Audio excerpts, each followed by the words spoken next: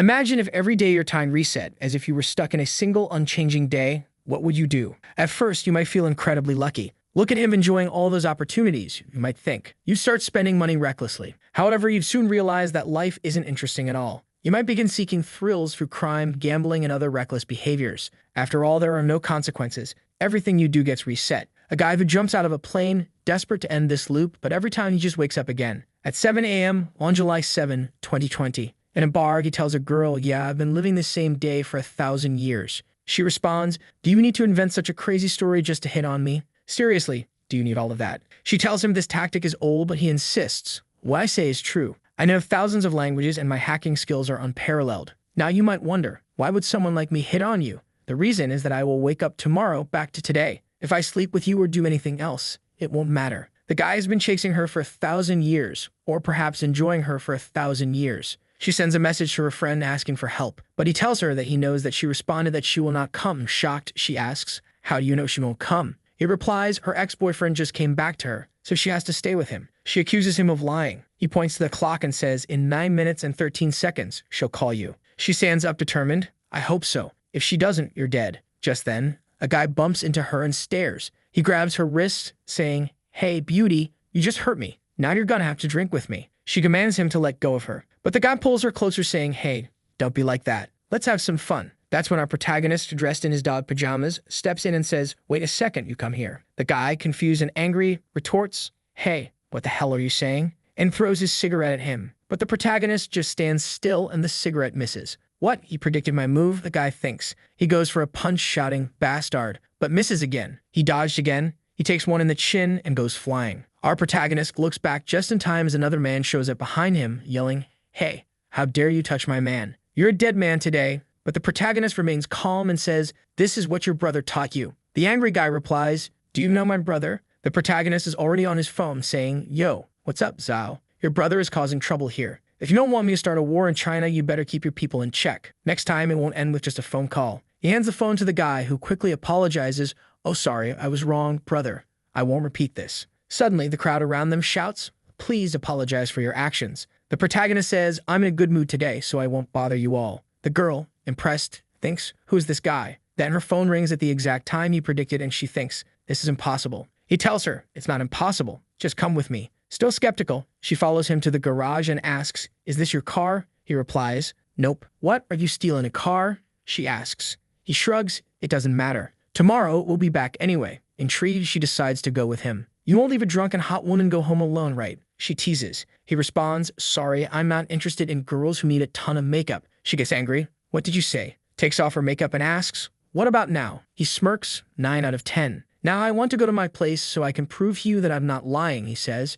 She reluctantly agrees, "Okay, but if you try anything, I will call the police." He laughs and drives home. The next day, he wakes up and the lawn was crushed. She shows up and asks, "Hey, can you say that the day kept repeating? Now explain why it is July 8th. He looks at the clock, scared. "What? July 8th? He rushes to the bathroom while she knocks on the door. "Wu Sheng, what kind of man hides in the toilet?" He ignores her, realizing this isn't a dream. Time has started flowing again. "I'm finally free from this time loop." Just then, an assistant appears, saying the host has passed the Millennium Test and the reincarnation system has been activated. He is shocked and checks his status, seeing he has 10,158 mental strength points, the ability to reset time and space with 35,000 time-limited points, and over 1,300 maxed-out abilities. The assistant explains the host can choose and lock the current time and reset it. Reminder: each time you lock the time reset on the same day, you will lose 1 point and the quota will double each time. Realizing the danger of resetting time too often, he thinks, but does it really matter? I have so many points.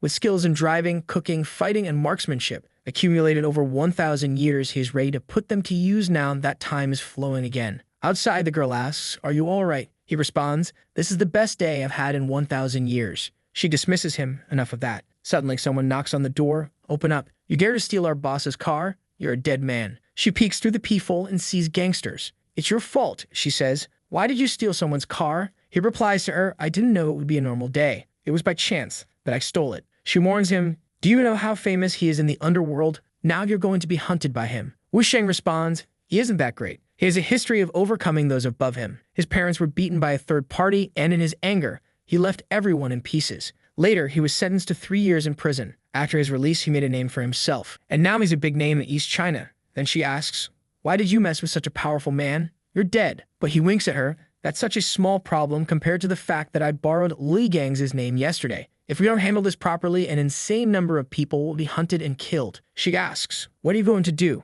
"Simple. I'll just start it over." "System. I want to use the time reset." The world resets for the first time on July 8th, 2020. This is going to consume 1 point. Reset successful. Then she asks him again, "Explain now." He quickly says, "There's no time to explain, just get dressed."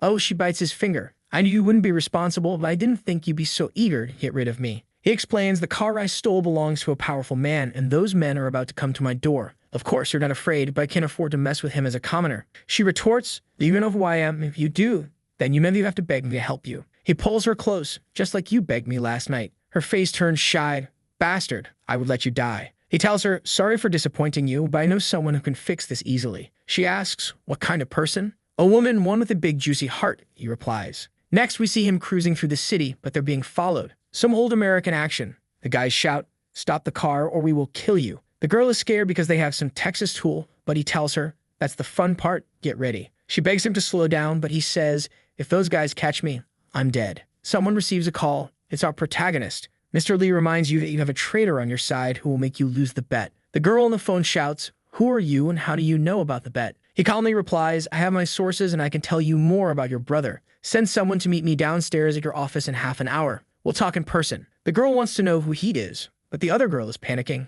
"We are surrounded." He reassures her, "That's impossible. Watch this insane drift." Even the guys following them are amazed. What the hell are those skills? Is this guy a pro racer? Sometime later, they arrive at her home. She looks to the side and asks, "How do you know where I live?" "Wait, I'm not even going to ask anymore. You're going to say that you live for 1,000 years, right?" She gets out of the car and compliments him, "You have some good driving skills. Where did you learn them?" He replies, "I practiced through life, but I died a lot of times to get this good, okay? Don't try to be like me. You only have one chance." She smiles shyly and says, "Stop lying. You got my number, but don't even think that I will call you, okay?" Vroom. He doesn't even let her finish speaking as he drives off. "This bastard made me look like a fool all night, and now he wants what? A phone call? I'm sure that was something arranged by my friend. Otherwise, he wouldn't know where I live. I'm going to ask her. You won't escape me." Half an hour later, we see Lai, a prominent entrepreneur in Donghai City with a complicated background. Her brother is a man who can destroy East China. Our protagonist arrives thinking, because she's a beautiful woman, I had a very deep, slicky relationship with her. He's already inside, and she tells the guy beside her,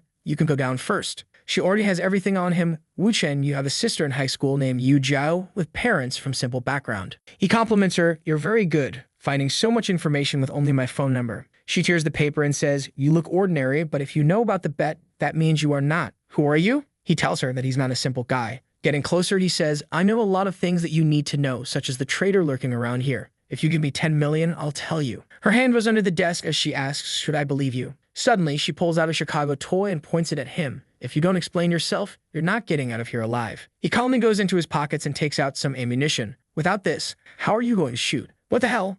How did you get that?" She realizes her life taker is without bullets. "It was under my desk. How did you remove the magazine?" Wu Chen tells her, "As I said, I am an intelligent businessman, and how I removed your magazine is part of my intelligence. Now, Ms. Lai, please trust my ability to gather information." He hands her the God invitation. "I don't mean any harm. I'm here for money." He continues, "But it's just a plan to make you lower your psychological defenses." She asks, "Tell me, what else do you know?" He reveals, "I know that you're the eldest daughter of the Lee family. Because you were a girl, you always wanted to prove that women can be stronger than men, at least in business. But you could not escape the curse of being your brother's shadow. Your mother always helped you, but after she divorced your father, she started dating other men and became a pain, threatening to kill you if you didn't marry Ding Hailong. You wanted to run away, but couldn't because you were worried about your mother. In order to make Ding Hailong forget you, you had 3 fake boyfriends, but they all paid the price. Your first fake boyfriend committed floor testing, the second was sent to a mental hospital, and the third is in prison for life. Now all men are scared to get close to you. To escape this marriage, you and Ding Hailong made a secret bet. Both of you started a new business, and the one who's more successful after 5 years wins.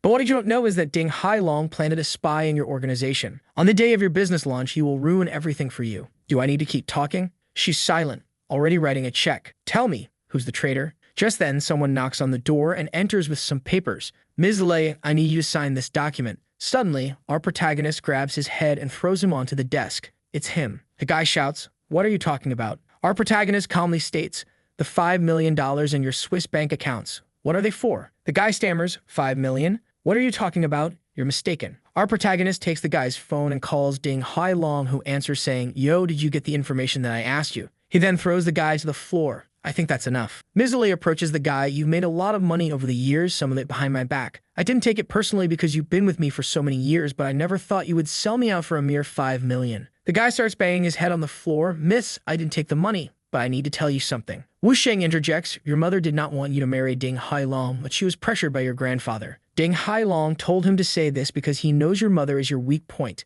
Don't believe his words. Now you decide what to do with him. She closes her eyes and says, go away. I don't want to see you again. The guy thanks her, thank you, miss, and runs away. Wu Sheng tells her, I thought you were going to kill him. She replies coldly, I just didn't want to do it myself. He'll be at the bottom of the river tonight. Then says she doesn't believe him. She thinks he was probably sent by Ding Hailong and that the guy was just a pawn discarded to make her trust him. Wu Sheng scratches his head. You are way too suspicious, but I have a way to clarify your questions. She asks, how? He replies, very simple. Let me be your fake boyfriend. Ding Hailong is more concerned about his appearance. He won't want to look like a cuckold just to win you. So being your boyfriend is the best way for me to prove myself, he tells her confidently. She warns him, I had 3 fake boyfriends before, and they all were badly screwed by Ding Hailong. I know, he replies, but if people want to climb higher, having a relationship with you will make life very interesting. After pointing the Ice K Maker 3000, she says, I have to admit, you're special, courageous, and bold. You're still so young, it would be a pity if you leave the world like this. You're not afraid. He tells her, if you really wanted to kill someone, you'd just call someone to do it. You're joking right now.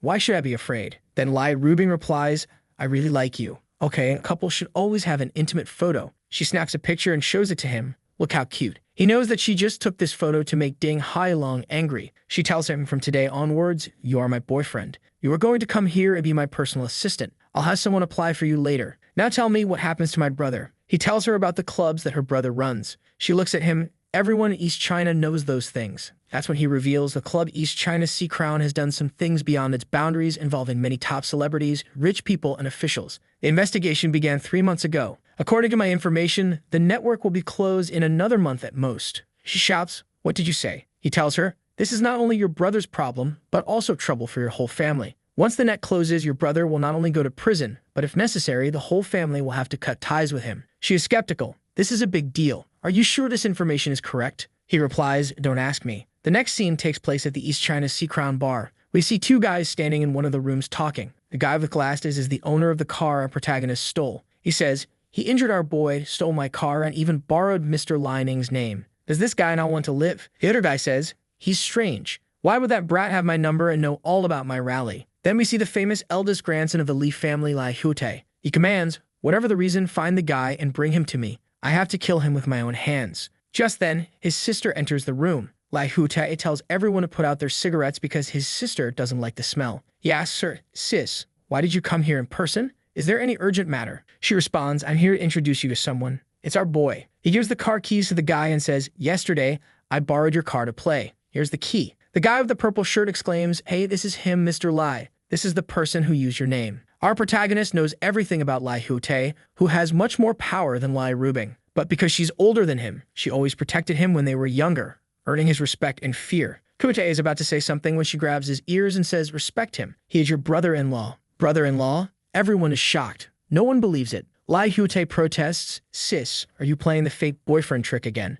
Why did you pick such an ordinary guy? At least give me a reason for you to be with him. She starts to think and then glares at our protagonist. It's all your fault. I'm not feeling well these days. He whispers in her ear, aren't you adding too much drama? She retorts, what are you afraid that Ding Hailong will kill you? He says, I'm not afraid, but your brother seems to be stunned. Poor brother is speechless. He's thinking that his sister is pregnant and that this man is the father. Wait, is this all true? He doesn't look bad, but he isn't the most handsome. And also, my sister likes older men. Why is she going out with a man in his early 20s? Wait, does he want to deceive her? Sometimes love makes people blind. Love makes people's IQ go to 0. I need to save her from this man. He asks, how did you 2 meet? Our protagonist replies, 3 months ago, when your sister was recruiting interns at the university. She's confused, hey, I really did that, but how does he know it? Hute points, you've only known him for 3 months? Sister, in such a short time, did you really get to know this man? Getting in Wu Chen's face. Hey, my boy told me that you were with a girl yesterday. Even his sister is in shock. But Wu Chen explains, don't get me wrong, that woman is Wang Kim Kiang, the daughter of Mu Sai Hai, the owner of the Celia Biomedical Group. And speaking of which, you have to thank me. Yesterday, if I had not stopped your brother, he would have made a move on her. You may not have been able to fix that. Lai Hute, knowing the significance of the biomedical group, thanks him. Rubing is impressed, thinking, I didn't expect that my brother, who is not afraid of anyone, would be subdued by Wu Chen in a few words. Then she says, you stopped the boom, but we came here for something important. Someone from above wants to finish your club. Hyodae is puzzled. What do you mean, impossible? I took care of everything. I would know if that was the case. Wu Chen interjects, you shouldn't have taken the video to blackmail those people. And your business with Cha Hu should have been cut off a long time ago. Rubing looks at her brother. You're still in touch with Cha? How many times have I told you he's not a good person? Hyodae tries to calm her down. I can explain. Wu Chen continues, your sister is right. Cha is not a good person. He sold you out this time. He put the blame on you for what happened and said it was your idea. Hyodae is scared. Even my sister didn't know about my business with Cha Hu. How could you know? Who told you? Wu Chen smirks. No need for me to clarify it for you. I'm here for her, not for you. I won't help you because you're her brother, and if something happens to you, she'll be sad. Hyodae gets angry and points at Wu Chen's face. I'm telling you, if you don't make it clear today, you won't walk out of here alive. His sister intervenes, calm down. But Hyodae insists, sister, I don't care how he lied to you, but I would not believe in this liar. Wu Chen responds, now listen, only a few people in China know about this. 4 months ago, Liu Bu was sent to the East China Police Department as a deputy director. He came here to handle the crowd entertainment case. Some investigators went to your club disguised as guests and others have lurked into the clubhouse to collect a lot of evidence. He writes down some names and hands the list to Hyodae. This is the list of all the undercover agents. Hyodae shouts, notify everyone and pick up your weapons. He tells the guy with glasses, Wang, go and verify the names on this list. Wang responds, yes, sir. He turns to Wu Chen and says, if this information is wrong, it's all your fault. Wu Chen sits on the couch and says, tell me how much money you are willing to spend. Sometime later, Wang returns with proof that Wu Chen was right. Hyodae throws the camera on the desk. All the names on this list have been verified. I can't believe it. Wu Chen tells him if the investigators start acting, they've got enough evidence on you, so be careful. Hyodae asks, what do you want me to do then? Wu Chen replies, do you want to proceed with this and go to jail, or do you want to get through this safely? Do you got a solution? Wu Chen tells him, first you need to apologize to me and I will fix everything. Hyodae, realizing he has no choice, says, okay, I'm sorry. I was only afraid that you were cheating her. Wu Chen thinks, this guy needs to respect me. I'm part of his family now. Rubing intervenes, we are a family. What are you doing? Help him. Wu Chen responds, he doesn't see me as family. Hyodae, trying to regain control, says, of course I see you as family. Sorry. Wu Chen continues, just for the sake of your sister, I will give you an idea. First, you have to kill Cha Hu. He knows too much. If he's alive, nothing will work. Cha often goes to Villa 17 in the Lotus Pond Manor. He has some substances with his mistress there. If he dies of an overdose, no one will suspect you. Hyodae, sweating, says, yeah, great idea, brother. Wu Chen adds, second, now all the evidence is with Liu Bu. If you can just take it and destroy it, you'll be safe. Hyodae shouts, okay, I will get him. Wu Chen interrupts, are you dumb or crazy? He's too powerful for you to just get him. You need to go to Willow Street, 2nd Avenue, Unity 3, room 500 under the master bedroom closet. There's a hidden safe. The password is 571. The evidence is inside. To prevent leaks, that's the only evidence they have. You could just send someone to destroy it. Hyodae is amazed. Damn, bro. That's so detailed. You even know the password. Wu Chen doesn't stop. Third, you need to tell the old man about this matter, especially the business with Cha-hee. You must explain everything to him. After all, it's the Wei family we're talking about. The Wei and the Li family have been hostile for many years. That's why the Li family wants to join forces with the Ding family. Hyodae just says, oh, okay. I'll talk to him. Wu Chen adds, and the cherry on top, set the Crown Club on fire. Fire? Hyodae asks. Just a little fire, enough to appear in the news. That way you can justify shutting down and redecorating without anyone suspecting you. If you can do those 4 things, I guarantee you will be okay. Rubin grabs her brother's ears again. Did you understand what he said? Oh yes, sister. Stop. Don't worry, I got it. Just then, his cell phone rings. He picks up. What? How much did you lose? 2 billion? What? 2 billion? I'll go there. Wait for me. He looks at Wu Chen. Something happened. Brother, I have to go to the casino. Wait for me here. Wu Chen responds, it's Shang Wang Jun, right? Hyodae is surprised. How do you know, brother? The scene shifts to the casino where we see a guy named Shumzi playing. Someone just lost again. The blonde guy is all happy. Hey, I'm rich. Got a good hand today, boss. Lai Hyodae arrives. The blonde guy looks at him. I won a lot of money today, Mr. Lai. You won't mind, right? Hyodae, confident, responds, that's a little money. The Li family can still afford to lose much more. The blonde guy laughs. All the experts of this club took turns to play, but everyone lost to him. It seems that Mr. Lai has a little talent under him. Suddenly, Wu Chen says, how about playing 2 games with me? The blonde guy retorts, how come there's a youngster here instead? Mr. Lai, aren't you being too modest? Today, you have lost 200 million against me and you still want to keep going. That's embarrassing. Huode asks his sister, hey sister, what's going on? Does your husband know how to gamble? She responds, oh, I'm not too sure. Gambling masters are good at guessing movements based on minimal expressions and habitual movements. This requires a great deal of experience in the game, something this youngster is unlikely to possess. Just by looking at his expression, I can accurately guess his cards. Ruben gets closer. Hey, are you sure you can do this? He tells her, I can say without a doubt that I can defeat any casino in this world. Okay, brother, let me see it. He doesn't look at his concealed card. The guy is like, what? This is a habit. He shows an ace. You go first. You have the bigger hand. He starts with 500,000. The guy calls 500,000. And you, mister? I fold. Round 4, 500,000. I fold. Round 8, I fold. Round 15, round 21, I win once again. Kube tells the blonde guy, I think the guy you hired is running out of luck. The blonde guy is confident, I think he might have a lucky break. He's thinking, rat, you think victory is at hand, but you don't know you've been caught in a trap. He remembers the guy playing with Wu Chen telling him, I like to lose a few games at the beginning to observe my opponent's habits. You got nothing to worry about. But Hute is getting confident. We are already at round 30. Wu Chen goes 1 million. The guy notices Wu Chen didn't look at his concealed cards again and calls that round. He tells him, go on another million. The guy seems sure, I know he has a bad hand. With the pair of kings, I'm sure I'm going to win. Since it's like this, I'm all in. Wu Chen doesn't even look at his cards. I'm all in too. The guy with glasses interjects, there's too little money on the table. Why don't we add another 100 million? The blonde guy likes it. Another 100 won't be enough to play. Make it 200 at least. Those black rap girls are carrying something big and not just the 200 million. Wu Chen tells the guy, I raised the bet by 100 million. What about you? Wu Chen asks, pointing to his card. The guy knows, based on his observations, that Wu Chen only points to his hidden card when it's a really good one. In other words, there's a high probability that this card is an ace, he thinks. You know what? I fold. You are too eager, Mr. Yu. If you had followed my advice, you would have 50 million more. Lai Rubing laughs. Everyone knows your bottom card is an ace. Wu Chen picks the card and reveals, nope. My bottom card is a 2 of hearts. The guy gets angry. Oh, you tricked me. Wu Chen retorts, don't blame me. It was your fault. The guy with glasses is thinking, don't be smug. I'd grasp yet another one of your habits. Round 31. The guy's a 9 of diamonds. Unless his concealed card is the 9 of spades, there's no way he can beat me, he thinks. He tells Wu Chen, this is a good hand for both you and me. How about we finish everything with this hand? My 200 million all in. Wu Chen just says, interesting. I call. Rubing is concerned, isn't a bet of 200 million too risky?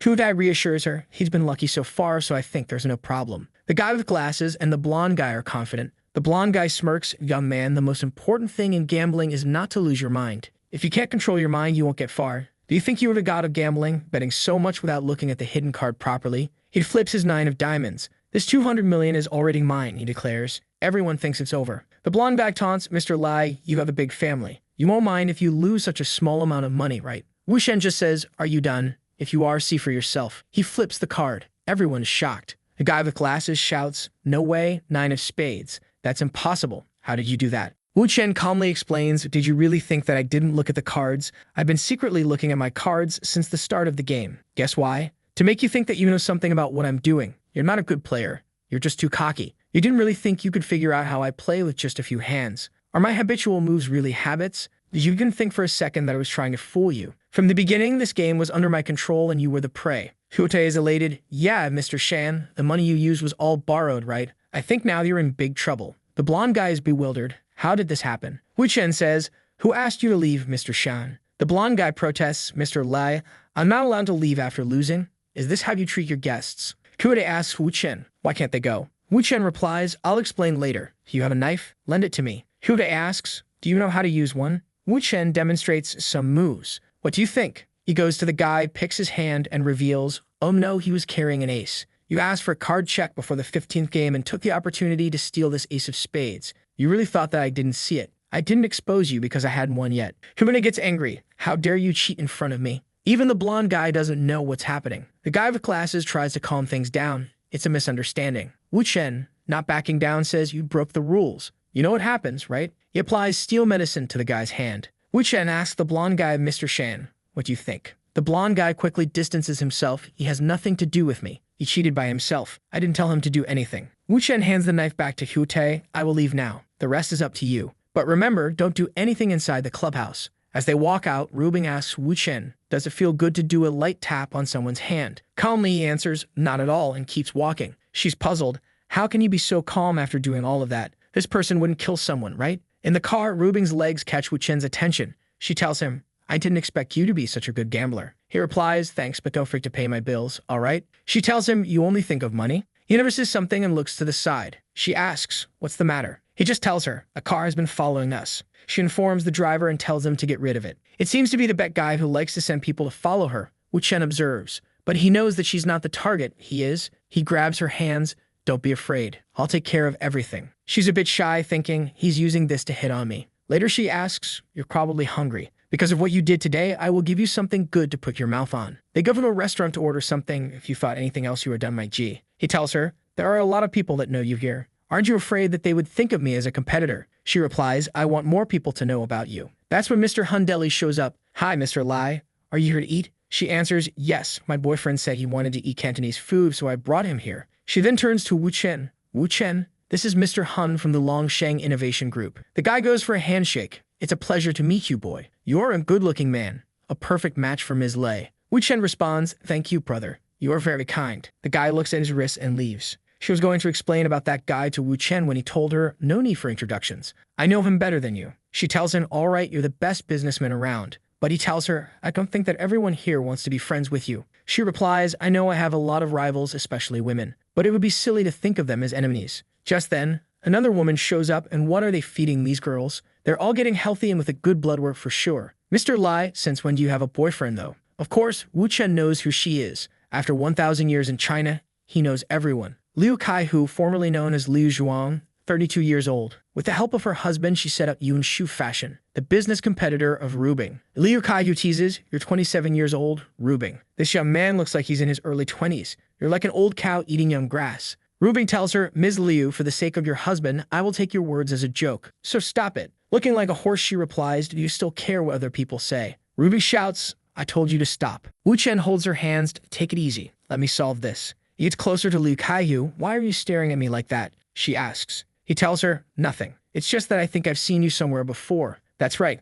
I remember. Have you worked in a nightclub before? She raises her finger. Nightclub? Your whole family has worked in nightclubs. How dare you slander me?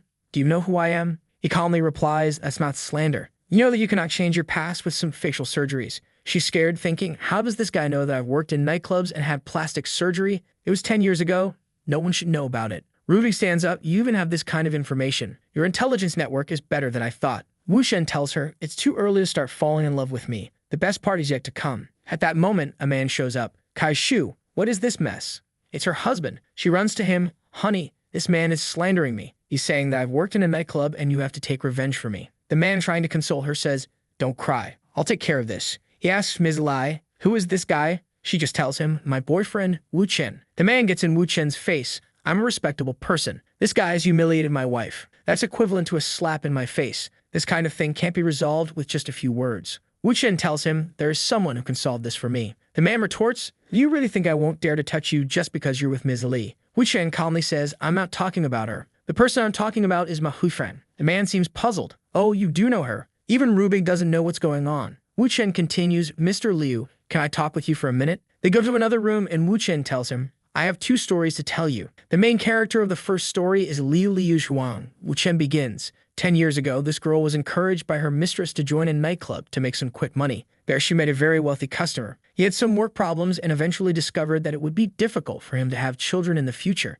That's when Liu Zhuang had an evil plan. She got a bunch of facial surgeries and changed her name to Liu Keishu. Mr. Liu's face pales as Wu Chen continues. 3 months later, Liu Keishu got pregnant and the baby was born successfully as a boy. Of course, he was not the customer's child, but she knew you would ask for a paternity test. So they paid a large amount of money to the doctor to lie about it. Mr. Liu, you probably noticed that your child doesn't look like you, but you were too eager to have a child. The final part of her plan is to let you die in an accident and get millions of dollars out of you. Mr. Liu, skeptical, says, you don't think that I can believe you based on just a few words, right? Wu Chen tells him, your wife's cousin is in your company, right? That person is not her cousin. In reality, he's her lover. The 2 of them are still cheating on you. She went out with her lover yesterday afternoon to have an affair. To avoid being seen, she deliberately took the stairs. This matter is very easy to investigate. You can just check the surveillance cameras, or you can ask her. But to make her tell the truth, you have to swindle her a little. Mr. Liu turns to Liu Keishu. Keishu, You and your cousin. Were you at the office yesterday? Sweating, she replies. Yes, we were in the office until the end of the day.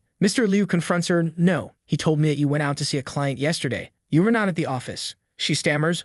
What? He must have made a mistake. Mr. Liu presses. I will ask him now and confirm. Caught in her lies, she quickly changes her story. Oh, I remember. We did go out yesterday afternoon to talk to a client, but we came back at 2 p.m., no, 3 p.m., and then we were in the office talking about promotion. I'm just not sure. Why are you asking me this all of a sudden? Don't you love me and your son anymore? Booby slaps her face. Shut up. Do you really think that I don't know about the scandal between you two? Now leave. I'll deal with you later. Turning to Wu Chen, Mr. Liu says, sorry to do this in front of you two. Rubing tells him, that's fine. Mr. Liu looks defeated. I just wanted to have a child. I didn't think that I'd be used for that. I'd accepted my fate.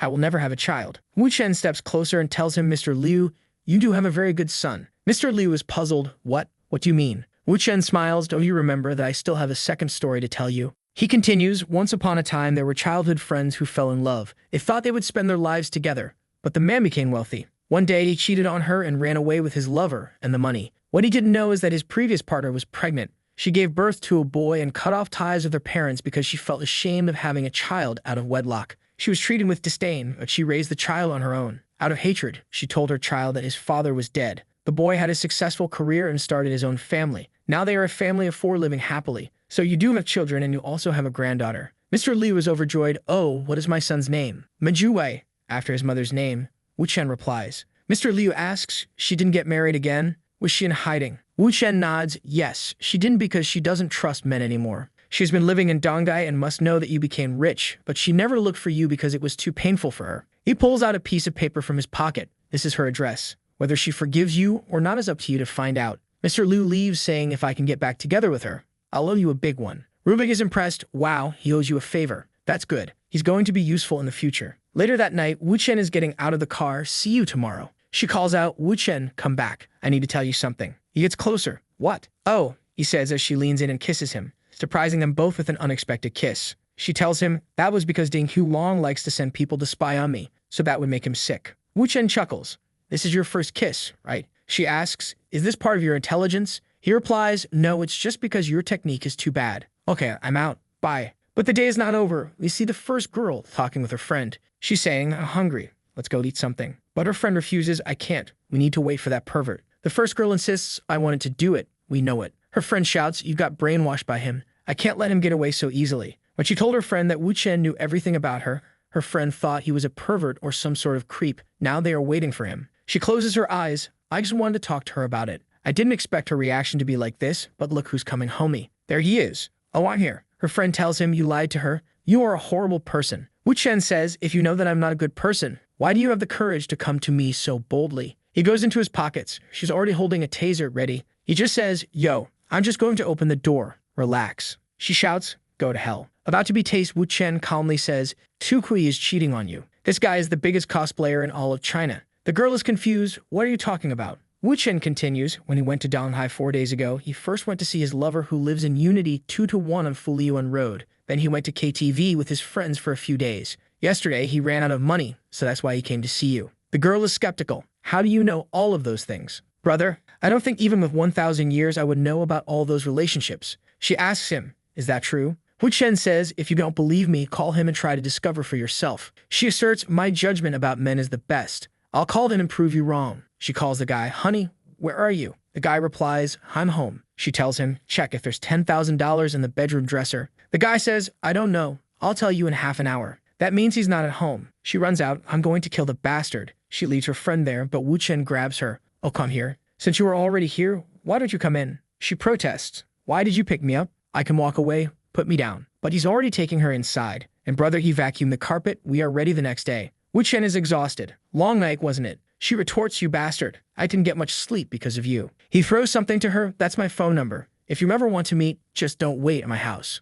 He walks through the city, but notices someone following him. He calls a number and asks, you sent someone to follow me for a day? I'm going to my training. Come to find me. Next, he's practicing his fighting skills. He has mastered all the fighting techniques, but his physical fitness still isn't good enough. Since he offended Ding Hulong and doesn't know what kind of troubles he will encounter in the future. That's when Wang shows up. Wu Chen says, he is here. Before, Wang Genuine was just a second-rate guy, but with the help of connections, he gained power and expanded his influence. In just a few years, Wang became one of the bosses controlling 90% of the entertainment industry in East China. Wang tells him, "Yo, Mr. Wu, I have something to explain to you, all right? You must have misunderstood things. I sent someone to follow you to ensure your safety. There were no ill intentions." Wu Chen replies, "Lai Rute doesn't know that you are sending people to follow me and Rubing. You know he is very protective of his sister. If he finds out, you're screwed." Wang starts sweating. Wu Chen reassures him, "Relax, if I wanted to tell him, I wouldn't have called you." Wang then asks, "So what do you want?" Wu Chen tells him, "I want to be friends with you. You have a lot of people under you. If one day I need some manpower, I would ask you for help." Relieved, Wang responds, "Sure, brother, don't hesitate to ask me." Wu Chen has plans in mind, thinking that this manpower will help him a lot. That's when he receives another call. Someone is shouting, "Wu Chen, come quickly. Something happened." He answers, "All right, I'm coming." Wang is giving his car to Wu Chen. "Mr. Wu, you can use my car, okay? There are some clothes for you inside. If you don't mind, take this car as my apology. You can use it as a transport in the future." Wu Chen replies, "Okay, don't mind if I do." Things are going crazy at Rubing's job. When Wu Chen gets there, she's on the phone, talking with someone. Is her condition still bad? She can't come to the press conference? Fine, I understand. Wu Chen asks her, "Did something happen?" She responds, "Our product spokesperson, a new generation female singer Deng Sunya, got into a car accident." Wu Chen tells her, "Yesterday I helped you find the traitor, and suddenly she got into a car accident. This is an obvious coincidence." Rubing puts her hands on her hips, being Hulong the bastard. He would violate the rules of the bet and even use his family's influence. Wu Chen interjects, "Boss Lai, do you want my help? I can find a new spokesperson for you." She challenges him, "Okay, we're in need of a spokesperson. Do you got someone in mind?" He confidently replies, "National first-class actress Tao Manning, the one who got the 100 host prize. She's qualified." Rubing is skeptical. A popular movie star like Tao Manning would never meet me, let alone be our product spokesperson. "I know you're trying to help, but you shouldn't just bluff." He proposes, "Since you don't believe me, how about we make a bet? If I can make her show up in your office tomorrow morning and sign a contract with you, will you believe me?" Tao Manning is known for sweeping awards at major film festivals and being the first Chinese actress to enter the ranks of international film stars. Rubing responds, "Right now she's filming abroad and even has some makeup endorsements on her back. I don't think you can do that." Wu Chen insists, "I'd already told you if you don't believe me, let's make a bet." She asks, "What's the bet that will make you shut up and leave me alone?" He replies, "If I lose, I will give you 20 million. But if I win, you will pay me the $20 million. And also, you can't be jealous if I win." She retorts, "Jealous? Why would I be jealous? We're just pretending to be a couple. I'm not in love with you. You can be with whoever you like. I have no right or interest to interfere." But she's looking to the side as she says this. Wu Chen grins, "All right, so it's a deal. But 20 million in my account for the operation." She gets angry, but he goes out and picks up his phone. "Hey, I have a favor to ask you." The scene changes to a PC cafe where some guys are playing League of Legends. One tells Wu Chen, "Mr. Wu, these are my brothers.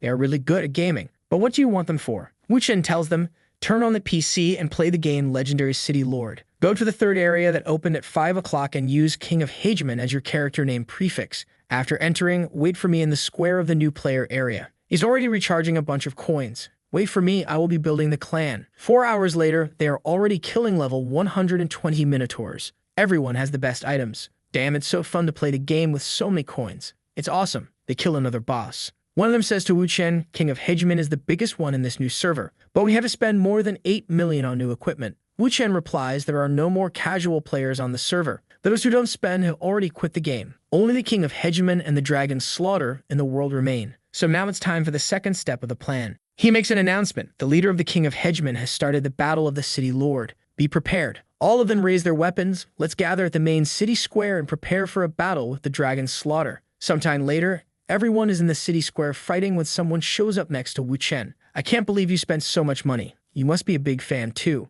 It's the leader of the Dragon Slaughter clan, level 9999. He tells Wu Chen, "Our guilds now have similar strength. It's not clear who will lose or win." Wu Chen confidently replies, "No, the winner will be decided soon." The guy asks, "Are you so confident? What is your plan?" Wu Chen responds, "Nah, it's you who will win." He shouts to his team, "King of Hegemon, all of you, listen to the order. Take off your equipment and log out of the game." Suddenly, everyone starts to log out. The other guild leader shouts, "Hey bro, what the hell are you doing?" He starts to cry, "Don't go, brother. It's not decided yet. It's so hard to find someone like you to compete with. I have already spent 10 million, bro. If you quit playing now, you're not going to win this." Wu Chen holds back his laughter and tells the guy, "I can't help, brother. My woman's company is in trouble. The product spokesperson we had agreed on was hit by a car, and we need to find a new one. I have to go back to help her with this matter now." The guy responds, "Hey brother, what are you saying? If you meet actors, just tell me how many you want. I have several under me. Even if it's Tao Manning, I can call her over with a phone call." Wu Chen replies, yeah, right, hook it up, but keeps walking.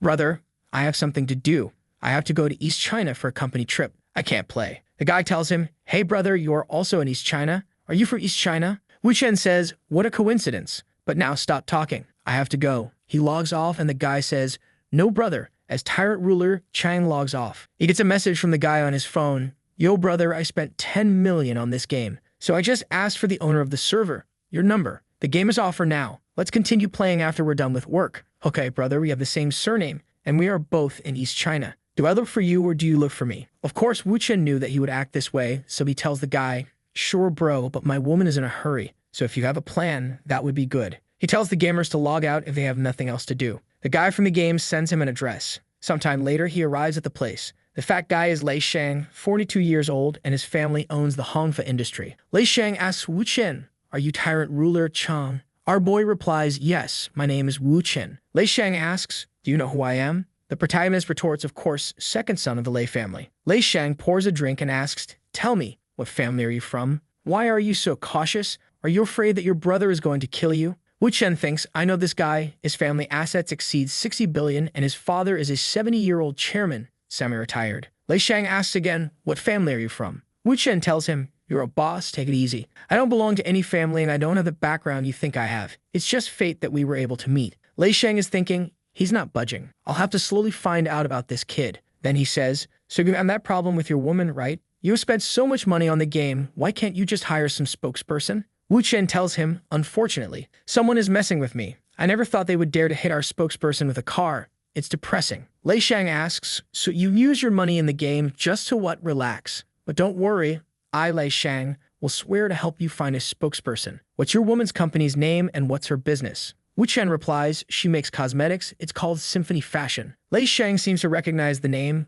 Ah, so your woman is Lai Rubing. Brother, if you're from the Li family, you should have said. Since you were hiding so much, I thought you were from a different family. Wu Chen clarifies, I'm not considered to be with the Lei family. You must have heard that Rubing has a bad relationship with her family. That's when he receives a call from Rubing. She asks, did you really take my 10 million to use in games? Wu Chen says, I can't explain to you right now. How about we increase the bet? If you lose, you are going to kneel in front of me while begging for mercy. She's angry and replies, you're just delaying. The guy on the other side is like, God, are you talking with Lai Rubing? He's thinking, holy shit, Lai Rubing kneeling? Who is this kid? Does he have an army? Wu Chen tells him, don't bother, brother. It's just couple things you know, she's being slightly temperamental. We made a bet. It got quite big. Lei Shang gets interested. Come on, brother, drink some tea. What is the bet? Do you mind telling me? Wu Chen explains, someone is messing with her company. I want to help, but she's not letting me. You know, she just wants to protect me. Boss, you know who Ding Hulong is, right? Lei Shang says, bro, everyone knows about him. So the spokesperson problem is related to Ding Hulong. Wu Chen confirms she's afraid that Ding Hulong knows me and will attack me. Although I understand she's doing it for my sake, what do you think?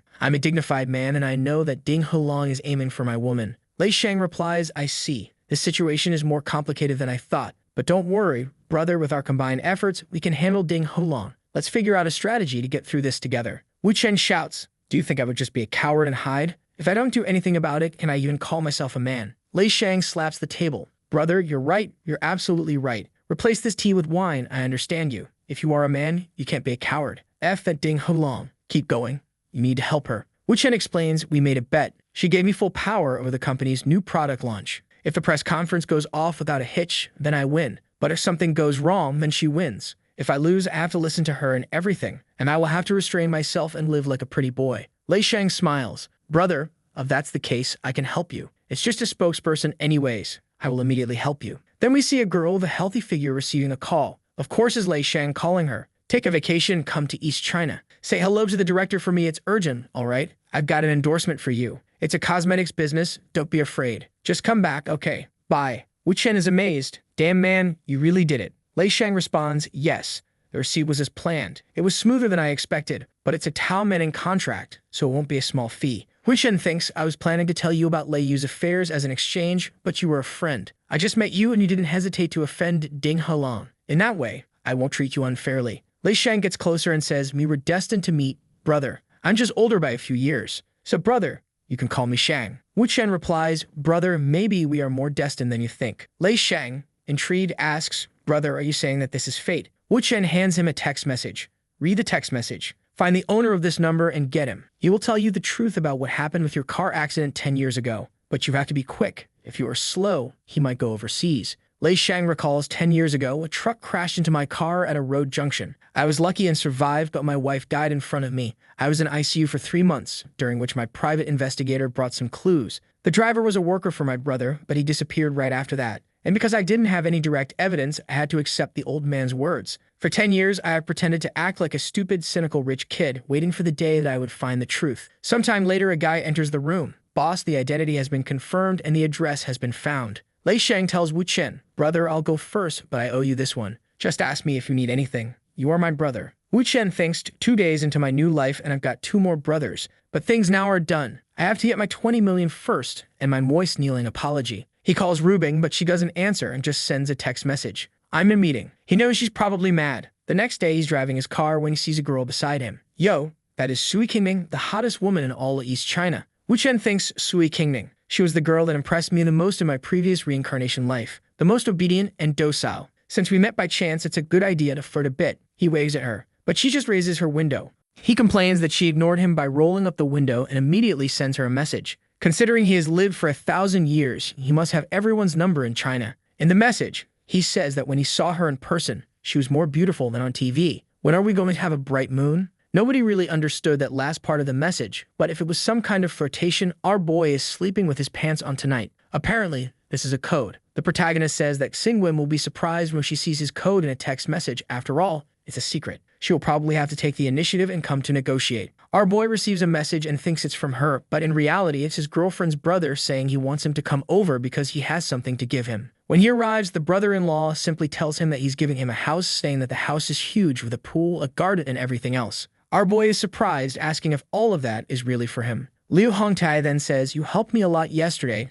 not to mention that my sister is pregnant and she can't live without you in that old house. Think of this as an early wedding gift." He continues, asking if our boy has his credit card with him because he is going to finalize the purchase right now. The protagonist just stands there, looking dumbfounded and sweating. The next morning, look who's arriving at our boy's girlfriend's company. Look if it isn't the super actress, demonetizer of channels. The receptionist asks, "What's your name?" She replies, "My name is Tao." The receptionist checks the records and says there is no one registered with that name to speak with the president. She then asks Tao to wait while she double-checks the records. Meanwhile, a meeting is taking place with the boss, saying that the conference is in 13 days and they still haven't found anyone. Irritated, she continues saying that they are paid way more than anyone else in the same profession, and yet all they do is eat and sleep. All of this is happening just because she ignored our boy, and she doesn't even know that the woman has already arrived.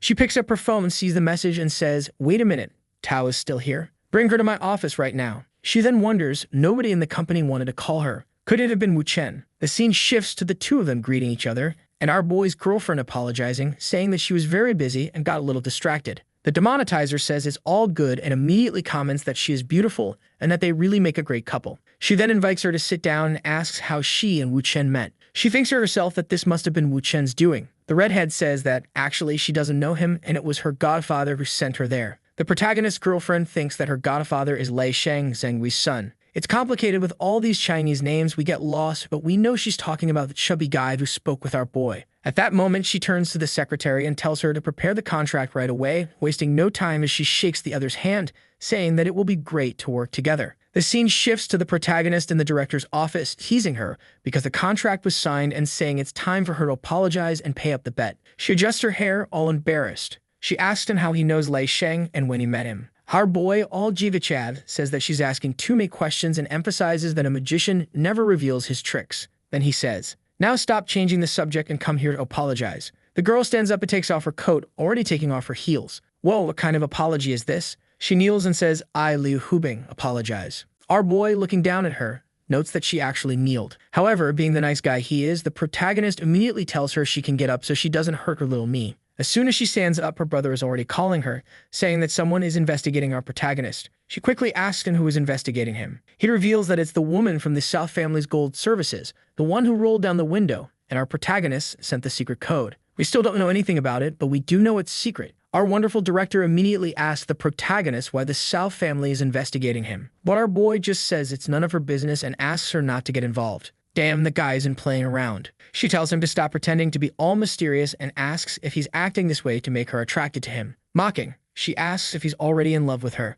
Oh no, here comes our Giga Chad with a knockout punch. Our boy says she's neither the most beautiful woman nor the richest one he knows, and she always makes those ugly faces when she's unhappy. So where does all this confidence come from that I would fall in love with you? She stands there looking mad, biting her lips and making a face. Then she says, from what you're saying, it sounds like you've got a bunch of beautiful women, and they're all ruling nations, right? Our boy, with that smirk of someone who doesn't care about anything, replies, I used to have many women before, but not so much now. I don't know if I can say they're all stunning models, but for sure, all of them are prettier than you. Our boy really isn't going easy on the director. Then the director asks for an example, saying that she's interested in knowing. But the protagonist, who isn't dumb, pulls her in and says, you're trying to spy on my private life, and I'm not falling for it. Hubing then says, you can't say, huh? I figured you wouldn't be able to. No need to struggle to lie. Our boy's phone rings, and he immediately feels like it's something bad. When he answers, a voice asks if he is Mr. Wu. The voice then introduces herself as Soo Kim Yin and says she wants to meet with him in person, asking him to set up a meeting.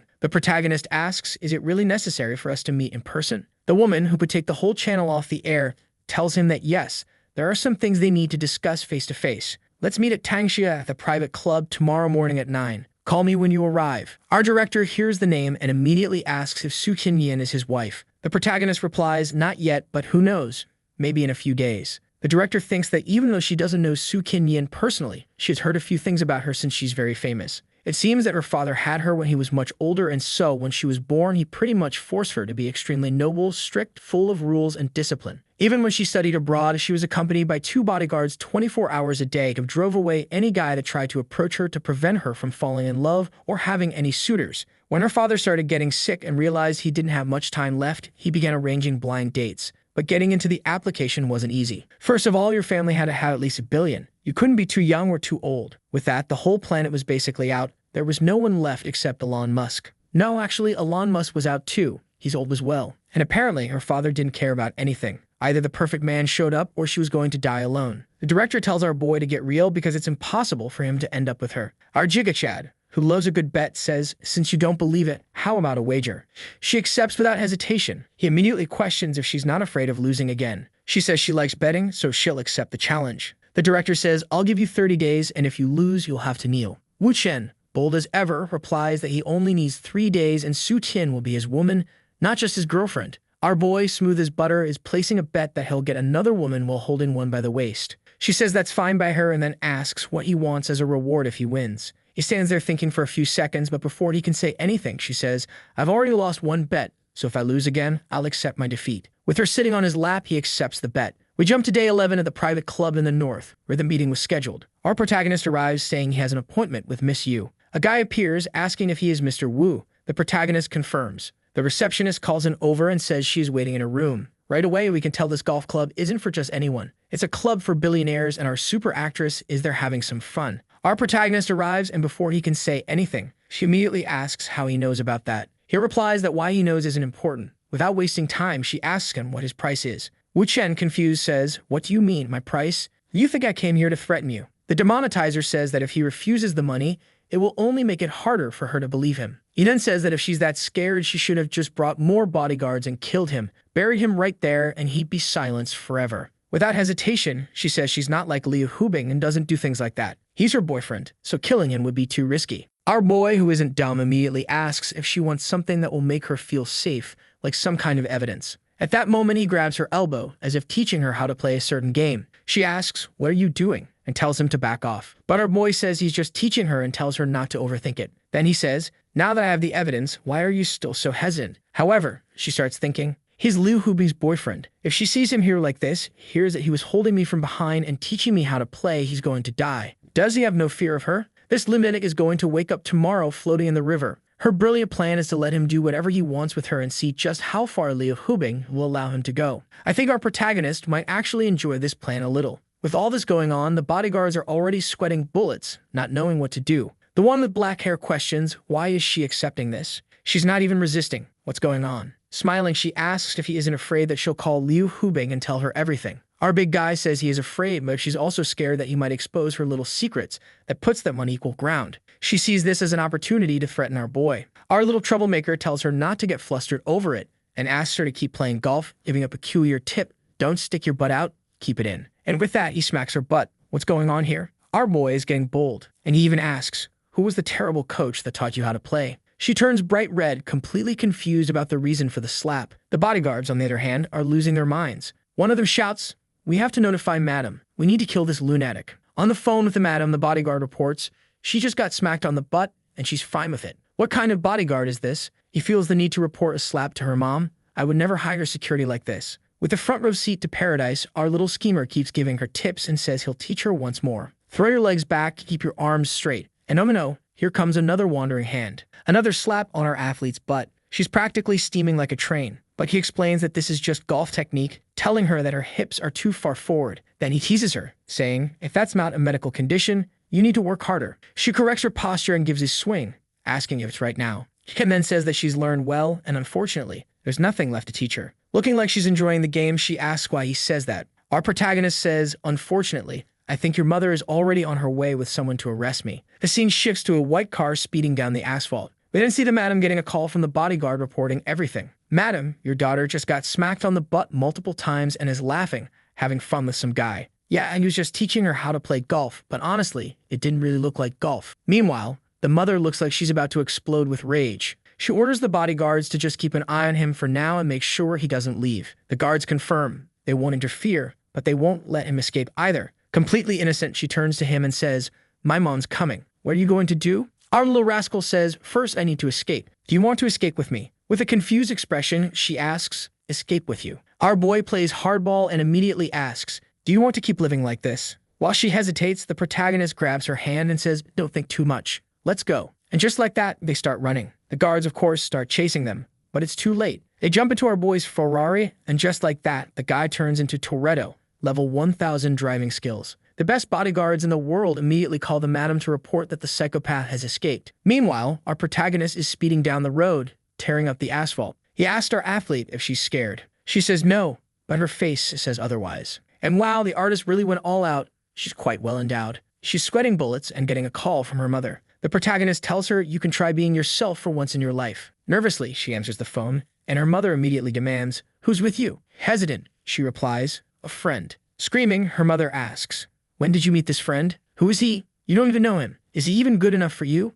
I didn't raise you to run away with a man. You've really disappointed me. Her mother then commands her to come home immediately. She looks at our boy with admiration and thanks him, saying, thank you, Wu Chen. Today, I choose to be myself. With that, she starts yelling at her mother, saying that she is human, she has rights, she chooses how she wants to live, and she is not a doll to be manipulated her whole life. Her mother, nearly exploding with rage, demands, what are you talking about? Seeing that she hung up the call, Wu Chen says, your mother is probably going to bring your entire family to hunt us down. Aren't you afraid she'll find and lock you up? Do you really want to stay with me? Things are going to heat up soon. She replies that no matter how much her mother wants to chase her down, she has a reputation to maintain. She wouldn't risk putting in the news that her daughter ran away with a man. She starts telling a long story, but to sum it up, her mother and father always kept her locked away. Every career, every study, every university, she only met people chosen by her family. And when she started her first company, everyone involved already knew who she was. They didn't care about her as a person, only about her family name. She couldn't even choose what she ate. Then she says that running away with the protagonist was the best decision and the only chance she had. She's really enjoying being with him because he makes her feel comfortable. Our Jigakad says she made a great decision. Besides, it's better to run before the illness becomes incurable. Sad, she asks, what do you mean?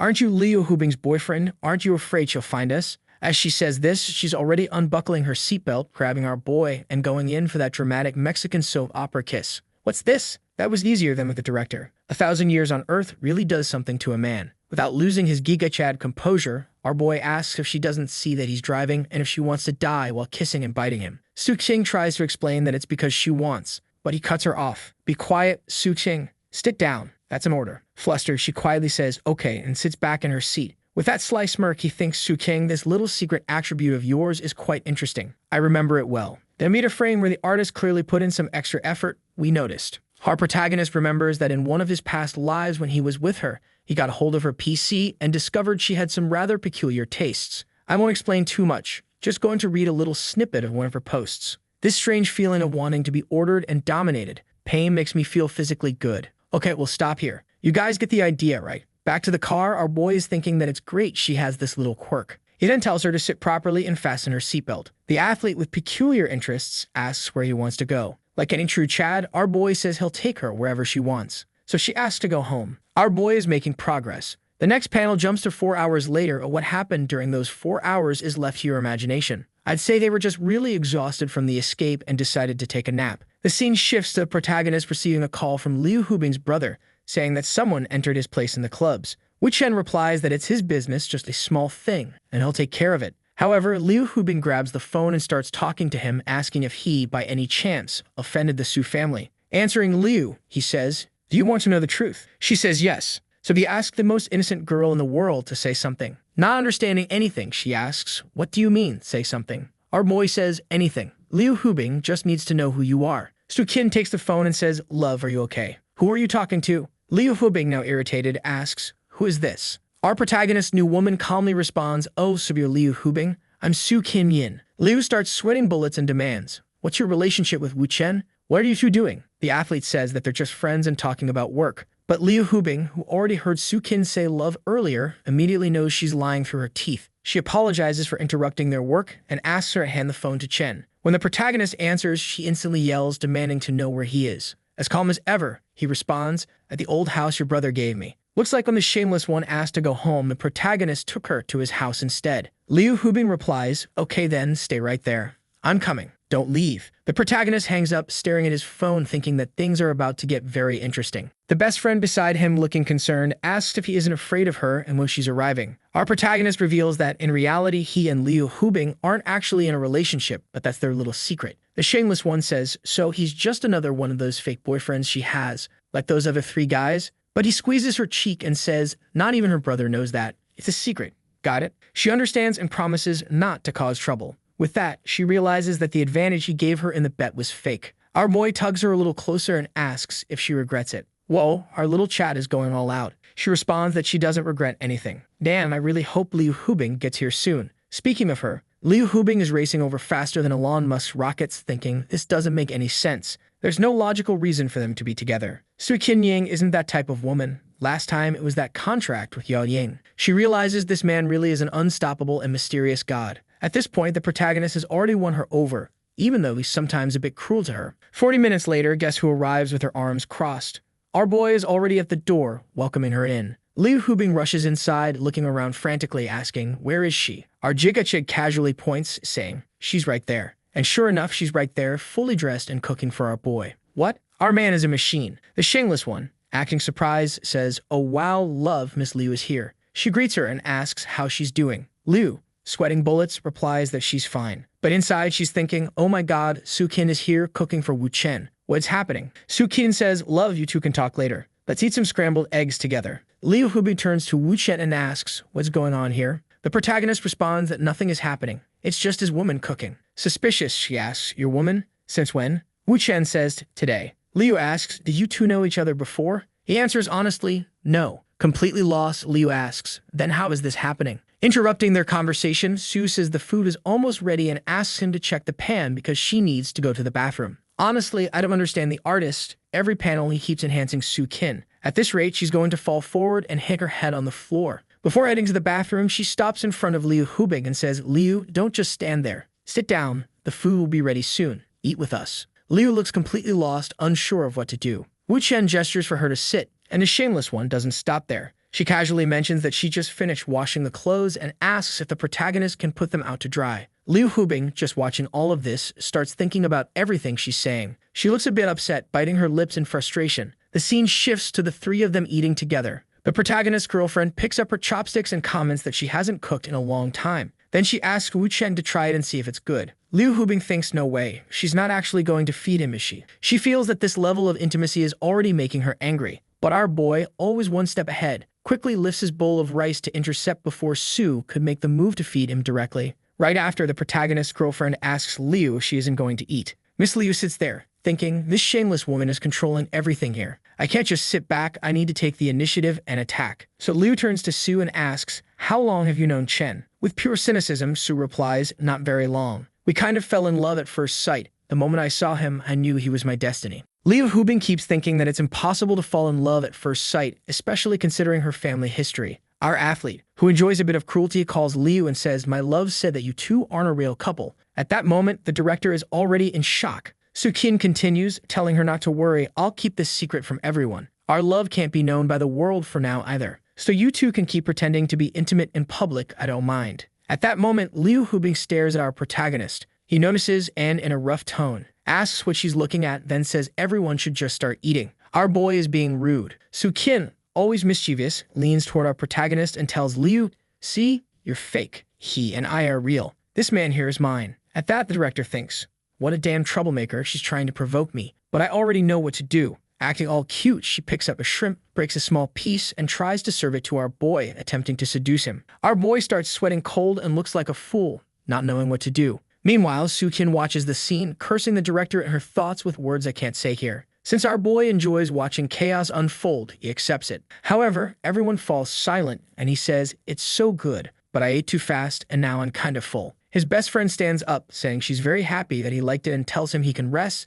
that she'll clean up all the mess. She also says she'll keep Mr. Liu company because they can't neglect his visits. What kind of provocation is this, my friends? Will the director let this slide? At that moment, Mr. Liu slams his hand on the table and shouts, "What are you doing?" She immediately grabs our boy's hand and says they need to have a talk. But the protagonist, who enjoys humiliating our director, tells her that once again, she lost the bet and asks her to admit defeat. Holding Wu Chen by the collar, she asks him to go easy on her. And Chen says she lost and that's final. He continues, "Why are you hesitating so much?" Looking into her eyes, he says, "Now I need to think about your punishment because we made a bet. If you bet, you pay out." Awkwardly, Liu Hubing asks what he wants. Our Chad protagonist says, "I'm so tired today, was so busy, my whole body hurts. How about a little massage?" She asks if he wants the massage right there or in his room. Since our boy is the king of them all, he says it wouldn't be comfortable there and suggests they go to his room. 10 minutes later, Su-kin goes to check on them and asks, "Where are you two? What's that sound?" Desperate, she opens the door and sees that nothing is happening, just a good massage. But Su starts thinking, what the hell? Why is Liu Hubing giving him a massage? However, Liu Hubing notices Su-kin's arrival and hesitates in her work. The protagonist asks, "Are you done already? You must be tired." "It's okay. You can stop." At that, Su-kin thinks, my God, Liu saw that I saw her and she didn't do anything. Could she be like me? Does she like being ordered around? I think Su-kin believes everyone is as crazy as she is. Calm down, girl. You're the only lunatic here. This is getting a bit peculiar, don't you think? She keeps thinking, in that case, Liu Hubing and I are identical. We're the same type. Then we'll have to be allies. This Wu Chen is more powerful than I imagined. Without hesitation, she runs and throws herself on the bed, asking Liu, "Can we do this massage together?" My boy, what is happening here? Liu Hubing thinks, my God, this is one of the craziest people I've ever met. She saw me massaging her man, and instead of getting mad, she happily came to help. What kind of disaster is this? And she's even smiling at me. And she starts questioning what Wu Chen did to her. How can she act like this, considering her public image and the way she was raised? Su-kin looks at our director and asks why she's just standing there. Let's start massaging already. The protagonist tells Su-kin to stop the massage and go downstairs to take her medicine. She thanks him for remembering and says she'll go get it. Liu Hubing, watching this situation, thinks that Su-kin really is crazy. Wu Chen gives an order and she obeys. And she keeps questioning, this can't be. She had a good upbringing, so what's the reason? She turns to the protagonist and asks, aren't you going to explain anything, Wu Chen? Our boy, smiling, says, how about you give me a little billion? I'll tell you the truth. Realizing that Wu Chen won't say anything, she asks if that's why the Su family is investigating them. Because of her? The protagonist explains that they weren't really investigating much before, but now that she ran away from home with him, that might actually be the reason. So Liu asks, what are you going to do? Marry her and join her family? The protagonist says, do you really think I'm the kind of guy who joins a family? Leah responds, then are you going to break up with her? Do you think the Su family will just let you escape that easily? Our boy says, why would I break up with her if I can handle the Su family so easily? Irritated, the director says, handle the Su family? Are you forgetting that right now, you're my boyfriend? And Wu Chen responds, that's exactly why I can handle the situation. At that moment, she starts realizing that the protagonist put everyone on the same boat. And if she wants to expose him, she'll have to reveal that he's involved with the young mistress of the Su family, which would make them start hunting down her own family. With no other option, she has to help the protagonist. Liu Hubing says, since we're all in the same boat, why don't you explain to me why she ran away with you so easily? The protagonist responds, she lived like a puppet for 20 years. I'm just helping her make her own choices. But Su-kin warns that her family is arriving and asks what they're going to do. The protagonist says, relax, I'm heading downstairs to take care of it. The protagonist turns to Liu Hubing and says, the Su family is here. Let's go. Irritated, Liu Hubing asks, did you know they were coming? Is that why you called me here? With a bored expression, he asks, what do you think? Then she says, I don't like this feeling. I even understand what you're saying, but it seems like you constantly disregard other people's feelings. Wow, I didn't expect this. Liu Hubing giving our boy a moral lesson. The protagonist says, calm down, girl. Don't talk with such cruelty. It's just a coincidence that you and the Su family happen to be here. There's no way I could manipulate these things. Our director, all sad, says she doesn't like this feeling anyway. Then the protagonist says, you sound like a spoiled child. Whoa, calm down, my guy. She's already feeling down and you drop a line like that. Take it easy. But then he takes her hand and says, let's go down together as a unit.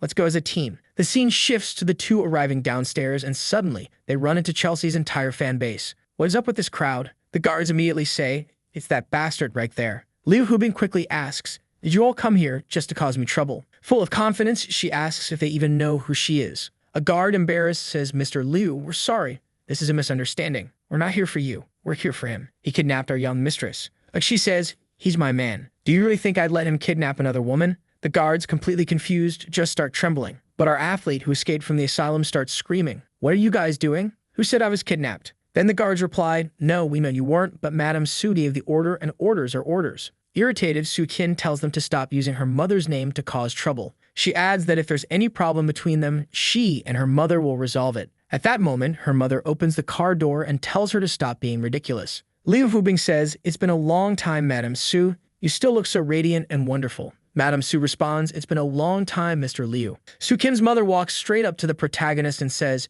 so you're Mr. Wu. You truly are as talented and impressive as the rumors say. Miss Liu has excellent taste. Our director, feeling a bit embarrassed, thanks Madame Su for the compliment. Su Qin's mother says that this isn't the place for a conversation. Wouldn't they have a better place for a proper discussion? The protagonist says yes, that she can come in because there are some things he also wants to discuss with her. Madame Su observes her daughter hiding behind the protagonist. Sitting at the table, Madame immediately asks Liu Hubing why she is with Su Qin, and if she doesn't think it was wrong to take Su Qin away without warning. Even if it was her boyfriend who did it, don't you think that violates the law? Maybe I should contact my lawyer. Liu Hubing says, originally I was supposed to meet with Su Qin, but due to some circumstances beyond my control, I asked him to go pick her up. Madame responds, then why did I hear that Mr. Wu took her by force? Our director says she's already 27 years old. If she didn't want to go, she wouldn't have gone. And besides, she got in the car with him by her own will. No one forced her. Shouldn't you be more curious about why we met in the first place? Madame says, then tell me why. Liu decides to help the protagonist and says Madame Su Qin no longer feels like a living person. She says she's tired of being a puppet who can't even decide how many plates of rice she eats. That's why she reached out to me, saying she wanted to be an independent woman like me. Madame gets super irritated and says, what are you talking about, you lunatic? Liu Hubing says she only met with Su Qin because she asked for help. Then she pulls a bag from her pocket and says to Madame, do you know what this is? Medicine that I bought for your daughter. Madame says, but it's just medicine. What's the big deal? The director says, see? Your daughter is so restricted that she can't even go to a pharmacy to buy her own medicine. Don't you think that's wrong at 27 years old? Su Qin thinks, well, since this is going to be the story, let's play this game. The protagonist, sitting back, sipping his tea calmly, just thinks, as expected from Liu Hubing, full of eloquence and logic. Liu continues, after we picked her up, the first thing she wanted to do was buy medicine, just to show how lonely she feels. But what about next time? What if no one is around her? Aren't you worried about that? Silence takes over the room until Madame Su finally speaks. Are you saying I should be thanking you, Miss Liu Hubing? Liu says, I did this for my friend. No need to thank me. The protagonist, sensing the perfect moment to strike, decides it's time to throw some fuel on the fire. He suddenly shouts, Madame Su, Liu Hubing and I worked all day just to do this. We're already exhausted from this. Liu Hubing thinks, what the hell is this lunatic doing? Why is he shouting all of a sudden? Is he trying to wrap this up quickly? Alright then, let's get this over with and take down this old woman fast. She turns to the protagonist and says, my dear, she's my great friend. Don't say such things. The protagonist, continuing his Oscar-worthy performance, says, haven't you already done enough for her? You've helped Su Qin so much, even though you were afraid of getting into trouble with her entire family. And look at what's happening now. Her family still came here to mistreat you. Don't you see that they don't appreciate your help? My love, I already feel sorry for you. Enough of this. Ladies and gentlemen, I now announce the winner of the Oscar, and it's our protagonist, Wu Chen. What a magnificent performance. Playing along, Liu immediately hugs our boy and says, my love, it's okay. Please calm down. Then she gives him a little kiss and says, there's no need to be mad. She's my friend. Everything will be fine. Even Su Qin is surprised and thinks if I didn't know this was all just an act, I would have fallen for it. Even her mother starts wondering, should I be thanking them? Then she says, Mr. Liu, I understand your intentions.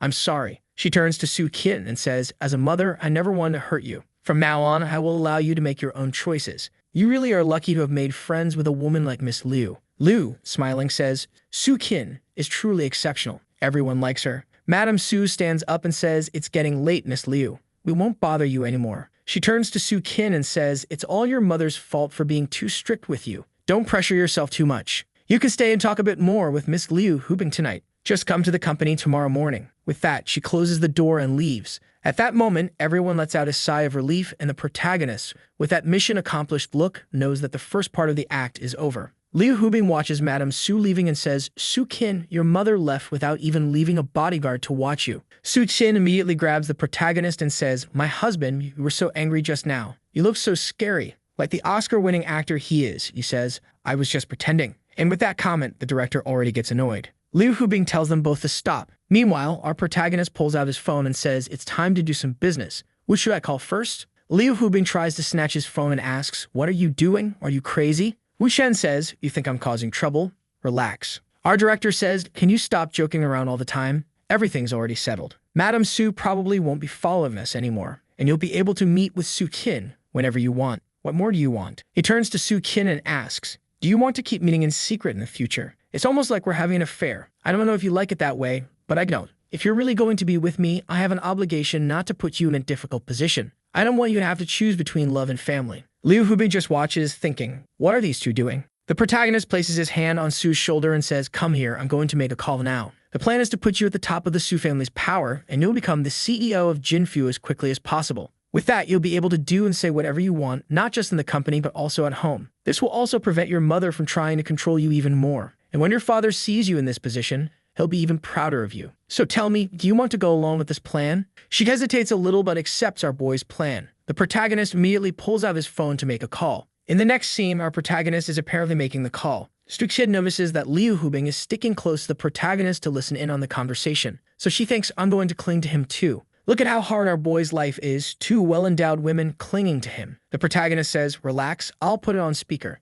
No need to grab me or listen to the call. A voice comes from the phone, hello, who is this? The protagonist says, have you been having some nightmares lately? Did you dream about the Namri warehouse? Bai Kafam asked me to ask you. They're saying you've made a lot of money lately. Is that true? I have no idea what's going on here either, guys. I'm just translating. Let's see how this story unfolds. The voice on the phone, just as confused, keeps asking, who are you? The protagonist says, in 1 hour, at the house of Shang King Wan. Then he hangs up and stands up. The director asks, do you really think you can take over the Su family with just those 2 sentences? Our boy says, I'll give you a hint. Internal disintegration. Now let's go. She tries to warn him, Wu Chen, wouldn't it be better for you to reconsider this? With full confidence, he asks if she wants to make another bet. She refuses and just asks to leave quickly. 1 hour later, they arrive. The protagonist asks the 2 to stay there while he takes care of things inside. He opens the door and the guy from the phone call is already waiting for him. You're pretty punctual, the man says. He stands up and immediately locks the door. Then he asks, was it you who spoke to me on the phone? The guy's name is Yao Honglin, and he owns 3.8% of the shares. The protagonist says, that's me. Then Yao Honglin asks, where's Bai Kaifeng? How much money did he give you? And what exactly are you planning to do? You little punk, just because you know a little about some of my mistresses, you think you can threaten me. If you're really smart, just tell me where Bai Kaifeng is and I'll give you way more money. Our boy, sipping his tea, says, relax, my friend, we'll talk about money later. I know you're the kind of guy who kills and burns the evidence. The guy tells him to stop making false accusations. But the protagonist says, then that money buried in Barren Hill. Don't you think that with today's technology, some of those old cold cases could be solved? The guy, now furious, says, so you came here to try and extort money from me? What's the deal minus 50 million? But the protagonist says, don't be so impatient. I heard your business isn't doing so well to the point where you had to falsify some accounts to cover up the losses. What was the name of that mistress of yours who helped you with that? Yao, now even more confused and furious, starts blurting out 2 billion. No, 3 billion. If you asked for more than that, there's no way. At that moment, the 2 crazy girls barge in through the door. Surprised, the guy says, Miss Su? Boss Liu? What are you 2 doing here? The protagonist puts his hand on the guy's shoulder and says, man, why did you spill everything so fast? Su Qin asks, so he really killed people and burned the evidence? The guy, sweating, realizes he's already confessed to everything and has nothing else to say. The scene changes and our protagonist is calmly serving tea. We're not going to talk about the past now, he says. Then he turns to the guy and says, Mr. Yav, I'll be direct. I don't need your money. The guy looks even more shocked. If you don't want the money, then what do you want? He says, from now on, all you need to do is support Miss Su in all company meetings. Understood? In every meeting and any plan she comes up with. The guy asks, that's it? Just that? Our boy says, yes, just that. Nothing more. Yo sighs in relief and says, I thought you guys were going to kill me. I was scared to death. Then he laughs and adds, if it was just something this small, you could have told me earlier. All this and I almost had a heart attack. The guy takes a sip of his drink and thinks Su Qin is the only heir to the Su family. No matter what happens, everything goes to her, so helping her was always the best decision. Even better that they want to use me. This way, they won't discard me. At this rate, I'll still make a lot of profit. He turns to the protagonist and says, Mr. Wuchen, relax. From now on, whatever Miss Su says, I'll be watching and supporting her. As he's leaving, the protagonist says, a man's promise is the most important thing. You may go. And Ya responds, all right then, you'll all continue with your work. I'll be heading out first. The guys try and get out of there as fast as possible. Liu Hubing looks at the protagonist and asks, that's it. Even if he supports Miss Su, it's just one vote. What's the point of a single director's vote? There are more than a dozen when you count everyone in Jinfu. Not everyone is going to bow down to your threats. The protagonist looks at her and says, are you expecting me to explain something to you? Angry, our director shouts at him, you know that what you just did was blackmail, right? This is serious if things go wrong. Do you really think you can go around blackmailing 10 people in the group? The protagonist says, I don't need to deal with everyone, just a few, and that'll be enough. Su Qin, all excited with her little fist clenched, asks, husband, how many more do we have to threaten? He immediately responds, we need 6. We dealt with 1, so there are only 5 left. But you can keep sipping tea while I take care of everything. As he's leaving, she tells him not to overwork himself. Then the protagonist goes on to do the same thing, threatens Wanwan, Shen, Yashin, Lei, 1 more, another one, and now only 1 is left. The scene then shows him getting into a car, telling the 2 to take care. And once again, Liu Hubing says, even if you manage to blackmail 6 directors, you haven't even reached 2/3 of the seats. So how exactly are you planning to control the entire board? The protagonist says, some things are too complicated to explain. It's easier to just wait for tomorrow's results. Su Xin immediately clings to him and says, whatever my husband says is right, I'll listen to him. Oh no, here comes the bombshell from the protagonist. He turns to Liu Hubing and says, I have a few things to explain to Su Qin today. Would it be okay for us to stay at your place? Yes, you heard that right. He just asked to use Liu's house to be with Su Qin. Is this even allowed? But our director refuses his request. So he asks, then why am I even here? With no choice, she accepts even though she clearly doesn't want to. Liu Hubing tells Su Qin to go take a shower first. At that moment, our boy immediately grabs the director's hand and asks why she sent Su Qin first. Our director, playing like a champion, just tells him to shut up and kiss her on the balcony. The protagonist grabs her thighs and pulls off a full-blown cinematic kiss.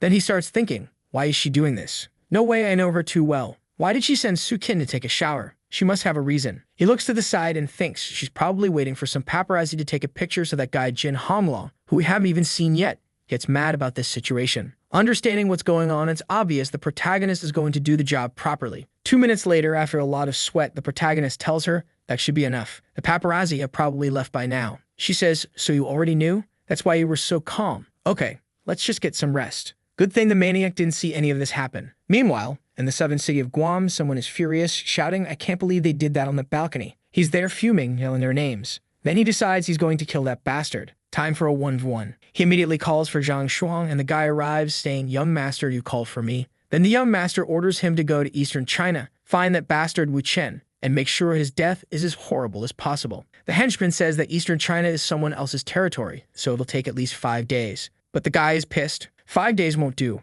I want that Wu Chen dead in 3 days. Zhang accepts the order and says he'll get the job done. The next morning, the protagonist tries to get out of bed, but the crazy one refuses to move. He starts calling her name, but she must be really tired. She groggily says, love, I don't think I've slept enough yet. Our boy tells her she can sleep more when she gets home from work, or maybe not. Someone needs to remind our boy that slavery is over. That he asks if she remembers what he told her yesterday. She confirms, I know. Today's success or failure will decide the fate of my life. At that moment, the protagonist hears a noise outside the room. And look who's coming in. It's our director who, honestly, I wouldn't mind seeing the protagonist give her a little something. She opens the door and says, Su Qin, let's go. I'll take you to the company. When they arrive, a bunch of people rush over to talk to Su Qin, throwing all sorts of proposals at her. I don't know what's going on, but she says she'll decide everything today at the conference. Liu Hubing thanks Su Qin for taking her there, and Su Qin heads off with the employees. At 10 a.m., inside the conference office, the chaos has already started. Her mother is already scolding everyone. She's saying that Zhao Du and Yang Ku should be fired immediately, and if anyone disagrees, they should call the board of directors meeting right now. Madame Su, completely confused, wonders why her daughter is calling for the directors. Is this girl crazy? Everyone is just watching, thinking like mother, like daughter. The argument is intense. But the maniac is here to stir things up too, saying, I'm the vice president of the company and a board member, so I have the right to call a meeting with all of them now. Then she changes her mind and says, you know what?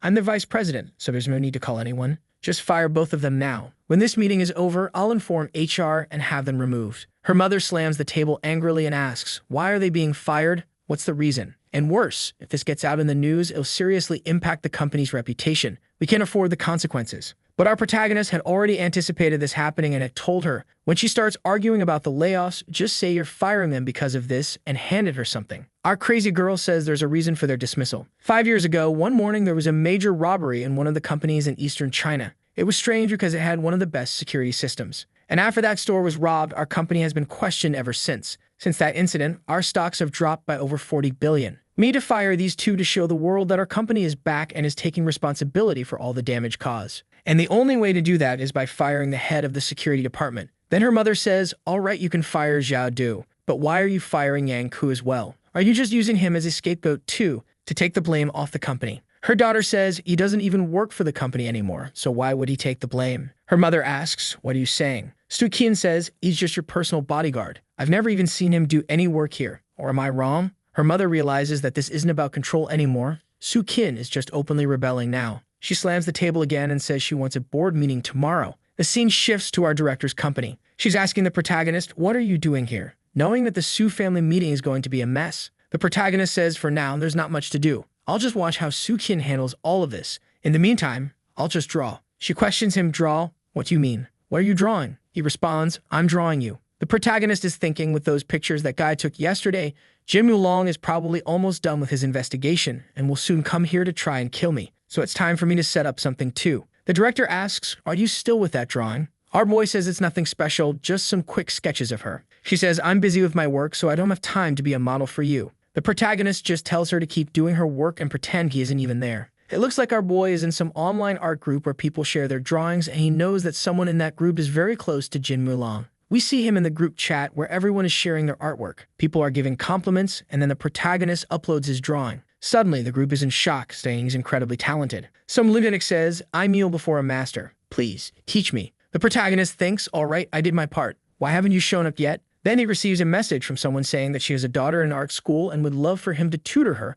because she saw his drawing and thinks he's very talented. The protagonist recognizes the username of this woman. She's someone close to Jin Mulong. Not only that, but she studied with Jin Mulong, and among all the women he has around him, she's the most special one to him. At this point, I already know our unstoppable boy is going to target her too. I would not want to be the enemy of this protagonist. And apparently, this woman has a daughter with Jin Mulong that no one knows about. And now the girl is 14 years old, which means he's talking to the mother of Jin Mulong's illegitimate child. The mother is asking him to evaluate her daughter's drawing. The protagonist looks at the drawing, but we don't even get to see what he saw. Then he says that she has more talent than most of the people in that group. The mother thinks, that's great. It looks like my persistence paid off. My daughter really is talented. Then she asks what the teacher does and if he's in Shanghai. The protagonist thinking, this is way too easy. Then the mother offers the protagonist 2,000 yuan to help her daughter improve her art skills. He thanks her for the offer but leaves his response vague without answering. She asks if there's a problem and what's wrong. Then he says, since we had this fateful encounter, let's discuss the details later.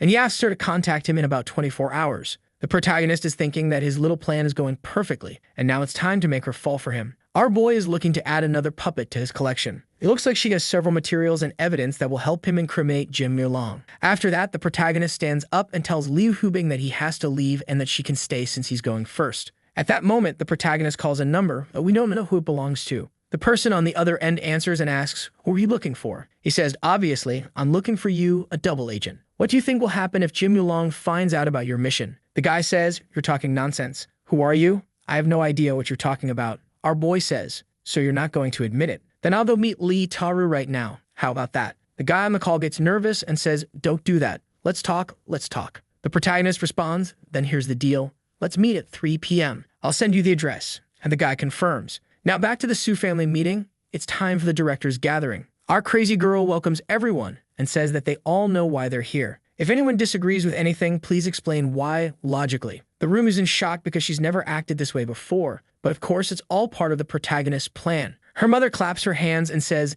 not bad, not bad. You really impressed your mother today. But obviously none of this is feasible. It just isn't. There's no way. Zolder has been with the company for over 10 years. He started as a factory security guard and worked his way up to senior officer. Not to mention that he has always been hardworking and professional, rarely making any mistakes. If we fire such an exemplary employee, all the other employees will turn against the company. The directors nod in agreement, saying she makes sense. Her mother, now more confident, thinks that if Su Kin doesn't have a solid argument, she's done for. She continues, and if you fire this guy, he'll likely attract media attention. If the media starts hovering around the company and sees this termination, it could even impact stock values. Now everyone starts agreeing with her. But our protagonist, Crazy Girl, says, this kind of discussion isn't going to lead anywhere anyway. So let's do this.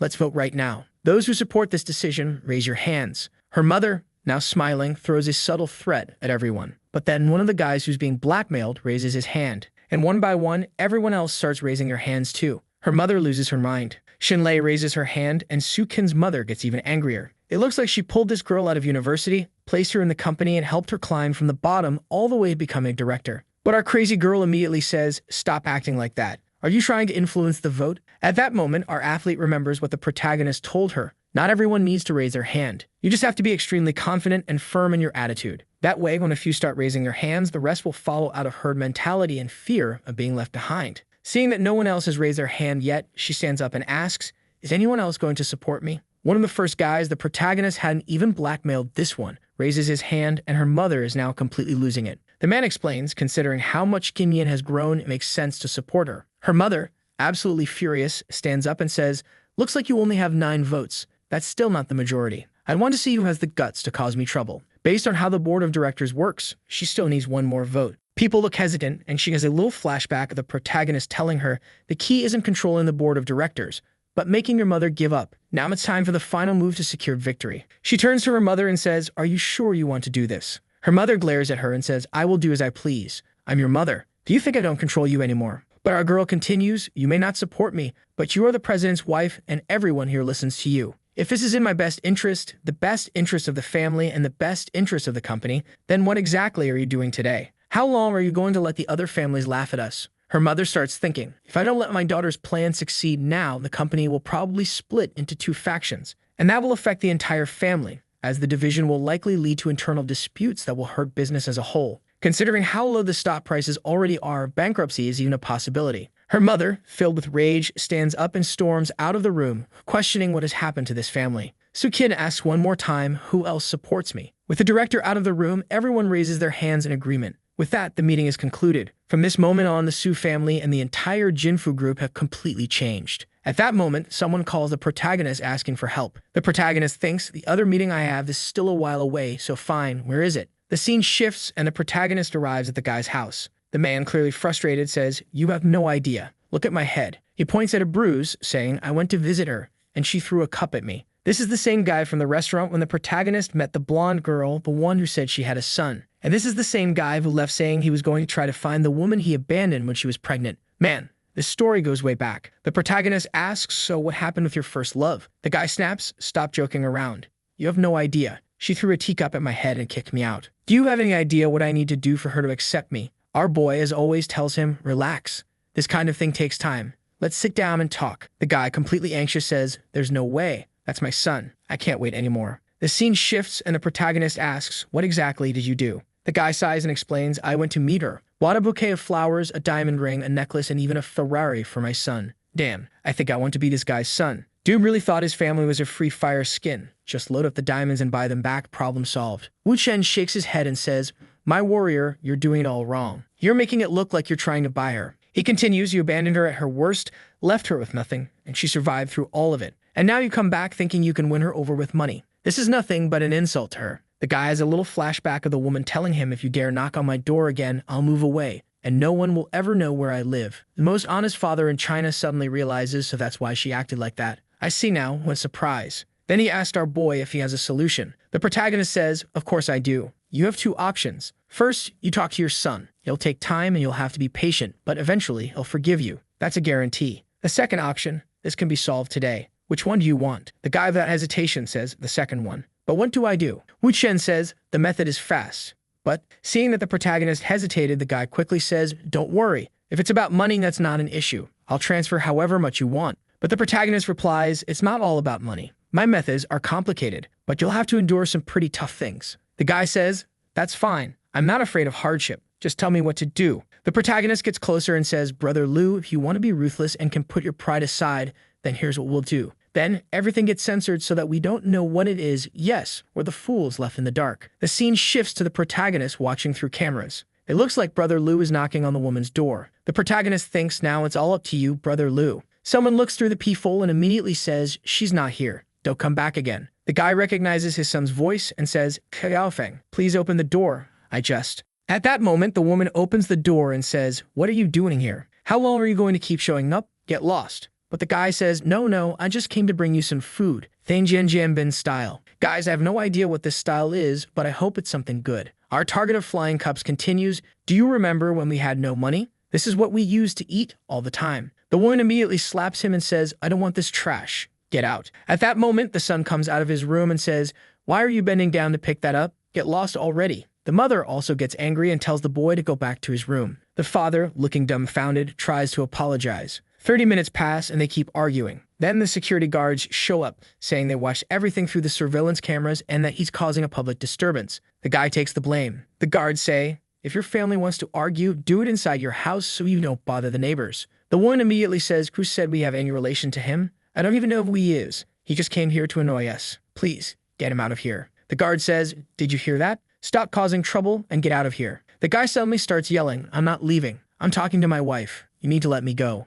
Yeah, this is definitely all part of the protagonist's plan. The guards say, "Why are you shouting? You got a problem?" Our target of flying cups shouts back, "So what if I yell at you? Get lost. You think you have any authority here? This is just an old couple arguing." The guards are now thinking this guy isn't just yelling, he's getting aggressive too. And with that, they immediately kick him in the stomach, saying, "He was the one who attacked first, so here's your payback." The guy falls to his knees and says, "If you have the guts, just kill me already. I won't leave here even if I die. Without my wife and son, life has no meaning." Who could have told him to act this dramatic, I wonder? The guards roll their eyes and say, "Stop pretending to be sentimental, you lunatic." The protagonist is watching and thinking, "Damn, Brother Lou's performance is going way too well. The next part should happen any second now." And just like that, the guard punches him in the face. Finally, the son yells, "Stop hitting my dad." The mother also says, "Enough, stop hitting him." When the son tries to square up with the guard, the mother steps in and says, "Stop, no more fighting." She then extends her hand to her husband and says, "Get up." The scene shifts to the protagonist, who is thanking the guards.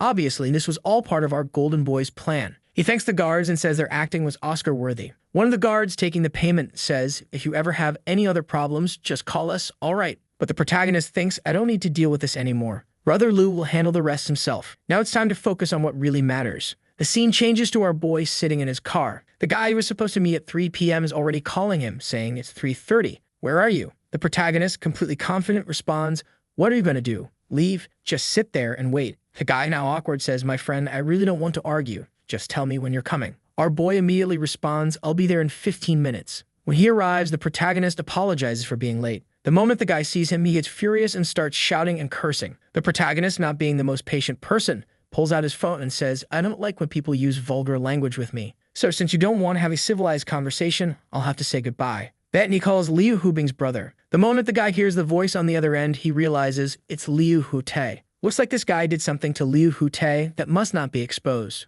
On the other end of the phone, Liu Hute, completely confused, asks what the protagonist wants. Apparently, just hearing Liu's voice makes the guy start shaking. He collapses to the ground, grabs onto the protagonist's pants, and starts panicking. The protagonist calmly says, "Employee CO 812, this person is under your command, right?" Then he turns to the guy, smirking, and asks, "Now, can we have a proper conversation?" The man speaks, "Yes, bro, you are my brother. More than that, you are my uncle. Let's go upstairs now and talk about whatever you want."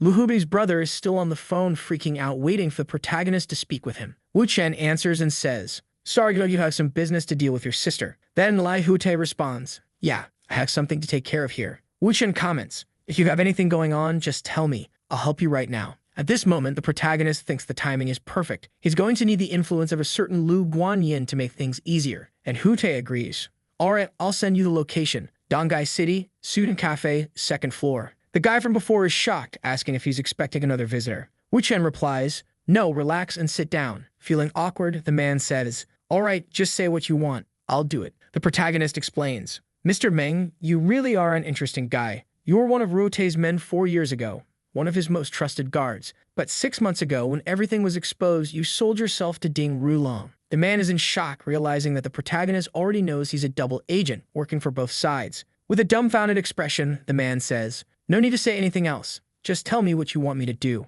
Whether it's possible or not, I'll do it for you." Wu Chen warns that soon Ding Rulong will send someone to kill him. The guy agrees and explains, "He's already gathering information about you, but that's not just my responsibility." Our boy responds, "I know you're only investigating my activities, but listen. Soon, Ding Rulong or one of his trusted men will call you and give you instructions. Just follow them exactly as they say. Got it?" Then the guy asks if he should warn the protagonist in advance and what exactly he should do. Our boy, all confident, sipping his tea, says, just do what they tell you. Don't inform Liu Ruotai or anyone else. That's the only way you'll get out of this alive. The man starts thinking. So he came here, threatened me, all just to tell me to do nothing? To basically keep doing what I'm already doing? And what does he mean? If I don't do this, I'll die? Even worse, if I don't warn him about anything, he'll probably die. What the hell is this guy planning? The guy has no idea what's going on. To be honest, neither do I understand the protagonist's plan. Trying to calm the confused man down, Wu Chen says, you don't need to understand. Everyone in Dongai, including you and all these people, are insignificant. None of you are a threat to me. The reason I came to talk to you is that you're slightly more interesting than the others, and you're going to help me deliver something to Ding Rulong, but not yet. At that moment, Lu's brother arrives to meet them. He immediately turns to Don Meng and says, why did you bring 20-30 people here? Are you trying to cause trouble for my brother Wu? Terrified, the man responds. Never. It's a misunderstanding. Wu Chen explains. Relax, it's nothing serious, you're jumping to conclusions. We're among friends here. The guy confirms what our protagonist said and admits that he misunderstood everything. Ruotai says, why are you talking to me so politely? You know we're more than brothers. If anyone even touches a hair on your head, I'll take them down. It seems like all of this is part of the protagonist's plan to make the double agent realize that he has a lot of influence. Even without connections to others, he still has people who support him. This way, the guy will see the protagonist as someone just as powerful and terrifying as Ding Rulong. Since Wu Chen doesn't want to use fear to manipulate this guy, he needs the coward to be more proactive. At that moment, that crazy girl calls Wu Chen, crying without saying anything. Our boy asks, where are you? What do you mean, in front of my house? Before she can answer, he's already saying goodbye to the guys and heading out. However, on his way out, the fool starts thinking. The voice of that woman definitely wasn't Liu Hubing. You really are incredible, Mr. Wu. In the car on his way home, the protagonist asks her what happened. She says her parents want to send her abroad to study. Wu Chen responds, you're crying just because of that? Wow, guys, now that I think about it, this girl who's crying is the same girl from the bar, the very first victim of the Chinese taster. And now he's telling her where his secret key is so she can get inside and wait for him. Meanwhile, guess who's on her way home, all excited to celebrate the success of today's meeting? And even worse, she just remembered she forgot her house key. She asks her security guard to force it open with his ninja hacker samurai lock-picking skills. The guys unlock the door and she walks in. Once inside, who does she find? None other than the very first demonetizer in this story, the first girl, our protagonist. But the crazy one is so famous that as soon as the first girl sees her, she recognizes her immediately. Damn, and Su Qin recognizes her too. What are you doing in Wu Chen's house? Su Qin asks. Wu Chen isn't home. The other one, looking a bit down, replies, no, he's not here. He asked me to wait for him, so I used a spare key. But what about you? She glances over at the security guard for some reason and says, I'm his friend. Poor girl, I think she's about to be abandoned in some alley because the man is already managing 2 companies. Will our golden boy be able to handle running 3 businesses? And he tells the crazy one, come on in, we're all friends here. Isn't that great? At this, Su Qingying asks, but when did you get here? The protagonist's first girl is already thinking, damn, she came home, took off her shoes, and even has comfy indoor slippers here. She must be really used to staying in this house. What exactly is going on between her and Wu Chen? Lost in her thoughts, the other girl calls out to her, but she doesn't even notice at first. Then she quickly replies that she arrived just a few minutes ago. Now it's a showdown, lunch versus dinner. The crazy one invites the first girl to sit down and make herself at home. She sits down and thinks, what do you mean, make myself at home? Is this her house or something? She's not the owner of this place. Are they having an affair? 2 minutes later, the housewife asks if she wants something to drink and immediately goes to grab something from the fridge. At that moment, the first girl realizes the other one knows exactly where the drinks are and is completely at ease. They must have been living together for a while. With the patience of a monk but the urgency of someone desperate, she asks, are you in some kind of intimate relationship with Wu Chen? But the crazy one responds with another question. And what about you? The protagonist's first girl is completely lost. This girl didn't even answer her question, just threw another one back at her. However, considering her background, being from the elite of the most beautiful China ever, and the fact that she didn't deny it, something is definitely going on. That realization shocks her. Meanwhile, the crazy one, who only acts Mei when she's with Wu Chen, is thinking, it seems like she was completely thrown off by that question, huh? Looks like she's not a threat at all. She turns to the first girl and asks, when did you and Wu Chen have a thing? The first girl, feeling awkward and a bit nervous, replies, a few days ago. The crazy one says, so it was before me? Then I should call you sister. Right. What do you mean sister? The first girl responds. The crazy one tells her they'll get along just fine and asks her to relax. Meanwhile, the protagonist is stuck in traffic. 2 hours later, he finally arrives, catching the smell of food and thinking, I didn't know Mokian knew how to cook. He assumes that only the first girl is there, completely unaware that the other one is also inside. Opening the door, he puts on a surprised expression, but we all know he's about to walk in all Sigma male mode. Both girls welcome Wu Chen. One of them says, "Everything's fine," while the other immediately follows with, "Go wash your hands, dinner's ready." At that moment, it seems like the crazy one had just called the other girl little sister, even though, up until now, she'd been calling her big sister. The first girl questions, "Why did you go back to calling me little sister?" The protagonist jumps into the conversation and casually explains that it's because she's younger and smaller. But with that kind of Chinese interpretation, he subtly implied smaller in two ways. Get it? He was also referring to the fact that her airbags were smaller. At that moment, the first girl gets totally offended, but she quickly grabs onto his arm and asks, "Let's get to the real question. Why is she calling you her husband? When did you two get so close?" The Chad replies, "What do you mean got close? What a terrible choice of words. We're more than close." Still persistent, she insists, "Stop playing around and just tell me already." That's when the crazy one steps in between them. "Stop arguing and go wash your hands before the food gets cold." The other girl kept insisting on this whole younger sister and older sister thing, clearly upset about being called young again. Then we see the dinner scene. Soon the businessman asked, "How was the meeting?" He already had a pretty good idea of the outcome since the plan was flawless, but he was still curious to hear what actually happened. She answered, It went exactly as my husband predicted. You could say it was a perfect hit without a single difference." The first girl, looking like a lost puppy, immediately said, "Wu Chen, I don't mind you two making out in front of me, but are you really not going to tell me anything?" The boy replied, Didn't my wife already answer you? Why don't you try guessing then?" She shot back, "So you're really not going to tell me? Fine, then I'm not going home tonight." We all know that a bed wouldn't be able to handle the weight of 3 people that night. The protagonist quickly commented, "You're not? Well, we do have an extra room." The first girl, who had been acting all bold, asked if the crazy one was going to leave. The crazy one immediately replied,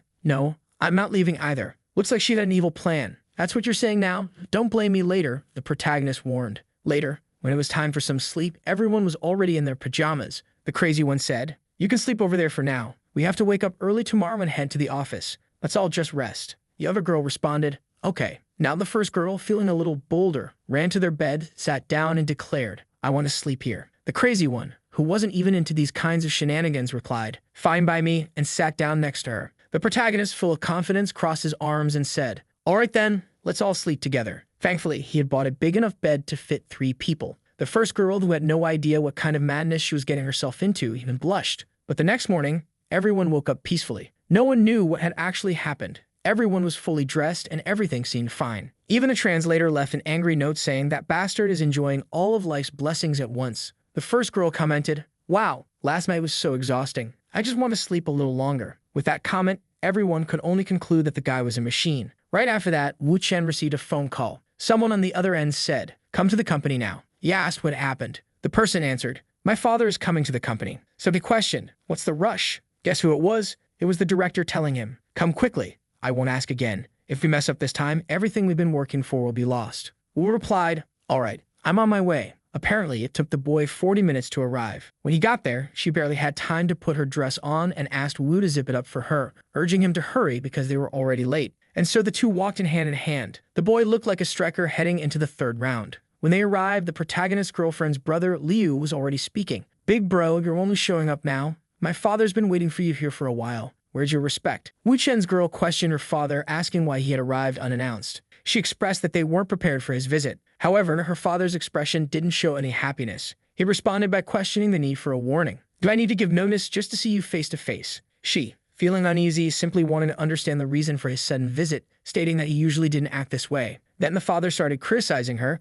claiming she didn't know how to take care of her younger brother and that he didn't want him staying in Dongai. Not knowing how to respond, she tried to explain, but her brother interrupted. "This isn't the time to argue. Let's all calm down." The director agreed with her brother, realizing it really wasn't the right moment. At that moment, she stood up, took her boyfriend's hand, and told her father she wanted to introduce him. She explained to her boyfriend that he could call her father uncle, at least until they got married. The boyfriend greeted the father, who remained silent for a moment while both the girl and her brother watched the situation unfold, unsure of how to react. A flashback revealed the father talking to his son, showing that he had tried to investigate the boyfriend, but found nothing. Wu Chen's name seemed to be linked to someone who had already died, and the father mentioned that this could be yet another scheme by Jin Long to harm his daughter. With that in mind, he had prepared himself to confront the boyfriend. During their conversation, he introduced himself politely and invited the young man to sit, planning to act friendly to gather more information. The siblings were surprised by their father's attitude. He wasn't being hostile. He asked the boyfriend about his university background, to which the young man replied that he had studied computer science, highlighting his strong academic performance. The father complimented him but remained skeptical, suspecting that his answers were perfectly aligned with what little they had managed to find about him. This meant the boyfriend needed to adapt his approach as things weren't flowing as expected. Then the father asked about his hobbies. Wu Chen playfully responded that he had many, so it would be easier to ask which ones he didn't have. It listed calligraphy, art, music, kickboxing, cars, and weapons. The father was shocked upon hearing that he liked weapons and immediately questioned why. The young woman thought her boyfriend had made a mistake, considering that her family already had a shaky reputation. She wondered how her father would ever believe that someone from a family like hers had any reason to know about firearms. However, Wu Chen explained that when he was younger, he had always been interested in weapon design, and while studying computer science, he had the opportunity to create 3D models of firearms. The father then turned to Lai Huite and asked if he had a gun on him. Caught off guard, the young man confirmed that he did and handed over a Glock to the father. The father then questioned Wu Chen about the gun, and demonstrating his expertise,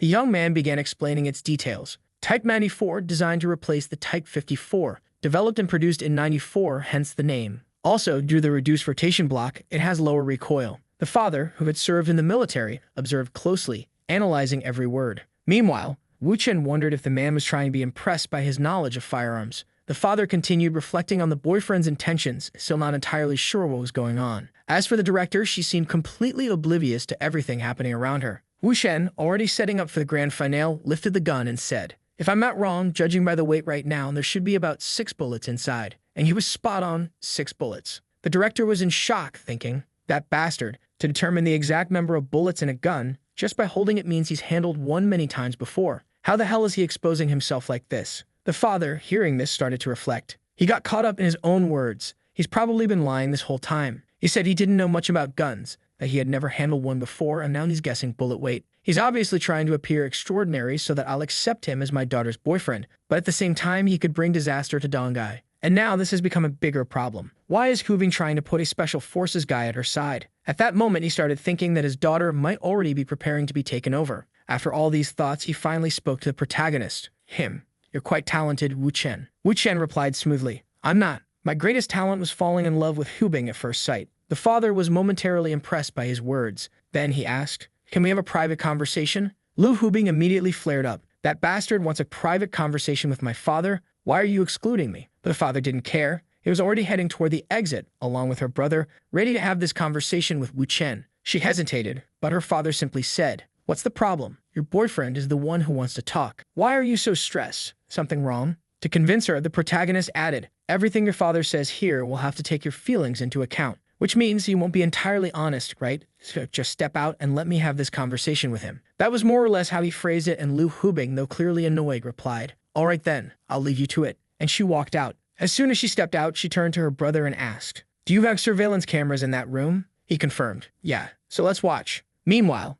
inside the room, the father smirked slightly. "Looks like she actually listens to you. A miracle." The protagonist shrugged. "She's usually pretty chill with me." Then, without another word, he grabbed a bottle sitting near the surveillance camera and smashed it against the floor. Just like that, the two siblings were out of the game. He continued methodically removing every single camera. When he reached the last one, a Glock was suddenly aimed at his head. The father's voice was low but firm. "Who are you? And why are you getting involved with my daughter?" It was a tricky situation. The two siblings sitting outside were completely clueless as to what was happening. All of a sudden, the cameras had gone black. There were 200 cameras in that room, but now not a single one was working. The protagonist, looking at the father, commented that they were truly from the same family, recalling how his daughter had also pointed a gun at him the first time they met. He added that he was absolutely sure the gun wasn't loaded. The father, in response, remarked on the boy's courage, tossing some bullets onto the table and asking why Wu Chen was so confident about the gun. The protagonist answered simply, "I like your daughter and want to have children with her. Do I need another reason?" Upon hearing this, the father felt insulted and declared that he would scold his daughter every single day until she had babies.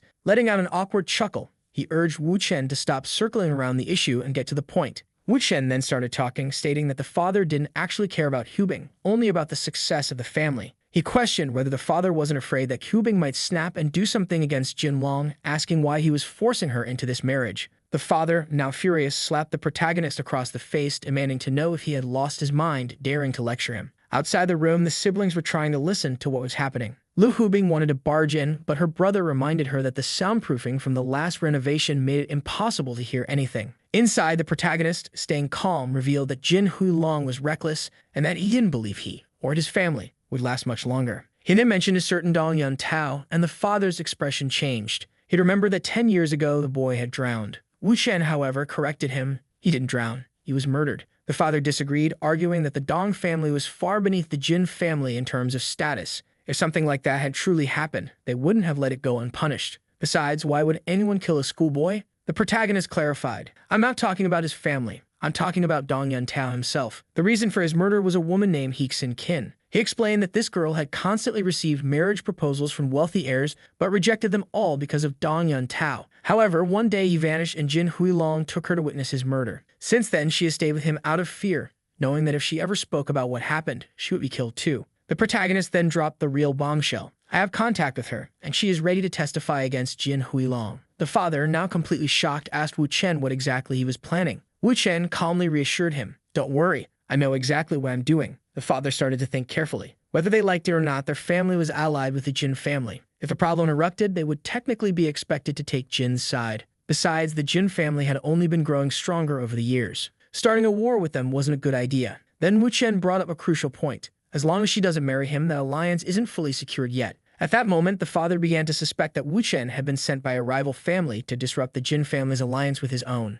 Meanwhile, outside, the director was already holding a drill in her hands, planning to drill into the wall to install a listening device. Her brother warned, Even if the room is soundproof, they'll hear that thing spinning against the wall. She snapped back, then figure out another way for me to listen in. I need to know what they're talking about in there. Back inside, Wu Chen continued explaining his plan. He said that he was going to set up her brother Lai Hute with a girl who had just graduated from university, Dong Yao Qiu, from the Dong family. He wanted to arrange a fake marriage between them to get Hu Bing out of the entire mess. The father scoffed. You think arranging marriages is that easy? Stop talking nonsense. Wu Chen responded confidently. If you agree to it, I can make it happen in a week. At that moment, the father was completely shocked, realizing that the protagonist wasn't joking. This was a real plan. And a marriage with the Dong family? Now isn't the time for that. But he still asked Wu Chen directly, No, wait a minute. Tell me your real plan. What do you actually want? Wu Chen didn't even hesitate and answered, I want Jin Huilong dead. Your daughter is beautiful, and that bastard dares to try and steal my woman from me.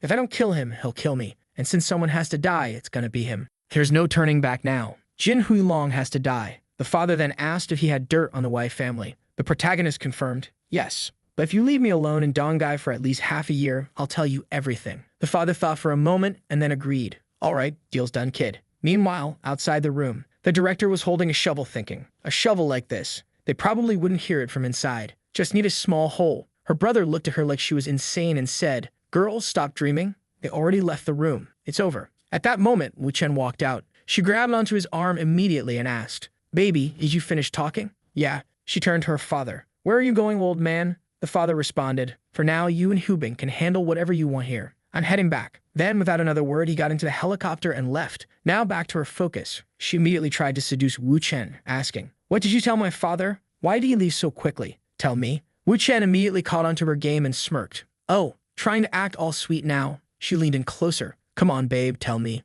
Her brother, seeing this, decided to bounce. Yeah, I'm out. I don't mean to see this. Meanwhile, she now fully awake and ready to tease, leaned in even more and said, If you tell me, I might start considering some things. Wu Chen, in a rare moment of honesty, sighed and said, Really? I haven't been feeling great these days. Quinn's getting way too clingy and I'm getting kinda exhausted. Hearing that, she immediately shoved him. You're unbelievable. But Wu Chen, still in his Sigma mode, grabbed her hand and pulled her close. Oh, I'm the shameless one. And what about you? Trying to seduce me just to get information? She, now lying against his chest, pouting. He raised an eyebrow and asked, Huh?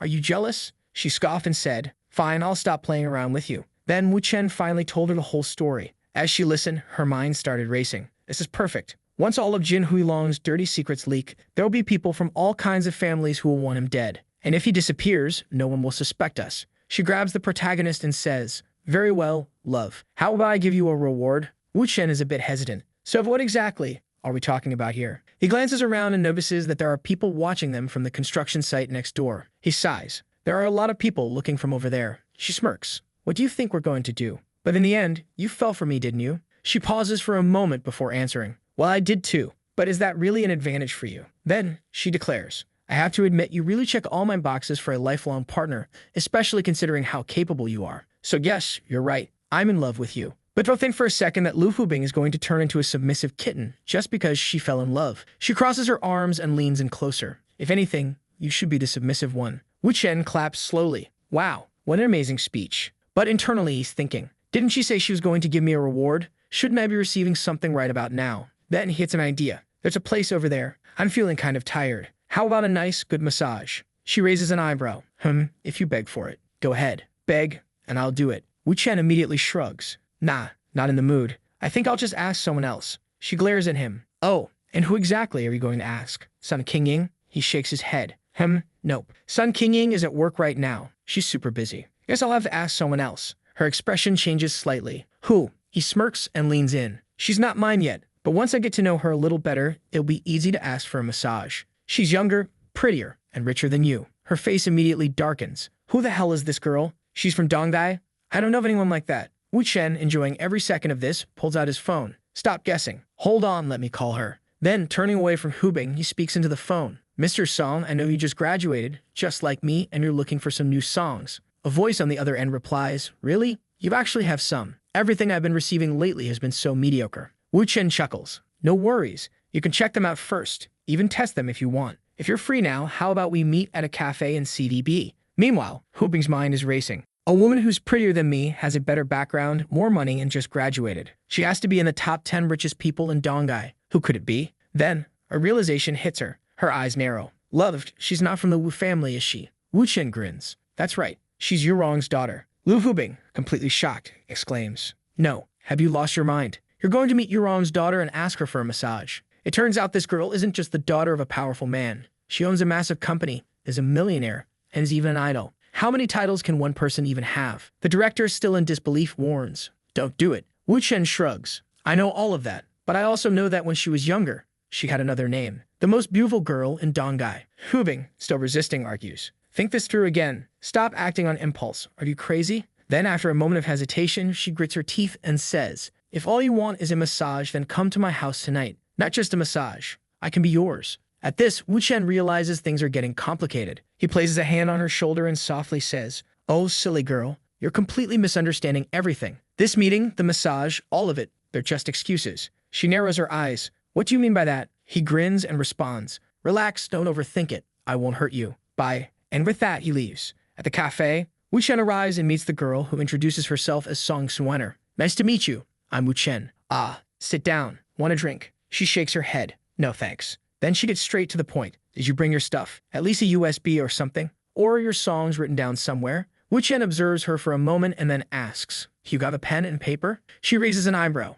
A pen and paper? For what? He leans forward and smirks. I'm going to write them for you. She looks at him, confused. Wait, you're going to write them now? He nods. It's all in my head. Now she's annoyed. You're kidding, right? If you don't have it already, I'm going to be really pissed. 10 minutes later, Wu Chen finishes writing everything down. But he didn't just write the lyrics. He detailed every instrument, the timing of each section, and the exact type of recording needed. Song Xuener stares at the paper. Then she thinks, This bastard was messing with me, wasn't he? Why didn't he just write everything beforehand? But since she actually got something out of it, she decides to let it go. Wu Chen, still relaxed, asks, So you're going to buy them, right? She nods. Yeah. He smirks. How much? She casually responds. 1,000. Wu Chen casually comments, I put a mix of everything in there. Song Xuener considers this and offers. 2,000? He shakes his head. No, not yet. She tries again. 3,000? He calmly responds. 100,000. Her eyes widen in shock. Are you kidding me? Do I look like an idiot to you? Wu Chen leans back and warns.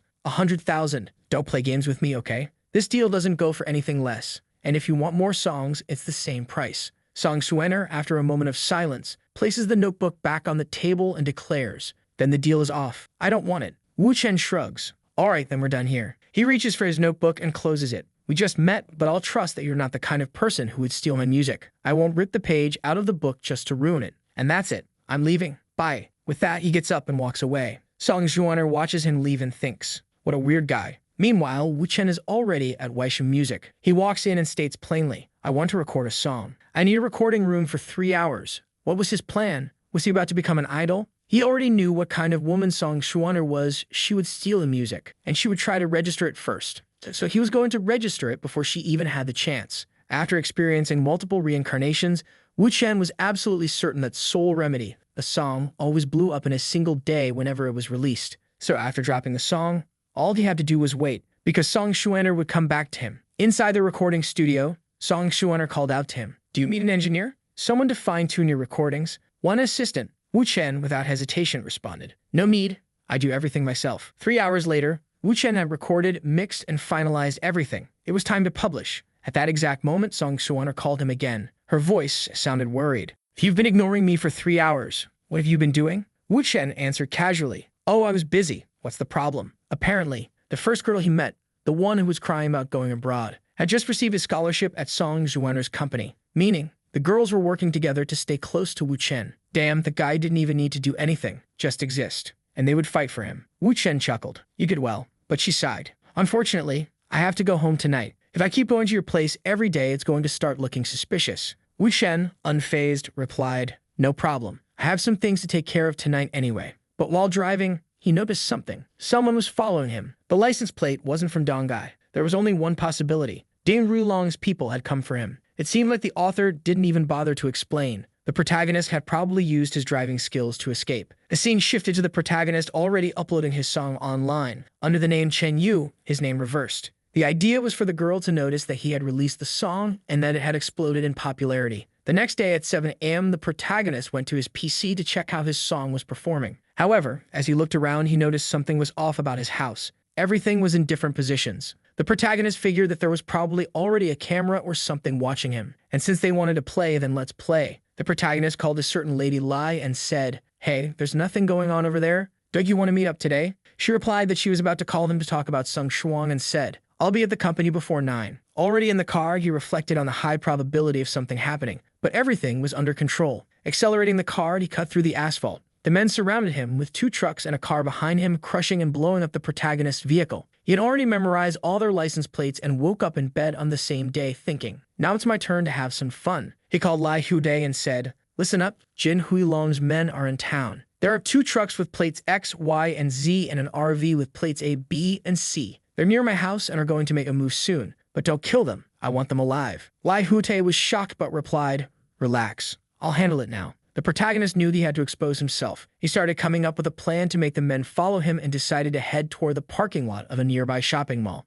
Upon arriving, he informed Liu Hutai, I'm here, come look for them. I'm in the Mar Ost Road area and the guys who were following me are right behind. No secrets, just come and get them. The men in the truck, realizing that he had entered the underground parking lot, were already preparing to leave. But just as they were thinking about making their escape, they were hit dead center in their car. The man got furious, thinking it was an accident, but it was obviously not. He shouted, Hey, bro, what's your problem? Can we have a little chat? With that, all the men who had attacked Wu Chen were captured. The scared man informed Jin Huilong that Lai Hute had captured everyone. Jin Huilong responded, Plan B then. I want Wu Chen dead today. Do what you have to do. The man shouted to everyone, double the money. Xinmao Shopping Center, head there. Finish the job fast and disappear once it's done. 20 minutes later, the protagonist was walking through the corridors while someone spoke to him on the phone saying, We captured them. Where are you? He replied, I'm at Xinmao Shopping Mall. Why? The person said, Listen to me, get to a crowded place. I'm on my way. The protagonist replies,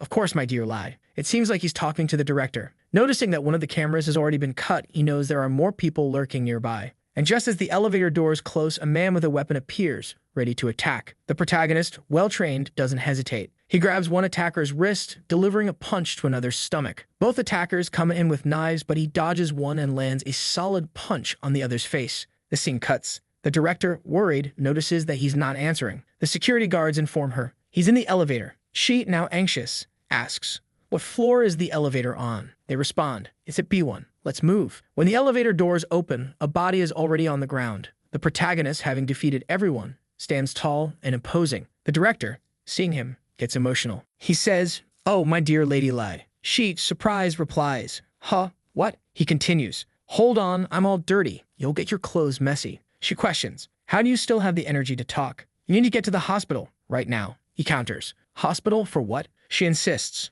You're covered in blood. Where's the wound? Tell me. She grabs him, trying to find the injury. He teases, Looks like you're taking advantage of my injuries just to touch me, huh? Since you're having fun, I guess I'll have fun too. And he starts squeezing her back. The protagonist doesn't stop. He just took down 50 goons and is still standing strong. Shigi, now realizing the situation, says, Wait a second. You fought off 6 armed guys by yourself and didn't get hurt. Holy, he responds. Yeah, but now my clothes are dirty. I need to take a shower, so I'm heading out. But first, I need to do something. He picks up the phone from one of the unconscious men and snaps a picture of all of them knocked out. Then he makes a call. Laudel, where are you guys? Did you finish the job? He adds, I sent you a picture. Did you see it? The person on the other end asks cautiously, who are you? Why are you using Laudel's phone? Wu Chen, completely unfazed, replies, relax, I just sent the photo. The protagonist says, send this to Ding Rulong and tell him his final days are coming. He tosses the phone onto another guy's lap and adds, I want this one alive, got it? Call an ambulance for him. Then, turning to the director, he says, Hubing, I need to leave Dongai for 2 days. I'm heading south. She immediately asks, are you going to kill Ding Rulong? Please don't go. But the protagonist cuts her off with a kiss and whispers, this isn't the place for kissing. Let's go home and do whatever we want. Meanwhile, 2 girls are listening to music on the computer. One of them exclaims, damn, this is the #1 song of the week. The other nods, yeah, I heard it too. It's blowing up. Over 4,000 comments and not a single negative one. Even professionals are praising it. One of them thinks, wait a minute, this is the song that guy was going to sell me. That bastard. Holding her phone, she mutters to herself, shit, I need to call this Wu Chen guy and confirm if this is real. But at that moment, the protagonist is in the shower. Who picks up his phone? The director. Thinking it's someone from Ding Rulong's side, she immediately demands, who is this? Do you want to die? The girl on the other end is shocked. Wait, hold on. Isn't this Wu Chen's phone? I just wanted to talk to him about a song. Hoping frowns. A song? Hurry up and say what you want. I'll pass it on to him later. The caller, confused, hesitates. Wait, I think you misunderstood. You must be his girlfriend, right?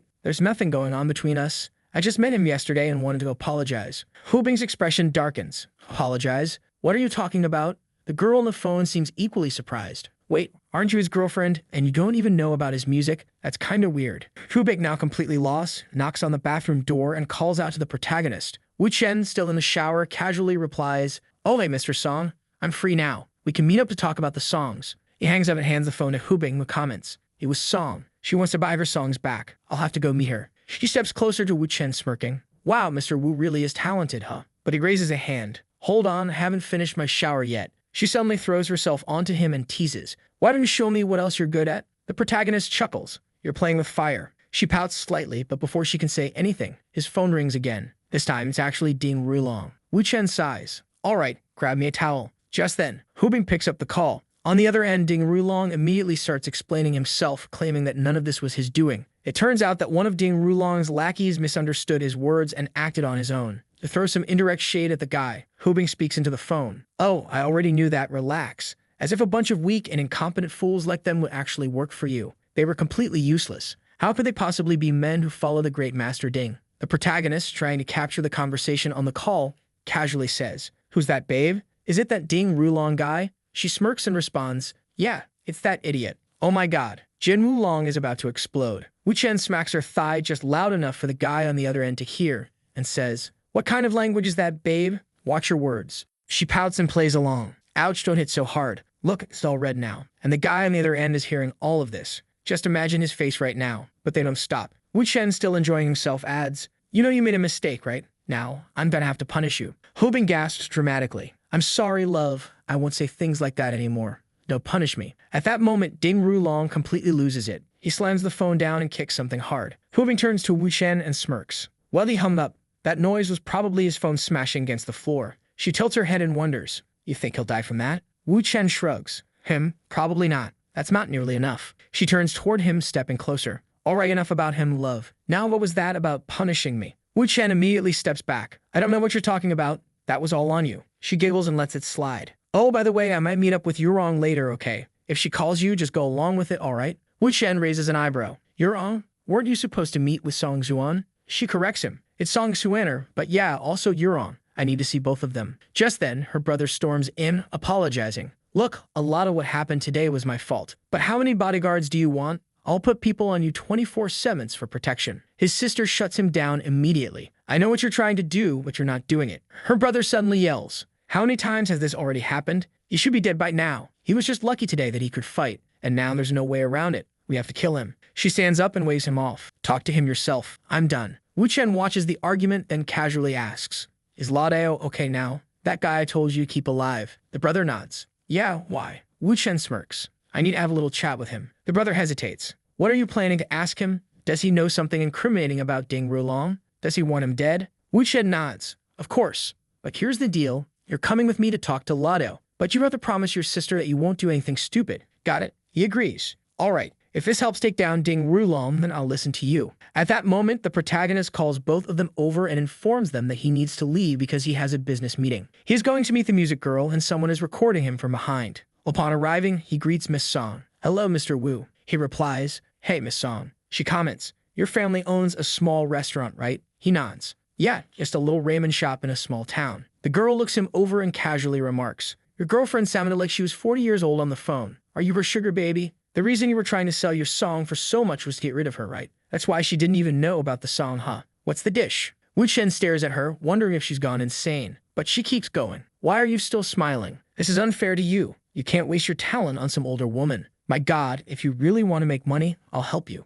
Look how successful your song Soul Remedy became. Now, so many companies will want to sign you. You'll definitely be a celebrity." The protagonist cuts her off. "I'm not debuting and I'm not becoming a singer." Then he asks, "Weren't you here to buy a song?" She agrees and asks him to write another one for her. He sets the price at 10,000 and she accepts immediately. But then he adds, "I also want 50% of the profits." The girl, unfazed, responds, "No problem. As long as the song is at the same level as Soul Remedy, we have a deal." He asks for paper and a pen, saying that if the song doesn't blow up, he'll refund her money. Then he writes his song titled "A Song for You." She lights up as she reads the lyrics. Suddenly, Wu Chen stands up, waves goodbye, and says, "I have more things to take care of." Already in the car, he smirks to himself. "Now that I've had the appetizer, it's time for the main course." And from the looks of it, someone is tailing him. The guys try to block his car, but he swerves expertly and escapes. The frustrated men call someone to report. "We tried to stop him, but it didn't work. And worse, it seems like he knows you're looking for him, and he's heading to your company." The protagonist is already outside the building. A woman inside gives the order, "Take him to the 13th floor." The men obey.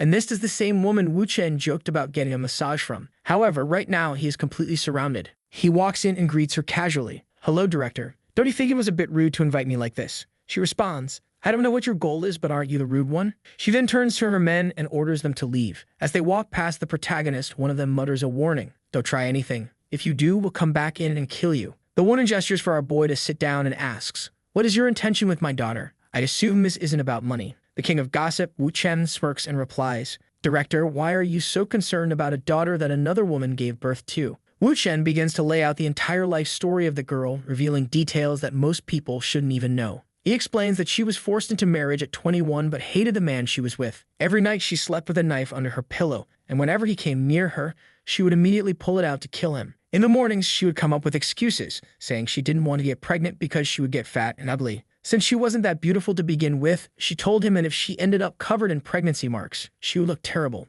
The man accepted her excuses, and over time, she convinced him to let another woman carry the child instead of her. What he never imagined was that after the child was born, she would deny everything she had promised. Not only that, but it seemed like she completely ruined his family, stole his company, and took everything for herself. Wu Chen exposed all of this, but she seemed completely unbothered. She simply replied, "You know that Dong Chenggang is dead, so if you got something else to say, just say it. But let me warn you, even though I didn't give birth to her, she has my blood." Wu Chen paused for a moment confused. "How does that work? If you didn't give birth to her, she doesn't have your blood. But whatever." The protagonist continues, "Stop assuming I want something with your daughter. You should have realized by now that my focus isn't on her. I have things to discuss with you." She flips her hair back and casually comments, "Oh, you ambitious young men. Mysterious, huh? So can I know what kind of thoughts you have about me?" Wu Chen sighs. "It's complicated. It might even seem like it's coming out of nowhere, but Director Wu, you're always surrounded by bodyguards, so I had to use these methods just to meet you." She stands up and tilts her head. "Complicated? How can a discussion between adults be complicated?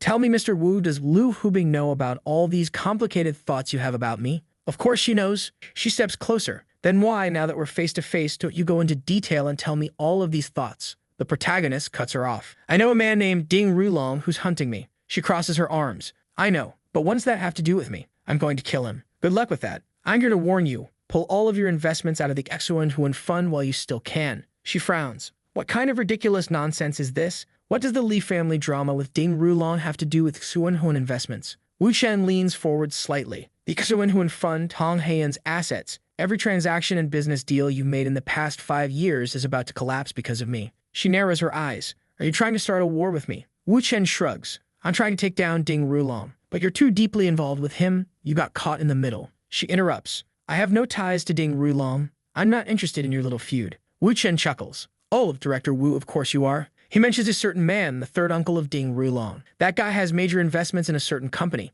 When he goes down, he'll take a huge financial hit." She replies, I know the third Master Ding. He's one of the most powerful men in the second generation of their family. But what does that have to do with me? Clearly, you don't even realize how deeply intertwined the Wu family is with the Jing family. When the Jing family starts crumbling, it's going to hit the Wu family, and that will bring trouble for you too. She observes the Jing family situation carefully. Do you really plan on dragging the entire family into this? She starts thinking. This man is Leah Rubing's boyfriend, but he's not actually part of the family. How could he possibly cause problems for the entire Jing family? The protagonist casually responds, I'm here because Leah Rubing is a huge fan of yours. She sees you as an inspiration. She raises an eyebrow. That's the dumbest excuse I've ever heard. But since he mentioned Leah Rubing, she decides to confirm it herself. She calls Leah Rubing. Leah Rubing answers the call, already aware that her boyfriend is with the director. Your boyfriend is here telling me he plans to go against the Ding family. Leah Rubing replies, unfazed. Yeah, I heard. But is the Li family also getting involved? He spoke directly with my father, so I don't know exactly what his plans are.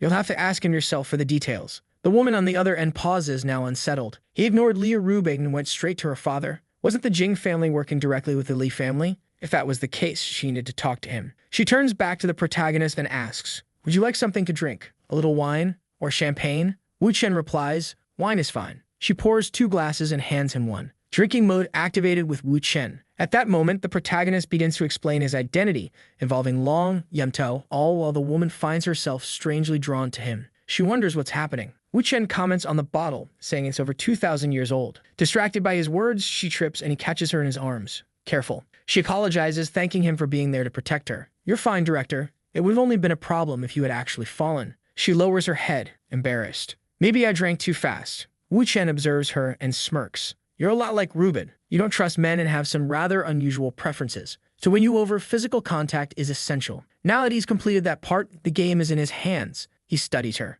You seem a little confused. Shall we wrap things up here? She agrees but reminds him, we're not done yet. Then suddenly, she trips again and falls right into the protagonist's arms. It's the damn heels. Wu Chen picks her up effortlessly. Careful, the floor is cold. Still in his arms, she reflects on his boldness. None of the older men she had met ever had this kind of courage. He sets her down on the couch and says, Director, if you still want to drink and chat, we can continue. She looks at him and scoffs. You carried me on purpose, didn't you? He grins. Of course I did. She narrows her eyes. You bastard, you love messing with me. She has to figure out a way to deal with this man. She isn't sure what he's planning, but she intends to find out. Meanwhile, Wu Chen observes her and says, You look a little irritated. But from what I see, you actually just wanted to be held, didn't you? He leans in slightly, pretending to be drunk, tripping and falling into my arms. Are you really going to tell me it wasn't on purpose? Her eyes widen in surprise. Looks like you saw through my act. She mutters to herself. How did he judge that so accurately? Even I was fooled for a second. Wu Chen takes another step forward. Director Wu, I noticed that you gave me these opportunities and I took them. But I want you to know, there's no need for games with me. Maybe I know you better than you know yourself. You don't have to play around. Why don't we have a real conversation? I'm not here to be your enemy. She raises an eyebrow. You're not overestimating your own confidence, are you? She crosses her arms. And what do you mean by saying you understand me better than I understand myself? Wu Chen drops a bombshell. Tell me, is it really true that your husband committed suicide? Or did someone instruct a few people to take him up to the rooftop and push him until he had no choice but to jump? She freezes. But don't worry, the most important part hasn't even come yet. Wu Chen leans in even closer. The director Wu I know, it's a 42-year-old woman who's never been remarried. On lonely nights, she uses that little toy sitting on the bottom shelf under her bed. She stiffens, her face turning red. How? How dare you expose my private life like this? Wu Chen shrugs. At your age, it's completely normal to have a hormonal surge. I completely understand. There's nothing to be ashamed of. He leans back slightly. But have you ever considered that if your life restarted, you wouldn't have to be this exhausted? Then casually, he quotes a lyric from a song she composed years ago. Her eyes widen. Wait a minute. That sounds like something I wrote 12 years ago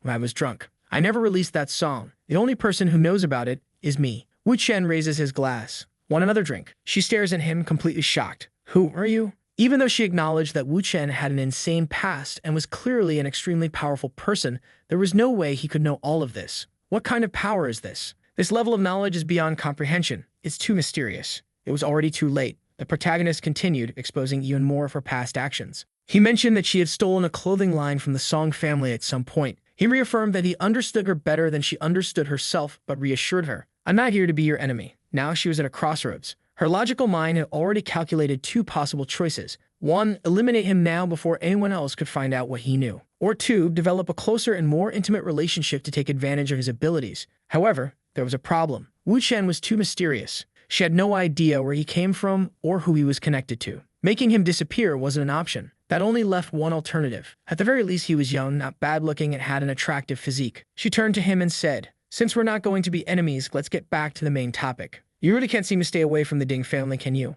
Wu Chen responded calmly, "I'll explain my plans soon, and when I do, I hope you'll join me. If that happens, not only will you be safe, but your career will advance even further." She chuckled. "Mr. Wu's working so hard for Miss Lai Hubing, but just now you were treating me like a princess. Aren't you afraid she'll get jealous?" Wu Chen casually dropped a bomb on the table. "Su Qinyan is also my woman, and Leah Rubing doesn't care. She's not a small-minded woman." The director paused, now processing something else entirely. That would explain all the recent confusion among the board of directors at Jinfu. So this is what's really happening. If that's the case, then even if I do something, I won't be seen as some homewrecker in their relationship. Leah Rubing must have already made peace with this situation. She stretched out her leg and glanced at him. "I'm tired of drinking. Why don't you come over to my place for some tea? Maybe that'll refresh us." Wu Chen picked up her shoe and slid it onto her foot. "If you want tea, then let's go have tea." As they stepped out, she asked, "How much time do you have?" "Time? Plenty." He pulled her in and kissed her. "Stop trying to control the situation. This is something that should be initiated and handled by a man." Her expression was impossible to ignore. The tension escalated.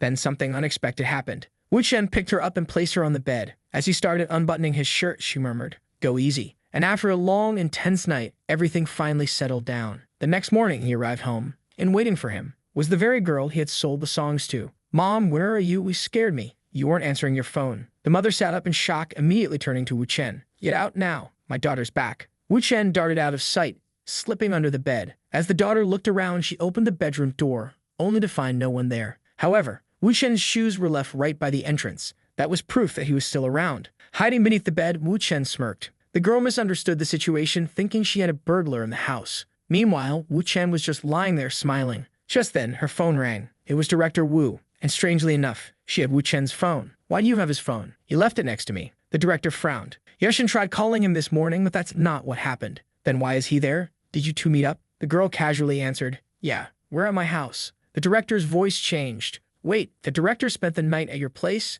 Did you two sleep together?" The girl smiled slightly. "Yes." Wu Chen only attracts women who like competing with each other. The director, stunned once again, wondered, how does this man manage to conquer a woman in just one day? And yet, the real problem was that the girl was clearly provoking her, which pissed her off even more. She turned back to the director and said, "We need to talk." "All right then, come meet me in Shenzhen." Wu Chen casually asked, "Was that a call from Lu Rubing?" "Yeah, she said she's on her way now, so I'm going to take a shower." Meanwhile, the mother, stepping out of her bedroom, saw her daughter heading out. "You're leaving already?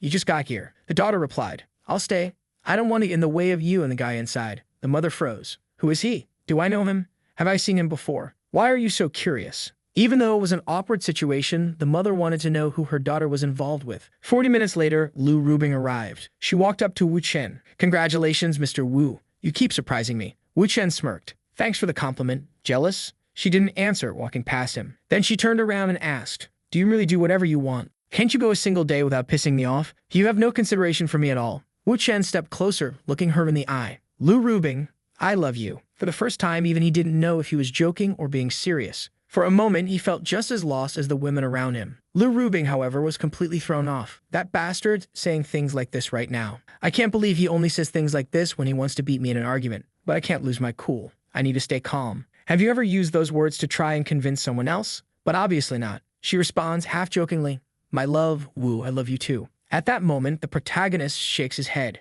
She freezes. "And what if Su Qingyan sees you like this? She might think we're just a fake couple. And what about the woman from today? If she sees this situation, do you really think you can handle it?" Wu Chen, completely unfazed, replies, "I'm not worried. None of them will say anything." She sighs, still a little irritated, but lets it go. Wu Chen walks away, telling her she can now have a private conversation with Director Wu. Just then, Director Wu arrives, still in her pajamas. "Since we have so much to discuss, why don't we get straight to the point?" "What do you mean by that?" "Needle?" "And apologize." But the new crazy girl simply lets out a soft grabs the director by the shoulder and plants a kiss on her forehead. The director's mind goes blank. What the hell is this Sung Yang doing kissing me? Meanwhile, Song pretends not to understand the situation at all. "Oh, I don't know. I don't really understand what you're saying." But in her mind, she knew exactly what she was doing. "I completely understand your feelings, miss, but please just accept this little kiss and be content." She actually believed her kiss was so valuable that it was all that was needed. Then she looks at the director and says with a straight face, "My apologies, are you satisfied now?" The director, beyond irritated, couldn't believe the absurdity of the situation. Then Su Qingying, still in her chaotic mode, says, "It's such a shame you weren't here last night.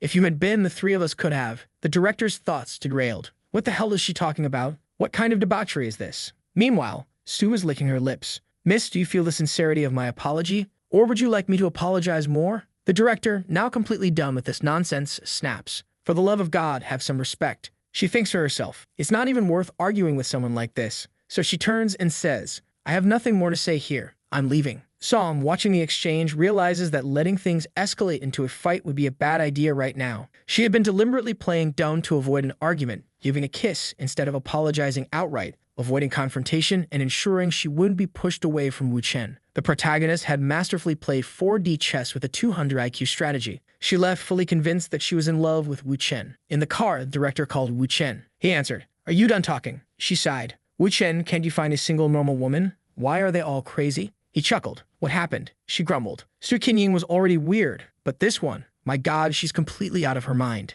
Then she cut herself off. You know what? Forget it. I don't even want to talk about her anymore. Wu Chen thought to himself that Yu Hong must have handled the situation well, and judging by Lu Rubing's frustration, she probably didn't want to deal with her anymore, which was perfect, because Yu Hong had realized that provoking Lu Rubing would be a mistake. Since Lu Rubing was still publicly his girlfriend, he couldn't just end things with her. The best option for Ru Yang was to avoid any direct fights with Lu Rubing. Back in the conversation, Ru Yang confidently said, You should have a little more faith in me. I can handle things too. Just then, Lu Rubing's brother called Wu Chen. His voice was urgent. One of them escaped. He was talking about La Dao. Apparently, the man had taken a phone and asked for it to be sent to the hospital. When the brother entered the hospital room, he confronted the man inside. You're acting crazy in my territory. How do you have the guts to try something against Yu Shen? Do you have a problem with me too? Tell me the truth. This is Ding Rulong's doing, isn't it? Who else would have sent you here to Donghai? What was your mission? But the man didn't say a word. He just got angrier. The brother lost patience and yelled, Oh, so you're playing dumb, huh, bastard? You think I won't pull this trigger right now? One of the men in the back hurriedly said, Boss, calm down. Yu Shen said not to kill him. We can't do this here. The brother took a deep breath, then lit a cigarette. Whatever. Let's just smoke and chill. Moments later, someone rushed into the room panicked. Where's the patient? Where did he go? Everyone turned back toward the hospital bed. It was empty. They rushed to the window and saw something odd. A drain pipe. The guy had climbed out of the window and slid down. Peculiar, to say the least. Liu Rubing's brother continued his conversation with Wu Chen, explaining the entire situation in detail. Since the guy was injured, they would definitely find him soon. Wu Chen casually commented, Damn, you said all that without even taking a breath. What are you trying to hide from me? He knew both Lai Hute and the old man who had escaped very well. And he also knew that whenever Liu Rute tried to explain things too quickly, it meant that things had gotten out of his control. Liu Rute hurriedly apologized, saying that wasn't the case and that they would resolve it. But Wu Chen reassured him, Relax, I'll find the guy quickly. Then he hung up on Lai Hute, leaving him completely lost. Wu Chen changed his shirt, put on a cap, and got ready. Based on what he knew about Ding Rulong, there was only one place the man could be. That's exactly where he headed. He arrived at Chuan and Kauf's 2nd Street, staring at the door. If he wasn't mistaken, this was the place.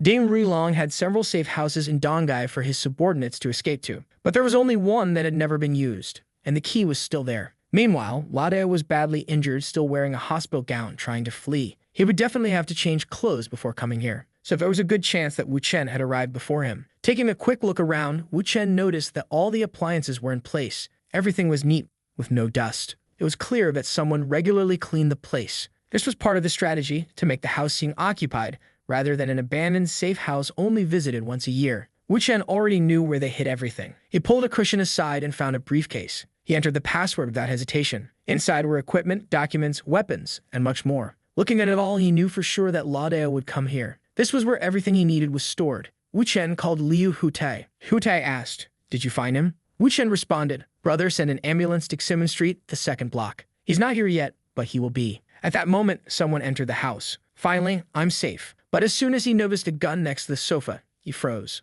There was someone else here. Seeing a shadow move, he immediately tried to attack. But Wu Chen grabbed his wrist, recognizing him. What are you doing here? The man had heard the rumors. Wu Chen had taken on 6 armed men by himself, and now, badly injured, there was no way he could fight. Wu Chen spoke calmly. Relax. If I wanted to kill you, I would have done it in the elevator. By the way, I called an ambulance for you. You're not going to survive if you don't go to the hospital. Look at your injuries. The man hesitated. If Wu Chen wasn't trying to fight him, maybe he could still escape. You really don't want to talk to me? Then he revealed something shocking. When I was 21, I faked my death in a car accident. I fooled the police and my family. I changed my name 4 times until I became Liu Yundao. No one knows my real identity. Not even the biggest organizations, not even the Golden Flower Group, not even the Jin family. Then his thoughts froze. How the hell does this kid know my real name? If Wu Chen knew that, then he probably knew about his family, his two sisters. And if that was true, he had no choice. He had to kill Wu Chen to protect them. Wu Chen read his mind. Looks like you've reached the right conclusion. You want to protect your family. That's what every man should do. But Ladeo, I'm going to give you a chance. He tossed a gun in his direction. For a moment, Ladeo imagined grabbing the gun and killing Wu Chen right there. But Wu Chen just smiled. Pick it up. It's loaded. Aim at me. Pull the trigger. And that's it. Ladeo's hands trembled as he slowly reached for the gun. Wu Chen smirked. Or maybe it's not loaded, and I'm just playing with you. What will you do? Ladeo froze. This didn't make sense. Wu Chen was toying with him. Even if he grabbed the gun, there was no way he could aim and shoot before Wu Chen jumped on him and knocked him out. But then he reached for a knife hidden behind him. He pressed it against Wu Chen's back. Do you think I can't kill you? Wu Chen, still completely calm, replied, I'm not betting on anything. You're just as composed as ever. And besides, everything I know about you, I haven't told anyone else. The man gritted his teeth. Stop trying to distract me. This conversation is pointless. Wu Chen repeated, still relaxed. I just want to talk. The man hesitated. What do you want to talk about? Wu Chen smirked. I've already told you what I know about the Jin family. I won't reveal anything else. There are things you don't even need to say, like Ding Rulong's deadliest weapon. It was provided by Wan Huida from the Wang family. Ding Rulong planned to use it to kill. The man's breath hitched. Then Wu Chen continued. And also, Ang Tan. Ding Rulong had him killed. Ladeo's entire body stiffened. Ang Tan had been a central figure in the Golden Flower Group. Most likely, he had been the heir to the entire organization. But 5 years ago, he had mysteriously died. The leader had ordered an investigation, but they had never found the killer. That was a case he had always wanted to solve. And now Wu Chen just told him exactly who was responsible. Ladeo narrowed his eyes. So this is Ding Rulong's advantage. These are just words. He thought about it. At first, Wu Chen had given him true information. But now was he throwing in lies to manipulate him? Was he trying to get him to betray the Jin family? His hands slowly moved away from the knife. Then he suddenly grabbed the gun and aimed it at Wu Chen. We have nothing left to talk about. Why are you still smiling? Last words? Because soon, you won't be laughing anymore. He placed a pillow in front of the gun to silence the shot. Then he pulled the trigger. Goodbye. But Wu Chen dodged in an instant. The bullet missed. Ladeo's hands shook. You're not afraid. Wu Chen smirked. I know you won't shoot me. The man exhales, thinking that in all of his years in the industry, he has never encountered someone like this. He says that since the protagonist is risking his life for this message, he will give him a chance and try to believe what he has to say about Wang Tan being killed by Jin Honglong. The protagonist responds that he speaks as if he is trying to deceive him. You won't regret it. Rest assured, I'll show you evidence. Come here. The man asks if there is really any evidence of this. Come, sit down. If you really want to know the truth, you'll need to tell a lie. If you can deceive this person, he will reveal the real story to you. The man looks confused, questioning what he means. Call Sun Yongzhang and tell him you escaped. He'll ask what happened. You'll say that Leah Rubing arrived with some people and that you tried to escape, using her as a hostage, but you failed. Unfortunately, you injured Leah Rubing just to see how he reacts and then ask him about Wang Tan. The man agrees. At that moment, he tries to memorize the script and dials the number. The person on the other end answers immediately. You escaped. That's good, that's good. He informs that he tried to take Leah Rubing and ended up injuring her. The other man replies that she wasn't hurt too badly, that it wasn't serious. For God's sake, I told you not to touch Leah Rubing. I warned you that if she was with that Wuxian guy, you weren't supposed to lay a finger on her. The man replies that he did it to save his own life, that he was about to die. The other man becomes irritated. And at that moment, he gives a thumbs up. Master Zhang, can you be a little more polite? And besides, I took the money to do the job, and if your information was wrong, that's not my fault. Let me tell you, I already know all the messes within the Ding family. And I also know that you killed Ang Tan from the very beginning. I just never revealed it because of our old friendship. The man on the other end asks when he found that out. At that moment, he realizes that the protagonist wasn't lying. Wu Chen grabs the phone from the man's hand and asks about Zhuang Shan. What are you doing with Ladeo? My friend, isn't Ding Rulong supposed to be in the southern city of Guan? Did he come back to see his old man? The man on the other end of the phone starts thinking. He had indeed heard that their boss had gone south for urgent matters. Then he wonders if this guy really injured Leah Rubing. If that were true, it would be a disaster because it would destroy the alliance between the two families. They would become mortal enemies, and perhaps that's why the boss rushed south so quickly. He starts considering that when Ding Rulong returns, things will be a complete mess. The protagonist wishes him good luck. Then he tells the man in front of him that Zhuang Chan doesn't intend to tell the family about Leah Rubing's injury, as that would trigger a series of problems.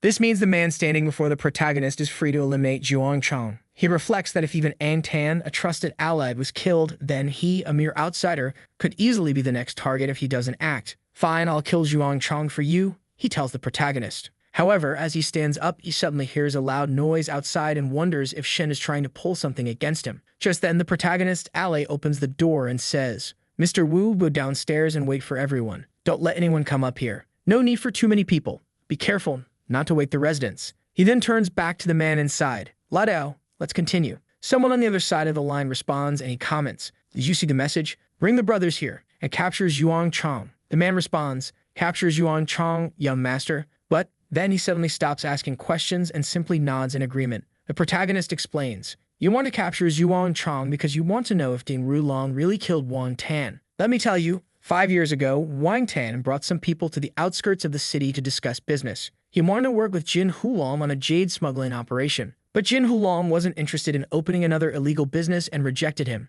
Wang Tan didn't understand Jin Hulong's stance and felt humiliated. So he threatened Jin Hulong into cooperating. And that night, Wang Tan disappeared. The man looks confused and the protagonist adds, there, the mystery you've always wanted to solve is now answered. You can give me a present. The man tenses up as the protagonist casually grabs a phone and dials a number. Ladao is in my hands. Han, $100,000 ransom fee. Why don't you consider it? The man standing next to the protagonist looks lost. The voice on the other end asks, who are you? I'm Wu Chen. Never heard of me. Ah, so you're Wu Chen. That means Ladao failed. Is he still alive? Yes, he's here. Right in front of me, the protagonist replies, $100 million? That's too much. You think I'm just going to give you all that? The protagonist responds, he came all the way here, tried to kill me, and got captured. All I'm asking for is money. I believe I'm being quite reasonable. The man remains silent for a moment before saying, that guy's commission was 30 million, plus another 20 million at the end, totaling 50 million. That's all I can offer. Take the old man to the outskirts of the city and we'll make the exchange. The protagonist responds, wow, you really are a boss. Your attitude is different from the others. Can you handle Abdito's affairs? And don't you want to know who killed Wang Tan? He calls a member of Wang Tan's family and says, I'm lost here. The translator didn't explain anything to us. The man shows interest and the protagonist details the whole story. They argue, the protagonist makes a threat and the man gets angry. In the end, the protagonist reveals his plan. I don't want money. I want you to let Ulodeo work for me in the city. That way I'll take care of all the problems with Ding Rulong using this man. And from what I can tell, you want him dead too. The man agrees. If everything you've said is true, I accept. He hands the phone to another man who answers, addressing him as General. You heard everything. I did. How did you fail? The 6 of us couldn't defeat him. What? Is Shen threatening you? The protagonist decides to be honest. I just want to change my life. I'm tired of all this. After hanging up, the protagonist congratulates the man. Congratulations, you're free. The man responds, Mr. Wu, capture Jin Xuan and bring him to Dongai in secret. He's important to me. Looking at his watch, the protagonist comments, I think the ambulance that came to pick you up is arriving. The man gets into the ambulance while the protagonist tells him that they'll talk again once he has recovered. For now, he needs to go home and rest. The protagonist wakes up in bed, and when he looks down, he is shocked by what he sees. Something moves. He can't believe the scene before him. He sits up quickly and says, Leah Rubing, what are you doing, huh? She responds, I wanted to give you a reward. He replies, oh, so that's it. All right, give it to me then. A bit of steam starts to rise. Still confused, she continues. Now that I think about it, we've only known each other for about 8 or 9 days. The protagonist, intrigued, asks, would you believe me if I told you I already know everything about you in such a short time? She questions, what do you mean? He explains, for example, we can't do anything today. You're only here to mess with me. She tries to defend herself. Don't say that.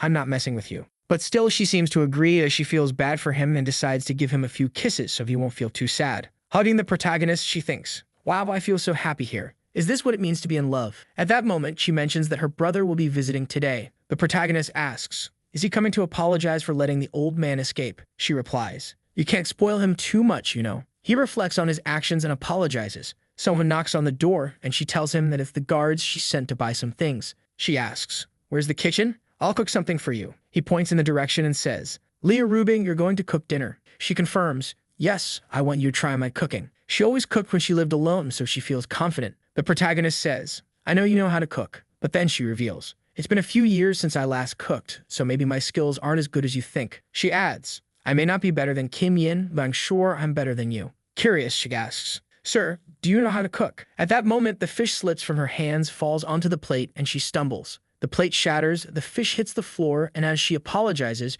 she ends up covered in a mess. Later, while taking a bath, she reflects sadly, what a disaster. I just wanted to cook something for us and eat together when my brother arrived. She didn't want Wu Chen to hate her brother just because of that incident with the old man Dao. It was frustrating, and it felt like it was all the fault of that cursed fish. Now there wasn't enough time to call a chef or cook anything herself. Huh, why does it sound like someone is cooking? What's going on? When she walks in, she sees the feast the protagonist has prepared. With 1,000 years of training, he had mastered everything, and he casually said to her, "Oh, what are you looking at?" She was already thinking to herself, "He can cook." Ah, obviously. What can he do? If that's the case, hold on a second. Wu Chen was cooking for her, and she decided to take a picture. The girl wanted to show off the protagonist's cooking skills. She turned to him and asked, "Wu, have you ever cooked for Su Kinmian?" He replied that he hadn't. "Aside from when I cooked at home, you're the first woman I've ever cooked a meal for." At that moment, she blushed deeply, gave him a kiss on the cheek, a little hug, and all that. The protagonist said, all right, now let me finish up here. Time's running out, and your brother is on his way."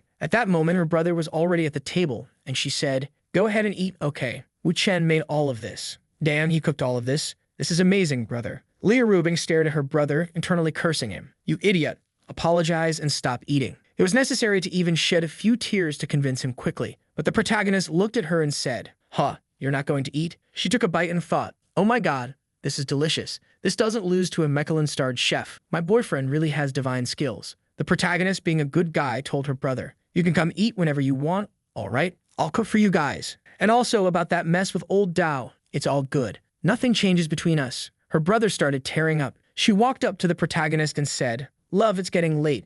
I think we need to rest, don't we?" He looked at her and said, "I already told you we can't do anything today." She told him to be quiet and said there were still ways to have fun on days like these. "Oh my god, not even gonna comment on this." The protagonist asked, "Why are you brushing your teeth?" She responded, "Well, you have to brush your teeth when you wake up, and after that." Then she left things hanging and ended with, "That's it, see ya. I'm out, bye." Oh god, this is getting worse. He turned to her and said, "Huh, you're not afraid of having to brush your teeth too much then?" She called him shameless. "Oh my god, let's just get through this, I'm dying." He said, "I made breakfast. Come here already." She replied that there wasn't time because she had a meeting at the company. "Are you coming to the company today?" He replied, "No, I have some things to take care of." She asked, "Are you meeting with another crazy woman there?" He denied it. She told him to be a good boy and said goodbye. At the company, she was massaging her jaw. Su Qining called her and asked if she knew where Wu Chen had gone. "Huh?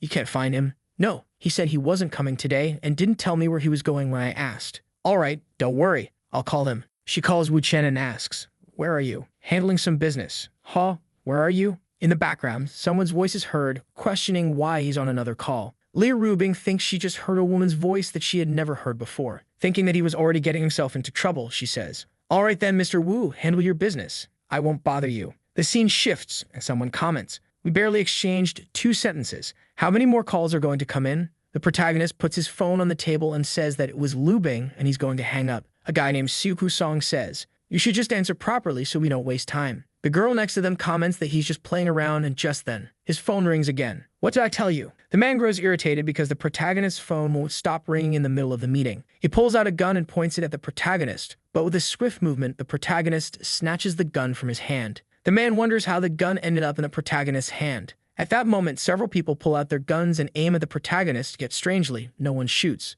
The protagonist's phone keeps ringing, and the man asks why he doesn't answer it. He picks up the call, and the person on the other end asks who it is. It's the crazy Wu Yuron, demanding to know which woman made him take so long to answer. The protagonist explains that he is in the middle of a negotiation. She complains that he never calls her during the day and asks how he can be so heartless. He asks what's so urgent if she's missing him. She confirms, saying she misses him so much that she can't take it anymore. She even dreamed about him last night and wants to have lunch with him. Or is he with Leah Rubing? He replies that he is out of town, somewhere around Dongai for a couple of days. She realizes he has traveled and tells him to keep the conversation short and take care of his business. The protagonist says he'll call her at night. At that moment, a man approaches from behind, attempting to stab him. The protagonist flips the gun under his arm and fires, hitting the knife. The man freezes, unsure if he's dead or alive. The knife clatters to the floor. The protagonist points the gun at the man, who immediately drops to his knees, begging for his life. He offers 20-30 million right away. The protagonist remains silent, and the man keeps talking. "Don't kill me, don't kill me. I'll give you 100 million.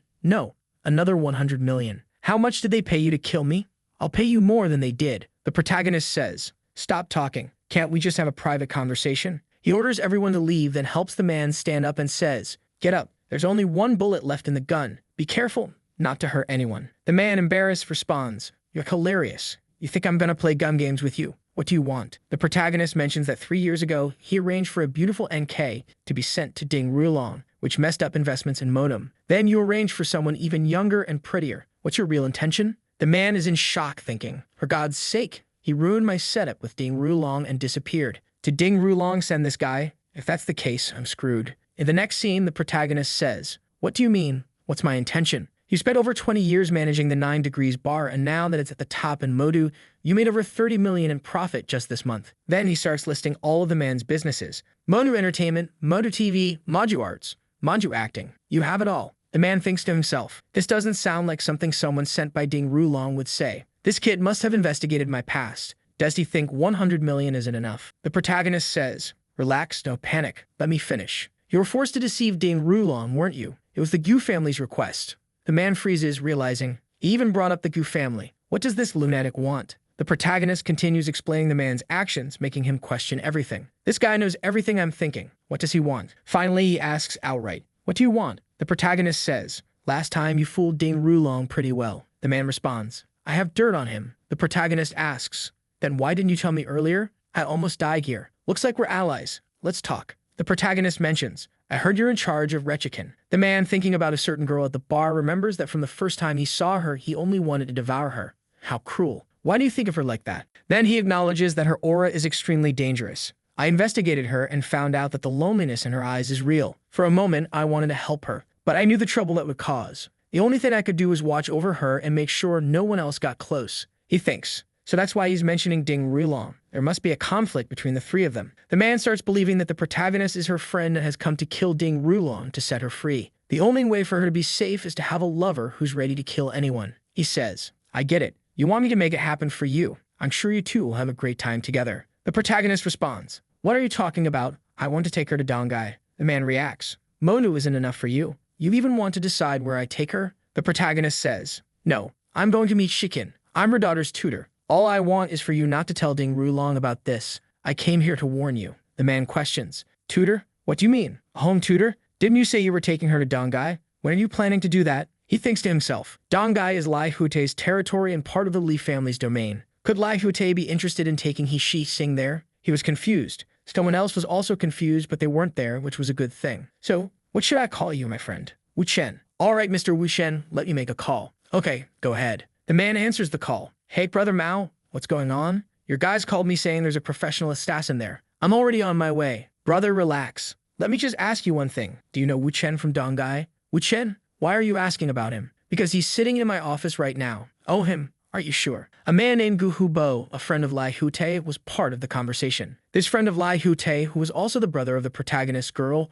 was also a friend of the protagonist. The man on the call commented, "Who is this Wu Chen? You've mentioned him to me before." "Hold on, let me confirm something real quick. Stay there. I'm coming over." The protagonist asked, "Gu Hubai is coming." "Looks like it. Do you know Brother Gu?" He started thinking, "If you know him, why are you using me?" The protagonist replied, "I don't know him, but I've heard of him. Just like he doesn't know me, but he knows about me. But for now, let's keep talking about Shi King." At that moment, the man started explaining Shi King's entire story to the protagonist. Meanwhile, in Modu, the protagonist received a call from Lai Hutai asking, "Hey, brother, a friend of mine called saying you're in Modu. Are you really there?" "Yeah, brother, that guy, Brother Gu, he's literally like a real brother to me. If he didn't mess up too much, can you not kill him?" The protagonist replied, "I think you're misunderstanding. I'm just here to talk business with him." Lai Hutai explained that Gu had called him, mentioning threats and guns. The protagonist insisted, "I already told you, it's a misunderstanding. Besides, he just got here. Talk to you later." The man arrived and asked, "Are you Wu Chen from Dongai?" The protagonist handed him the phone. He answers, speaking to Lai Hute,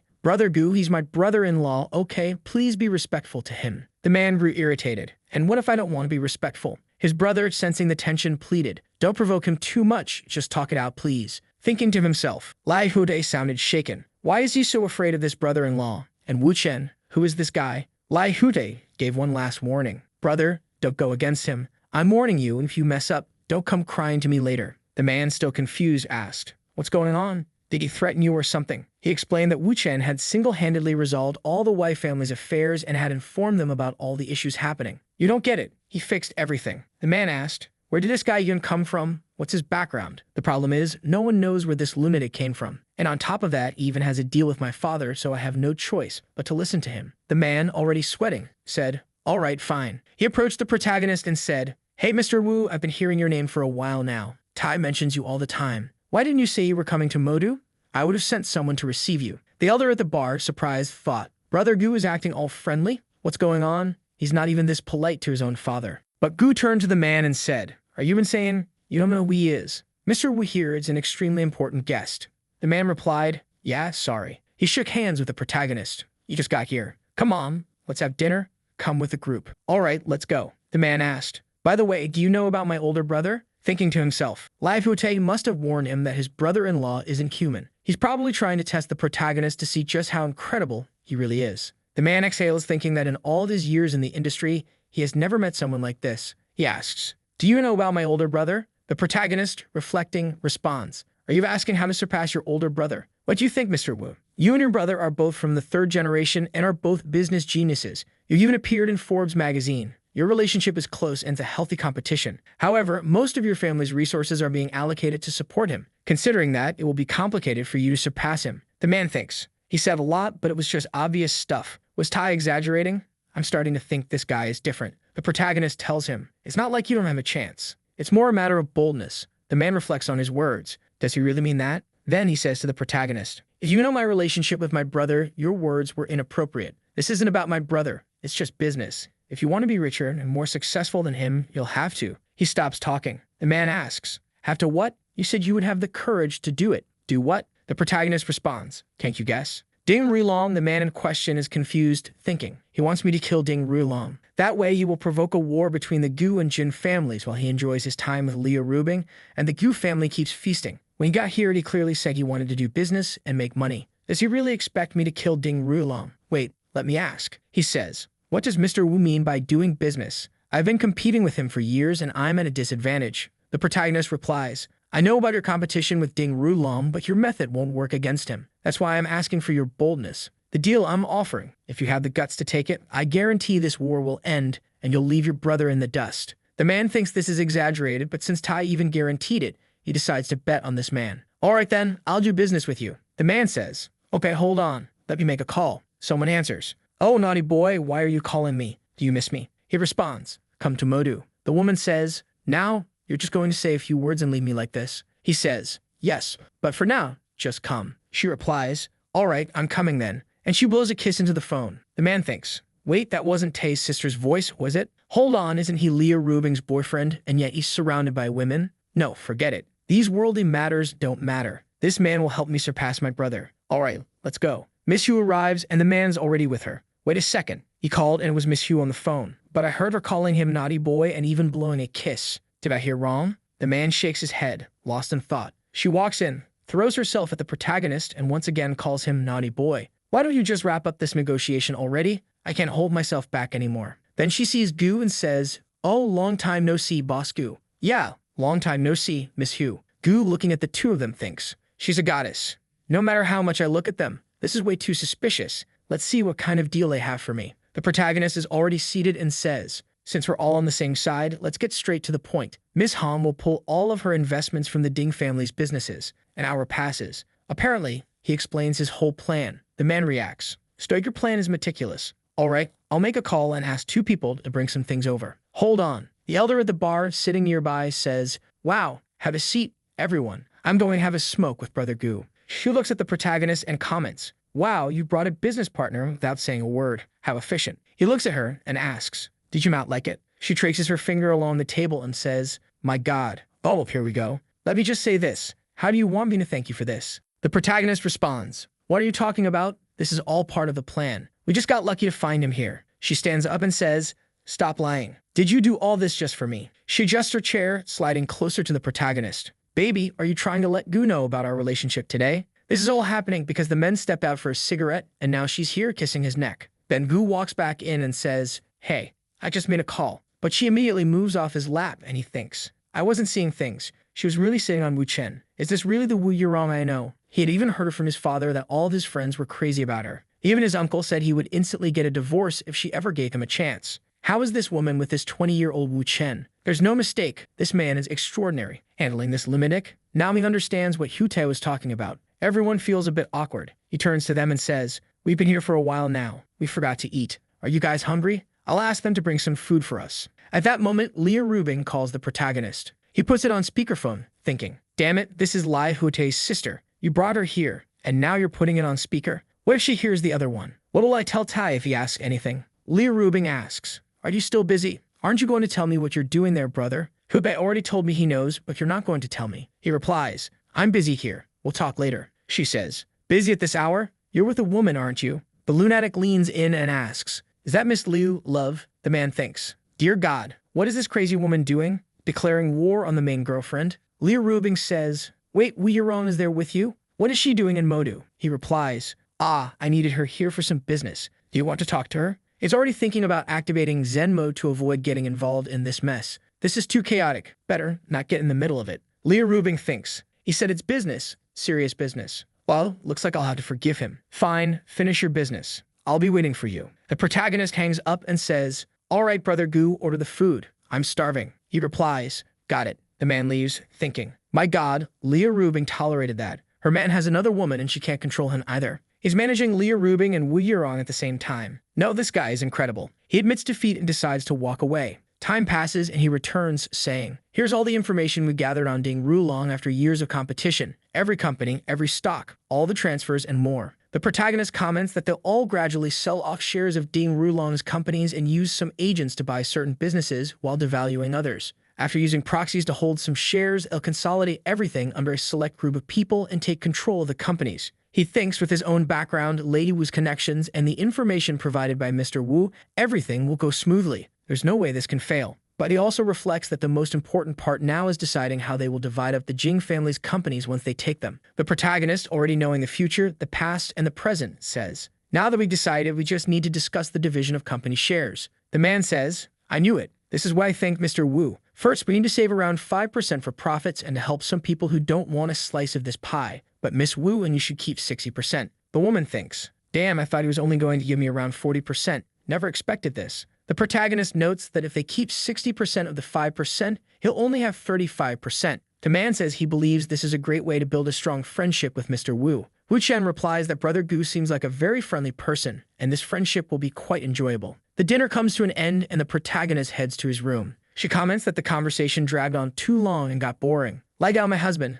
I think you're tired. Let me take care of things this time. Fortunately, in the next chapter, everything will have already happened, and she will be heading to take a shower. The protagonist picks up his phone. It's Liu Rubing. Hey, did you finish your work? I just finished. The protagonist asks if she's still not resting, if she was waiting for his call. I'm still at the company and I have to work overtime tonight. I won't even be going home. Are you working that much? Yeah, I really am. And besides, I'm exhausted. Can't you just tell me what you're doing in Modu? The protagonist explains the entire plan of how they will seize the wealth of Ding Rulong's family over the years. She comments that she's lucky, because not only does she sleep with him, but he also brings in billions in profit. At that moment, the other one, who always loves to stir things up, interrupts and says that Ding Rulong is on his way. You're not getting jealous, are you? Liu Rubing thinks that she can't let this situation continue. I'm not jealous. Are you trying to irritate me? When you get back to Donghai, you better be ready for what I'll do to you. The protagonist teases her. Do to me? Like last time? Now that you said that, I'm looking forward to it. The girl behind him is intrigued by his reaction. She boldly comments that she always says things like that and then calls him shameless. She informs him that Ding Rulong called her and said he's coming to Donghai to apologize in person. The protagonist asks if he gave a specific time. No. All right, I'll be back in Donghai in about 2 days. Then fine, rest up. I need to get back to work. The girl asks the protagonist what he'll do now that Ding Rulong is heading to Donghai. Something very interesting. She questions what Liu Rubing said she'll do to him. That's also interesting. Oh my God, what the hell are you two doing, you luminics? She says that she also wants to know about this interesting business while pretending to faint dramatically. The next morning, the protagonist wakes up to find a message from her saying that she will be returning to Donghai and that you should take care of her properly. He thinks that this is perfect since it aligns with his need to meet Shi Qing. Damn, look at this troublemaker. At a residential park, as he steps out of the car, he sees a girl and immediately knows that she is the daughter he's supposed to tutor. Shi Qing. Who are you? How do you know me? Apparently, she ran away and her mother is looking for her. She begs the protagonist to stay quiet and hide her. Her mother arrives, asking if he has seen a girl about this height, her 14-year-old daughter who just ran off. The protagonist plays it cool, looking off to the side. The girl notices his movement and yanks the other one with her. You little troublemaker, playing hide and seek. She thanks the protagonist. Relax, it's nothing. But are you two arguing over those drawings? Yes. And who is this guy? I don't even know him, but he knows our names and even about the drawing business. Then he says that she has been sending her drawings over the past few days. She asks if he is the so-called Xingxin, the name he used on TikTok. He confirms it, introducing himself as Wu Chen, and she introduces herself as Miss Shi Qing. And this here is my daughter, Xingxin. The mother tells the daughter that she should greet her teacher. She thinks that this is a disaster. Of all teachers, it had to be him, especially when they were arguing over drawings. The mother apologizes to the protagonist, saying that her daughter is a bit wild, but invites him upstairs to talk. She mentions that it's almost lunchtime and that she'll prepare something. They can talk afterward. The protagonist responds that it's fine. She suggests he sit down or check out the gallery while she goes to the kitchen. The protagonist steps inside to check out what the girl has written and the drawings she has made. She walks in and closes the door. Suddenly, she starts hitting herself and cries out, asking why he is attacking her. The protagonist laughs at the situation and she complains. Do you think this is funny? He simply watches and tells her to keep up her little act. She wonders why he isn't trying to run away. Does he not realize the danger he's in?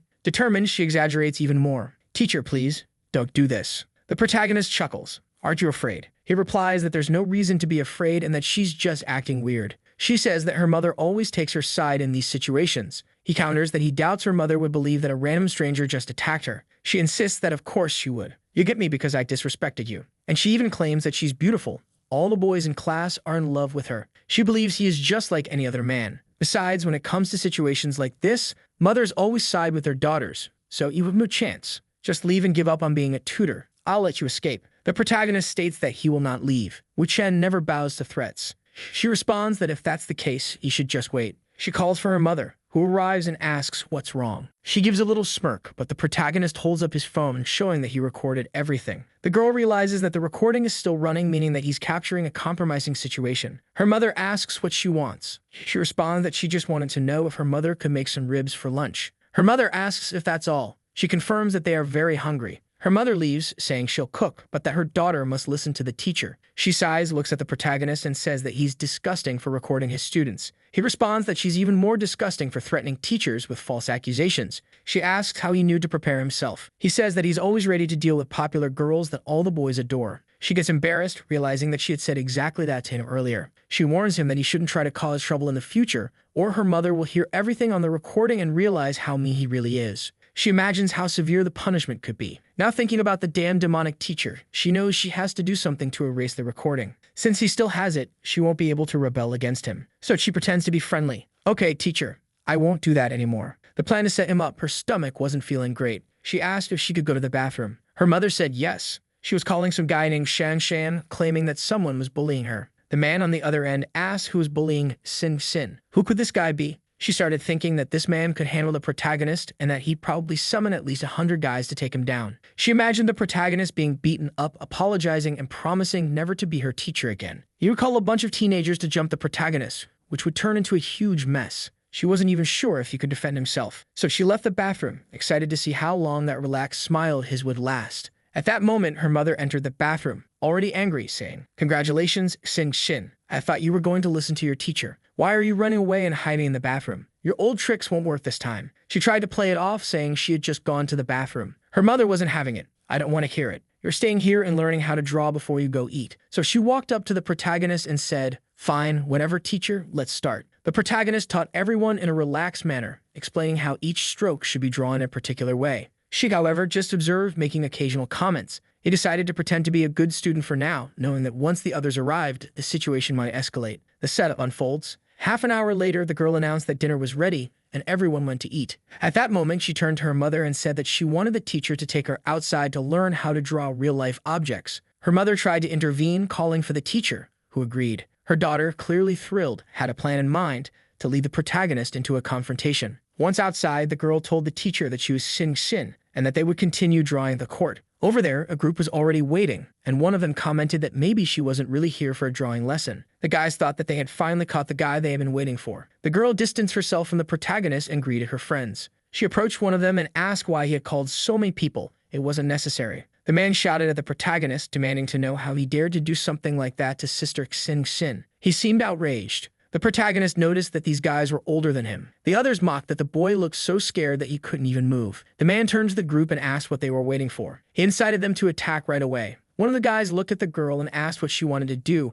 promising that her brother would take care of everything. She remained silent, not answering. A guy in the back suddenly recognized Wu Chen and became alarmed, realizing that they were about to attack none other than Mr. Wu. He knew his boss needed to be informed immediately. The girl playing dumb was called out by the man, who criticized her for being too kind. Good people always get bullied. Then he turned to the protagonist and demanded that he kneel and apologize. The protagonist stared at him and asked if his family knew how amazing he was in the streets. The man was surprised, realizing that at least Wu Chen knew who he was. But even so, he still dared to act that way. The protagonist cut off the conversation and stated that the man was just pretending to care about a little girl when he was really just looking for a fight. The men were all there, and that guy thought he could handle everything. He was good at pretending, but the protagonist knew he needed to end this quickly. At that moment, old man Mao, who was in charge of the club, called him. He wondered why Mao was calling at that exact moment. "Wait a minute, my dad's on the phone. This is bad. He's the son of the man the protagonist had threatened at the club." The man turned to the protagonist and said that he had one more minute to apologize. "Just pick up the phone and say, 'What's up, Dad?' Kid, you've been causing me trouble every single day, and I swear I'm gonna break your legs." "What did you do?" "What are you talking about, Dad?" "What do you mean?" "I'm asking if you did something to Mr. Wu." "Who's that?" "You gathered a bunch of guys at the park to beat up someone you don't even know, and you're asking me why I'm mad. Did I really raise an idiot like you? You bastard, answer me. Did you do something?" "No, not yet." "Phew. Good. Listen up. Don't do anything. Don't you know Uncle Gu treats him almost like a father? Do you think you're better than him? Is Mr. Wu there with you?" "Yeah, he's here, Dad." "Give him the phone." He handed the phone to the protagonist. "My dad wants to talk to you." His friends were watching confused. "What's going on? Why did he just hand the phone over to that teacher?" The protagonist picked up the call. "Hey, big boss." The father, shocked, explained. "Mr. Wu, this is just a misunderstanding in the family. They can recognize you. Please don't take it the wrong way. They just failed to realize who you were. I apologize on their behalf. It's all good." "Ah, Mr. Wu, thank you so much for your kindness. When this idiot gets back, I'll make sure to discipline him. You don't need to worry." The protagonist handed the phone back to the son. "All right, all good. You still want to fight or what?"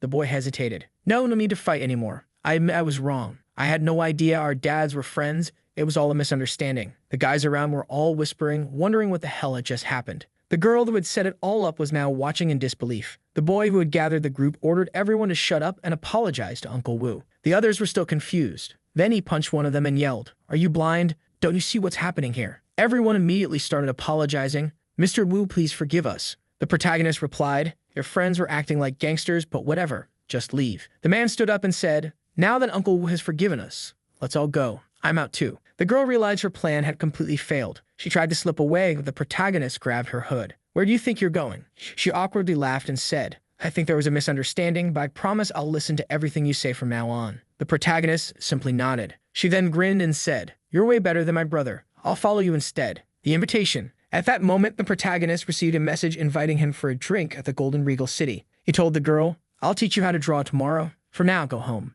She happily left, just thanking him. It was the bar owner and brother Gu who had called him. He greeted both of them, asking how they were doing. The bar owner pulled his son aside. In an impulsive act, the son slapped his own father. "I was just trying to explain what happened." His father continued hitting him, saying, "I won't let my useless son ruin my business." The protagonist realized he had been invited just to witness the punishment. He told Boss Ma that he didn't need to make a big deal out of a kid's mistake. The man sighed. "Mr. Wu, you're too kind. Thank you for not making a scene over this and letting him leave in peace." Then he offered the protagonist a way to relax. He handed him a hotel key card. An unexpected guest upon arriving at the hotel. The protagonist thought he was a bit tired, but as he entered the room, he noticed someone inside. He recognized the gossiping guy right away and immediately knew that this girl wasn't meant for Ding Rulong. She walked up to him and asked, "Are you Mr. Wu?" She thought he looked young and handsome. Getting closer, she said, "You seem tired. Let me help you undress." She offered to show him where the bathroom was if he wanted to take a bath. He said he was fine. She asked, "Is the water temperature good for you, Mr. Wu?" He confirmed that it was perfect. She smiled. "I'll come in and help wash your back then." The protagonist looked at her and asked,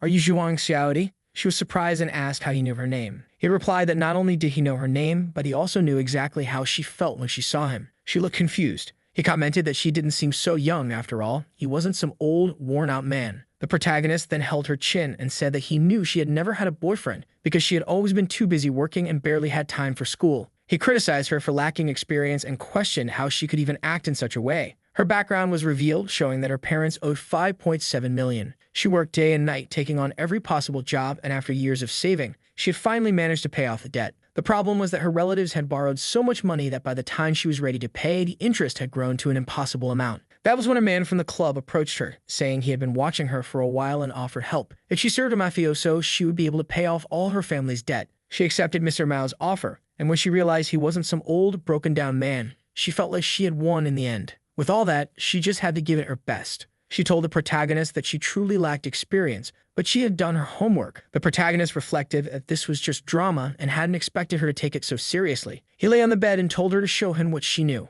She asked if she could turn off the lights. He responded, "Do whatever you want, you're in charge." That feeling overwhelmed her, and she really had done her homework. The next morning, the protagonist was about to leave when she asked, "Mr. Wu, are you leaving already?" He corrected her. "Don't call me that. Call me lover, boyfriend, or something like that." Then he asked if she wasn't exhausted from last night. He told her to rest well because he would return after his business was done. She felt happy, surprised by his gentleness. Then the protagonist went to meet Blue Hair. She asked why he didn't come to her house that day. Fingsin still wanted him to teach her, but it had to be at her house. She understood that since he was from Donghai, he couldn't keep coming to Shanghai all the time. So she decided to rent a house in Donghai to spend the summer vacation there, meaning he would have to teach her how to draw. The protagonist looked at her and asked, "So you're going to Donghai? Aren't you afraid that Jin Wulong will find out you left the city and took your daughter without his permission?" Her expression changed. She hadn't heard the name Jin Wulong in a long time. She realized he knew something came here for her. The worst part was that she had been searching through online groups for information and wondered what the odds were that she had joined a group where the guy interested in her art was already interested in her personally. A bad feeling crept in. Was she being manipulated by someone? To calm her down, the protagonist told her not to worry too much. Jin Wulong didn't care about many things as long as she didn't take their daughter abroad. She paused. "Are you trying to get close to me?" The protagonist was caught off guard. She mentioned Dong Yun Tao and asked if they should talk about it. Now she was even more scared. He knew about this crucial turning point in her life. "Let's talk somewhere else," he suggested. At the hotel. It looked like he took her to a hotel, and she wondered why they were going there to discuss this. At the reception desk, he asked if there was a reservation. The receptionist said there wasn't. He asked if they had an executive suite available. She asked how many he wanted. Just one. Then, she asked for both of their IDs. She went to the elevator, pressing the button for the 16th floor. Inside the elevator, she turned to him and asked, "Why did you choose this place?" He replied calmly, "It's safe. The privacy here is the best. No one will bother us." She crossed her arms and criticized him. "Why do men always have these thoughts? Can't you just be a normal person?" He pulled her closer. "Once we're inside, we'll talk. Do you remember that the last chapter ended with him getting into the elevator with Xing?" She asked why they were going to that place, and he replied that it was better for privacy and no one would interrupt them. She then asked why men only think about those things and why he couldn't just be a normal person. However, he simply pulled her close by the waist and said they'd talk properly in the room. As soon as they entered, he told her to sit down and not just stand by the door. Then he asked why she was still crying. She said she thought he was a knight, but after that hug and those requests, he had clearly proven he was no different from the others. Wu Chen replied that he thought she was misunderstanding things and told her to apologize. She started taking off her coat and said she knew exactly what kind of apology he wanted. She was already lifting her skirt, saying that after what happened there, he shouldn't bother talking to her again. Wu Chen said her mind was too polluted. He hadn't even explained why he wanted to talk yet. Besides, what would her daughter think if she saw her doing something like that with her teacher? Xing was ready, though, already sliding down. She asked what he meant by saying it was a misunderstanding when he clearly grabbed her intentionally. Boy, things escalated quickly, and he admitted that the hug was indeed intentional. She smiled, saying he really was disgusting, as expected. He then revealed that the hug was deliberately meant to provoke Ding Rulong. She was startled and immediately pulled back. He told her to calm down, assuring her not to worry because Ding Rulong wasn't there for now. She tried to understand what he was aiming for, and he explained that when the guy checked the security cameras, he would see her entering the room with him, arm in arm. She sat down as he revealed that Ding Rulong was investigating him. It was certain Ding Rulong would see the footage and assume they had a deep relationship, but why would Wu Chen want that? Not to mention he was risking his own life for this, so she demanded he explain what he wanted. Then he asked if she knew the famous Lai Rubing. She said yes, and he told her that woman was his wife. She fell silent as he explained that Ding Rulong had gone crazy for Rubing, just as he had been crazy for her, and now he wanted to kill him. In this battle, only one of them would survive, and even Ding Rulong's entire family would have to perish. If she testified that Ding Rulong had indeed killed Dong Yuantao in the past, the entire war between families would begin. He had already reached an agreement with the Li family. As long as she agreed to go to Donghai with Xin, he would plan everything else. He held out his hands and said she deserved a life of freedom. She hesitated for a moment, then smiled, saying she really always wanted him to die as quickly as possible. Suddenly, she pulled him close and asked why they should fake and create a misunderstanding when they could just make Ding Rulong a real cuckold. The girl came ready to play, saying it was better to do things for real to ensure everything worked. However, Wu Chen was already tired of so much action. He said they didn't need to do anything like that since their arrangement was purely cooperative. She agreed, saying it was better for Xin not to know about any of this anyway. Wu Chen told her to just take Xin to Donghai, give her testimony, and then move to another country. Once everything was settled, he would bring them back. Additionally, while she was in Donghai, he would teach Xin. She stood up and said she agreed to everything, but had one request. Wu Chen said he was all ears. And there she went, ready for round 2, saying she really wanted to make that bastard Rulong a cuckold. He was startled and told her to take it easy. It was better not to get too involved like that since they needed to cooperate long-term, and it would complicate things. However, it cut to him putting his clothes back on. It seems he couldn't avoid it. He was defeated. She was there putting on lipstick, saying that the more she looked at him, the more handsome he became. Do you remember that outside the house she was pouring her heart out to him, saying they should pack their bags because tomorrow they'd head to Donghai? The scene then shifts to someone placing a document. It's Chief Mao, who mentioned he heard that Wu Chen was returning to Donghai and hoped he would accept this act of goodwill. Wu Chen reads it and realizes that the man is offering to transfer 45% of the company's shares to him for just 1 yuan, essentially gifting him 200 million. The man explains he's happy that Wu Chen didn't take his son's actions to heart and truly wants to be a good friend. Wu Chen responds that they were already friends, but the issue is that Ding Rulong would be investigating him, and holding those shares might complicate things. Mao says that's fine, but suggests transferring the shares to someone else in Wu Chen's name. Wu Chen says that since Mao insists so much, it would be rude to refuse, and he'll send someone to collect them. The woman from last night starts questioning why this is being given to her. Her family has massive debts, but receiving so much money like this makes her certain something is off. Mao tells Zhuang to stop overthinking and just sign the papers because with Wu Chen around, there's no problem. She's still hesitant, trying to understand, but he reassures her again that the contract is legitimate. To be fair, simply saying there's no issue isn't the most convincing argument if there truly were any problems. However, Chief Mao is pleased. With this, he can finally be one of the people supporting Mr. Wu Chen. Zhuang then turns to Wu Chen and says she'll do her best in the future and work hard.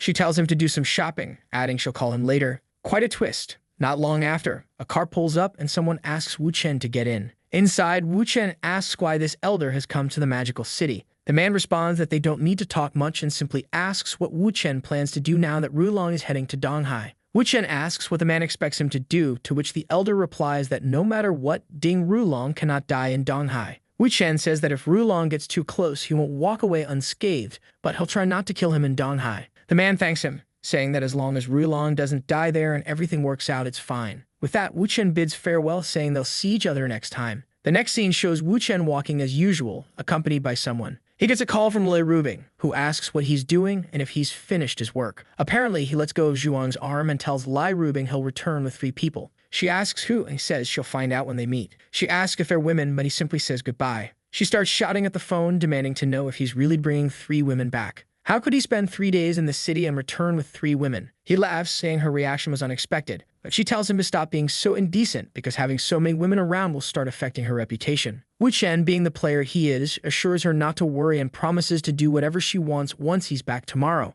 Then, lowering his voice, he tells her that since he said tomorrow, he means it. When the curious Zhuang asks if it was his wife calling, Wu Chen says no, it was his girlfriend. She mentions the person sounded upset, and he assures her there's no reason to worry. She wouldn't do anything to her while he's around. Later, Rubing, arms crossed, asks for introductions. Wu Chen introduces Rubing as his girlfriend, then introduces Zhuang and Xiaoji, who seems very shy. He also introduces He Xing and her daughter, Sting Xin. Rubing recognizes He King's name. She knows this is the only person who witnessed the murder of Hong Yuntao. That's a name that, in theory, only existed in the background of all of this, but Wu Chen brought her in person. If she's here, it means Wu Chen has already convinced her, and she'll testify against Rulong. Rubing immediately welcomes her, saying it's a pleasure to meet her. He Xing compliments Rubing, calling her beautiful and says the pleasure is mutual. Rubing looks at Wu Chen and comments that he always brings surprises. She then turns to Zhuang and Xiaoji, asking if this is them. Poor Xiaoji, trembling and embarrassed, confirms it's her. Rubing asks how old she is, and Xiaoji answers 21.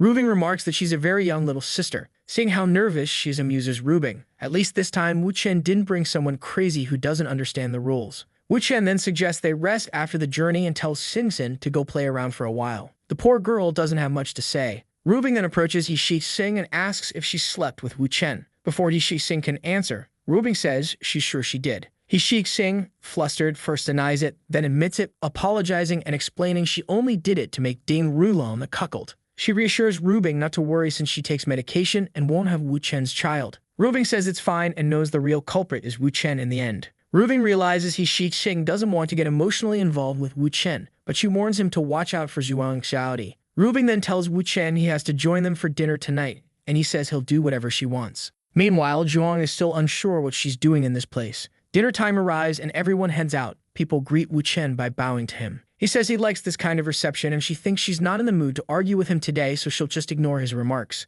They walk into the room and come across 2 of Wu Chen's friends who pretend not to know who he is. Then another woman arrives, calling him a naughty boy and asking if he missed her. The scene is chaotic with so many women that the animation struggles to show everyone's reactions. Zhuang thinks this woman is bold, acting so openly in front of his girlfriend. Rubing steps forward and asks if he missed her too. The woman laughs, and Rubing tells Wu Chen to turn his face. She wipes lipstick off his mouth while Zhuang wonders how terrifying this Miss Wu is. Zhuang is already realizing how hard it will be to adapt to this level of competition. While one of the women is confused about Rubing being Wu Chen's girlfriend, another woman walks over and gives him a kiss. Meanwhile, the youngest girl is trembling nervously until Wu Chen leans close and asks why she's just standing there scared. She insists she's fine. Stu Qingying, watching the audacity of the other women, decides she won't just keep pretending anymore. She calls Wu Chen husband and asks why he hasn't come home in so many days. She says she's learned many new dishes and wants him to try them all. The women are all shocked, wondering why Su Qingying has decided to confront everyone so directly. The most humble one, Zhuang, is questioning whether she even qualifies to be part of this competition.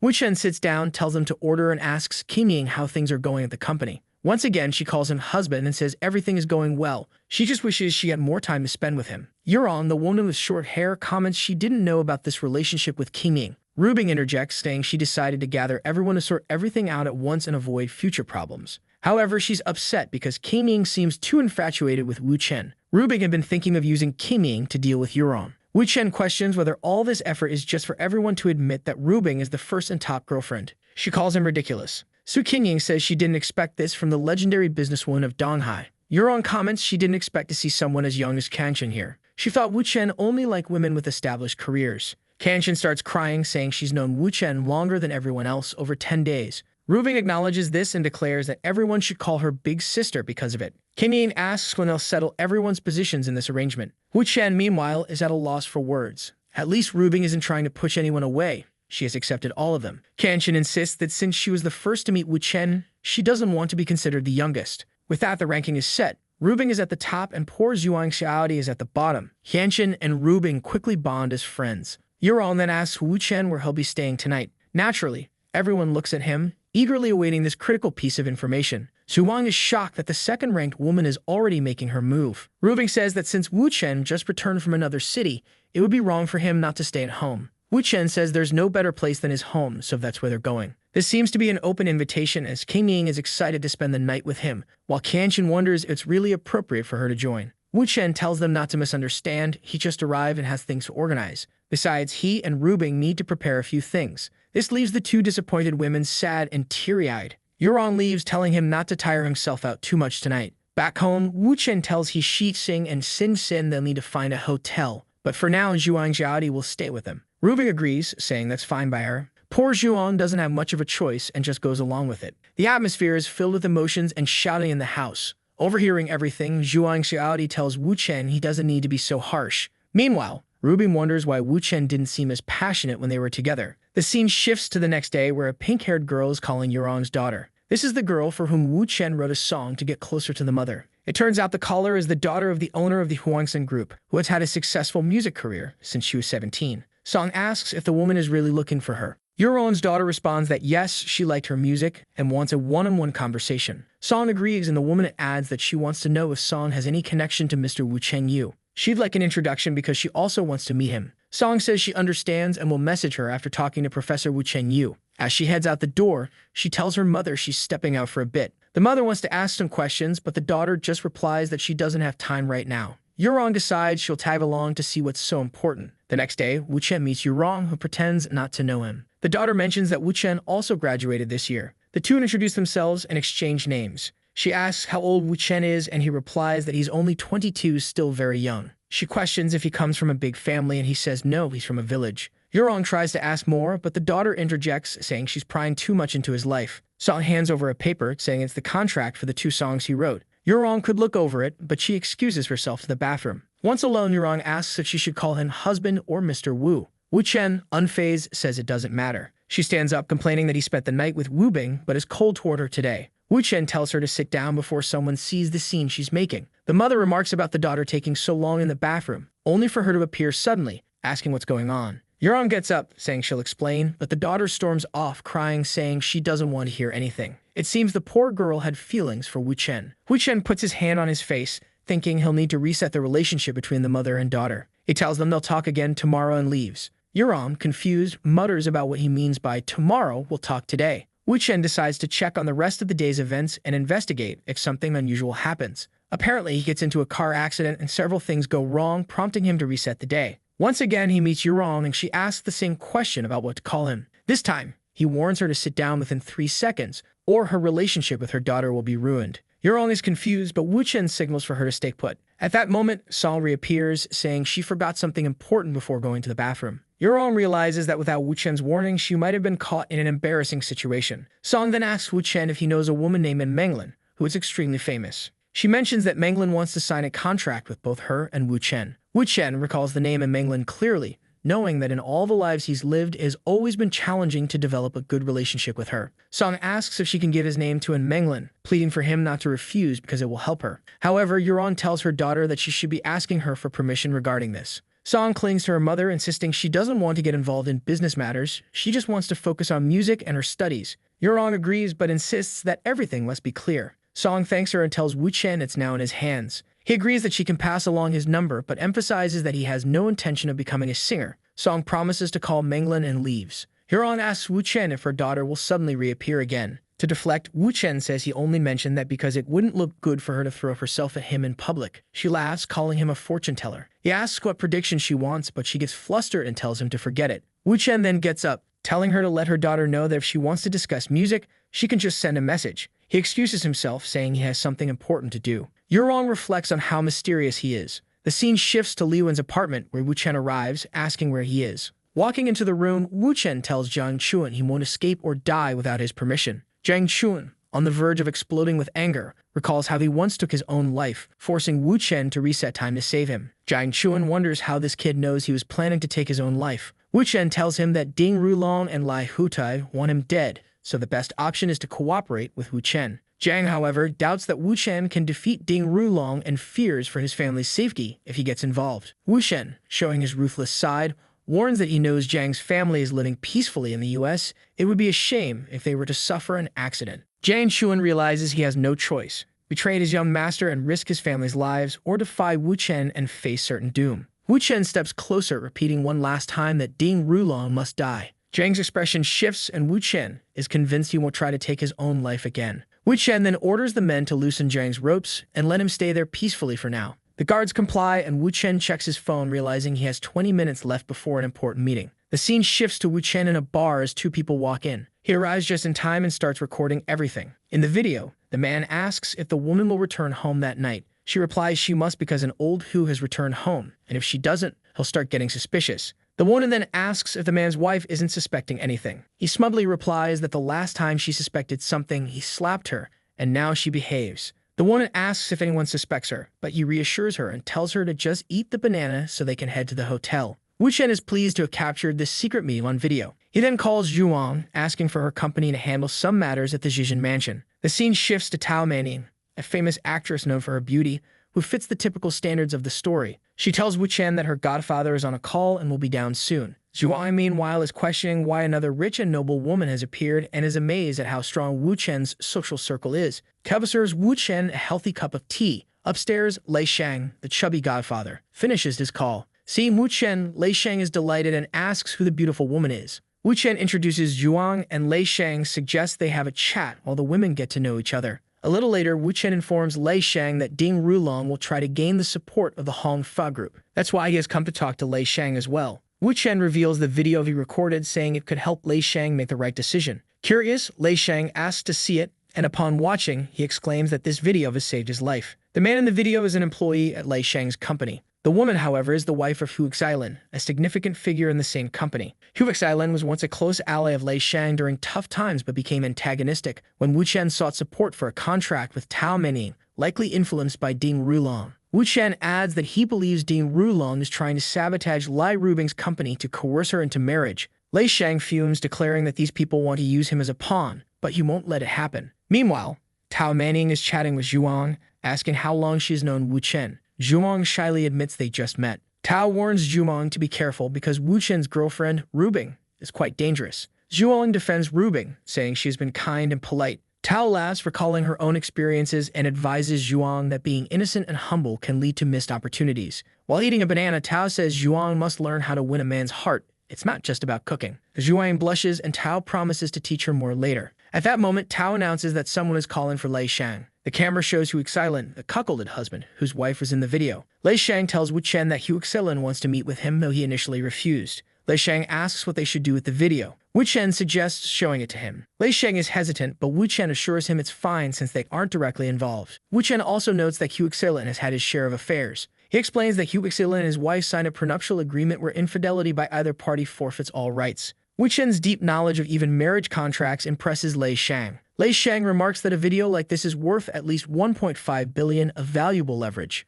Wu Chen advises Lei Shang not to reveal that Wu Chen provided the video. If Hu Xilin becomes a strong ally, Lei Shang's chances of inheriting the company increase significantly. Lei Shang acknowledges the tactic as borderline blackmail but agrees to handle it diplomatically, presenting it as friendly advice. Lei Shang thanks Wu Chen and tells his staff to let Hu Xilin in. As Hu Xilin enters, he notices there are other guests and offers to wait downstairs. However, Lei Shang insists it's fine and introduces Wu Chen as his brother. Hu Xilin and Wu Chen exchange pleasantries. Hu Xilin comments on the ongoing dispute between Lei Shang and his brother. Lei Shang brushes it off, saying it's something he had anticipated. Hu Xilin begins discussing Tao Manning's contract with Lai Rubing's company. He mentions that Tao Manning working with Lai Rubing angers Ding Rulong. Hu Xilin suggests Lei Shang break the contract, but Lei Shang points out it would ruin the actress's career. Hu Xilin dismisses this, proposing they forge medical records to justify it. He claims he's friends with Lai Rubing, so it won't be a problem. However, Lei Shang denies even knowing Lai Rubing, claiming they've never met.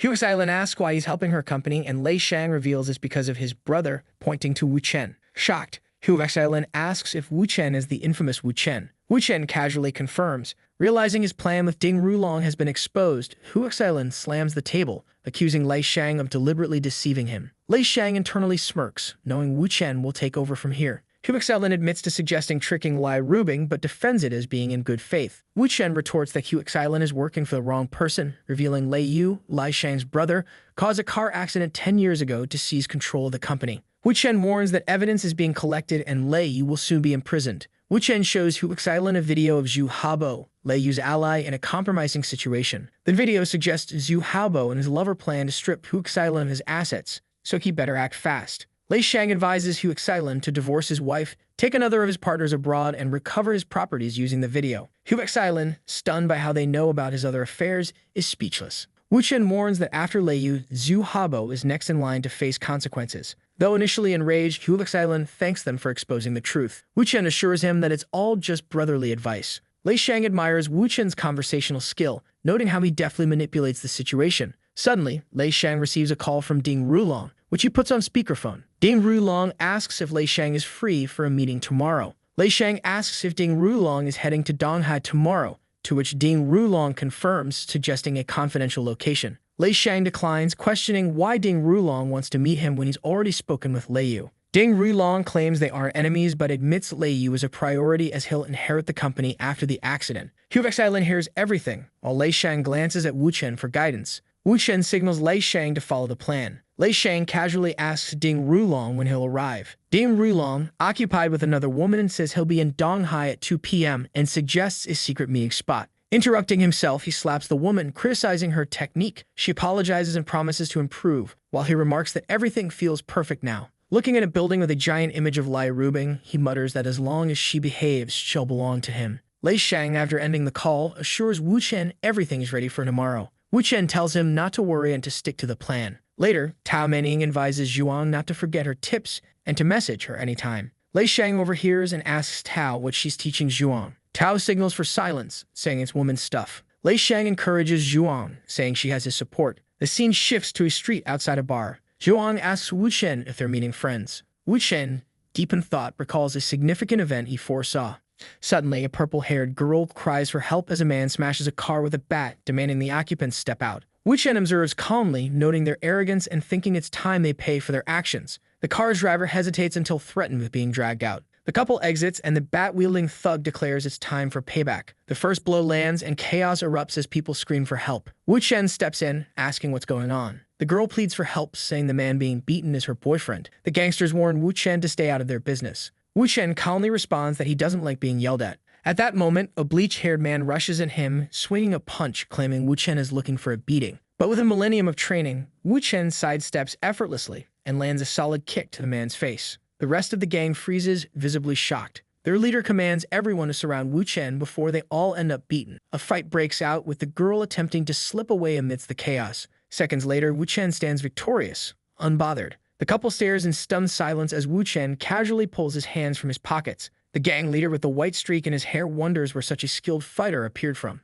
Wu Chen introduces himself as Wu Chen and asks if the man knows him. In an instant, the leader falls to his knees, apologizing, admitting he's heard the name but didn't recognize him. Wu Chen dismisses it, saying it's fine, but warns them to stop acting like mafia thugs. The gang leader thanks him and assures him there will be no further trouble. Wu Chen then turns to the couple, asking how they are. The man thanks him profusely, saying he has no idea what would have happened to him and Kiki without Wu Chen's intervention. Wu Chen, recognizing him, asks if he's called his second uncle yet. The man is startled, wondering how Wu Chen knows him. Wu Chen explains that he recognized the customized GTR and the love story with Gu Kiki, making him well known among Shanghai's youth. The man laughs but quickly grows serious as more people arrive in a suspicious-looking car. Zhuang had called someone to report what happened, and now additional gang members were coming after Wu Chen. She reads their license plate, noting their intentions seem sinister. Suddenly, the men point a gun at Wu Chen. Unfazed, Wu Chen disarms the first one with a swift kick. The gang panics, and one of them orders the others to lower their weapons, realizing the situation is out of their control.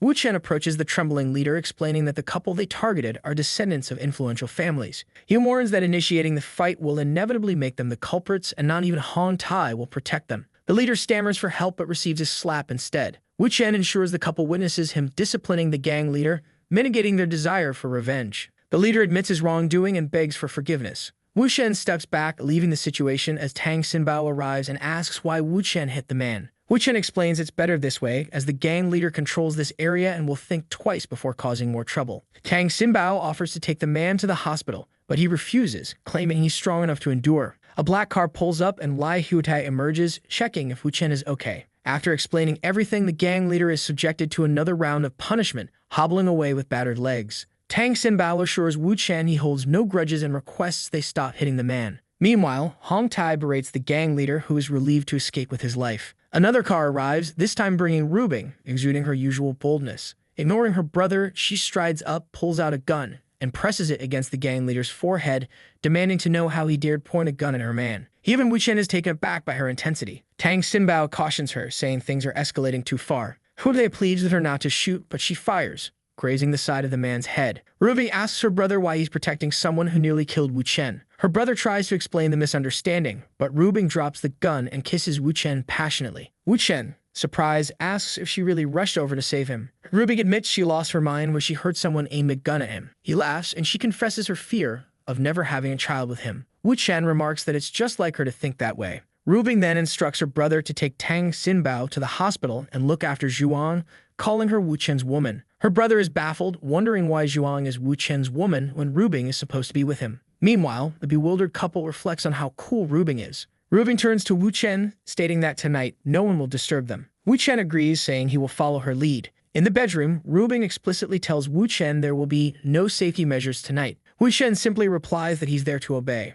The next morning, Hude informs Wu Chen that he stayed with Xinbao at the hospital until he was discharged. Xinbao, however, insists on thanking Wu Chen in person. Wu Chen barely has time to process when Xinbao enthusiastically expresses his gratitude. Rubing takes over hosting duties as Wu Chen steps out to take a call. The call is from Rubing's father, who bluntly asks about the rumors of Wu Chen having another woman besides his daughter. Wu Chen calmly admits it, acknowledging the father's reliable information network. Rubing's father, furious, demands to know how many women Wu Chen has. Wu Chen calmly responds to Rubing's father, saying he has a few women, but insists it's not important since he's focused on handling the Tang Xinbao situation. Rubing's father, clearly baffled by the complexities of modern relationships, sighs and decides to let Wu Chen handle Tang Xinbao however he sees fit. After hanging up, Wu Chen assures Rubing that everything is under control. Rubing, curious, asks what her father wanted. Wu Chen downplays it, saying it was just a concerned father asking about his daughter and her relationships. Understanding the situation, Rubing smirks, realizing Wu Chen managed to navigate the conversation smoothly. Wu Chen assures her he'll do everything for her. The scene transitions to Zhuang, dressed as a maid, bringing a plate of neatly cut fruit to serve to the group. Wu Chen grabs her arm and asks what she's doing. Zhuang shyly explains she just wants to be useful to him. Wu Chen questions if being useful means serving food and water, to which she responds that she could cook for him as well. A bit awkwardly, Wu Chen tells her there's no need for that. Rubing, watching the scene, is visibly surprised. Zhuang insists she doesn't mind and actually feels good helping out. Rubing agrees there's no problem with it and suggests they both cook together. Wu Chen chuckles at the idea of Rubing cooking, and Zhuang tries to stop her from helping this time. Rubing decides to let it slide but promises to prepare something extraordinary next time. Just then, Tang Ximbao approaches Wu Chen. He bows and earnestly asks Wu Chen to teach him martial arts, admitting he used to think it was all fake. After witnessing Wu Chen's fight, he's convinced it's real and wants to become strong too. Before Wu Chen can respond, Ximbao excitedly declares he's willing to pay any price and endure any training. Wu Chen agrees but reminds him that he just got out of the hospital and needs to rest first. Once he's fully recovered, they'll talk about training. The scene shifts to the airport, where Ding Rulong arrives, immediately calling Rubing. When she answers, he invites her to dinner, claiming it's the perfect moment. She bluntly tells him to go to hell. Undeterred, Ding Rulong warns that if she doesn't come to him, he'll come to her personally. Rubing coldly replies that if he does, he'll die, then hangs up. Staring at his phone, Ding Rulong mutters that he'll see how long she can keep up this defiance. Back with Hu Te, he expresses concerns that if Ding Rulong enters the city, it could escalate quickly. Wu Chen reassures him not to act impulsively, as everything is already planned. Hu Te acknowledges this, while Wu Chen says he's heading off to finalize the last details. As Wu Chen gets into his car, he tells Ximbao and Zhuang not to worry about him. Before driving off, Wu Chen remarks that it's time to start the game. He makes a call, requesting the license plate number of the car Ding Rulong's group used the previous night. The guy he called is sitting in front of the computer looking for some information. He says that even though Ding Rulong didn't ask him for a car, he knows exactly who he got one from. Wu Chen smiles when the guy says the number has already been found and sent to him. Then he calls Yurong and tells her he just sent her a message. She assumes he's missing that and says that if he wants, he can come to her house to get it.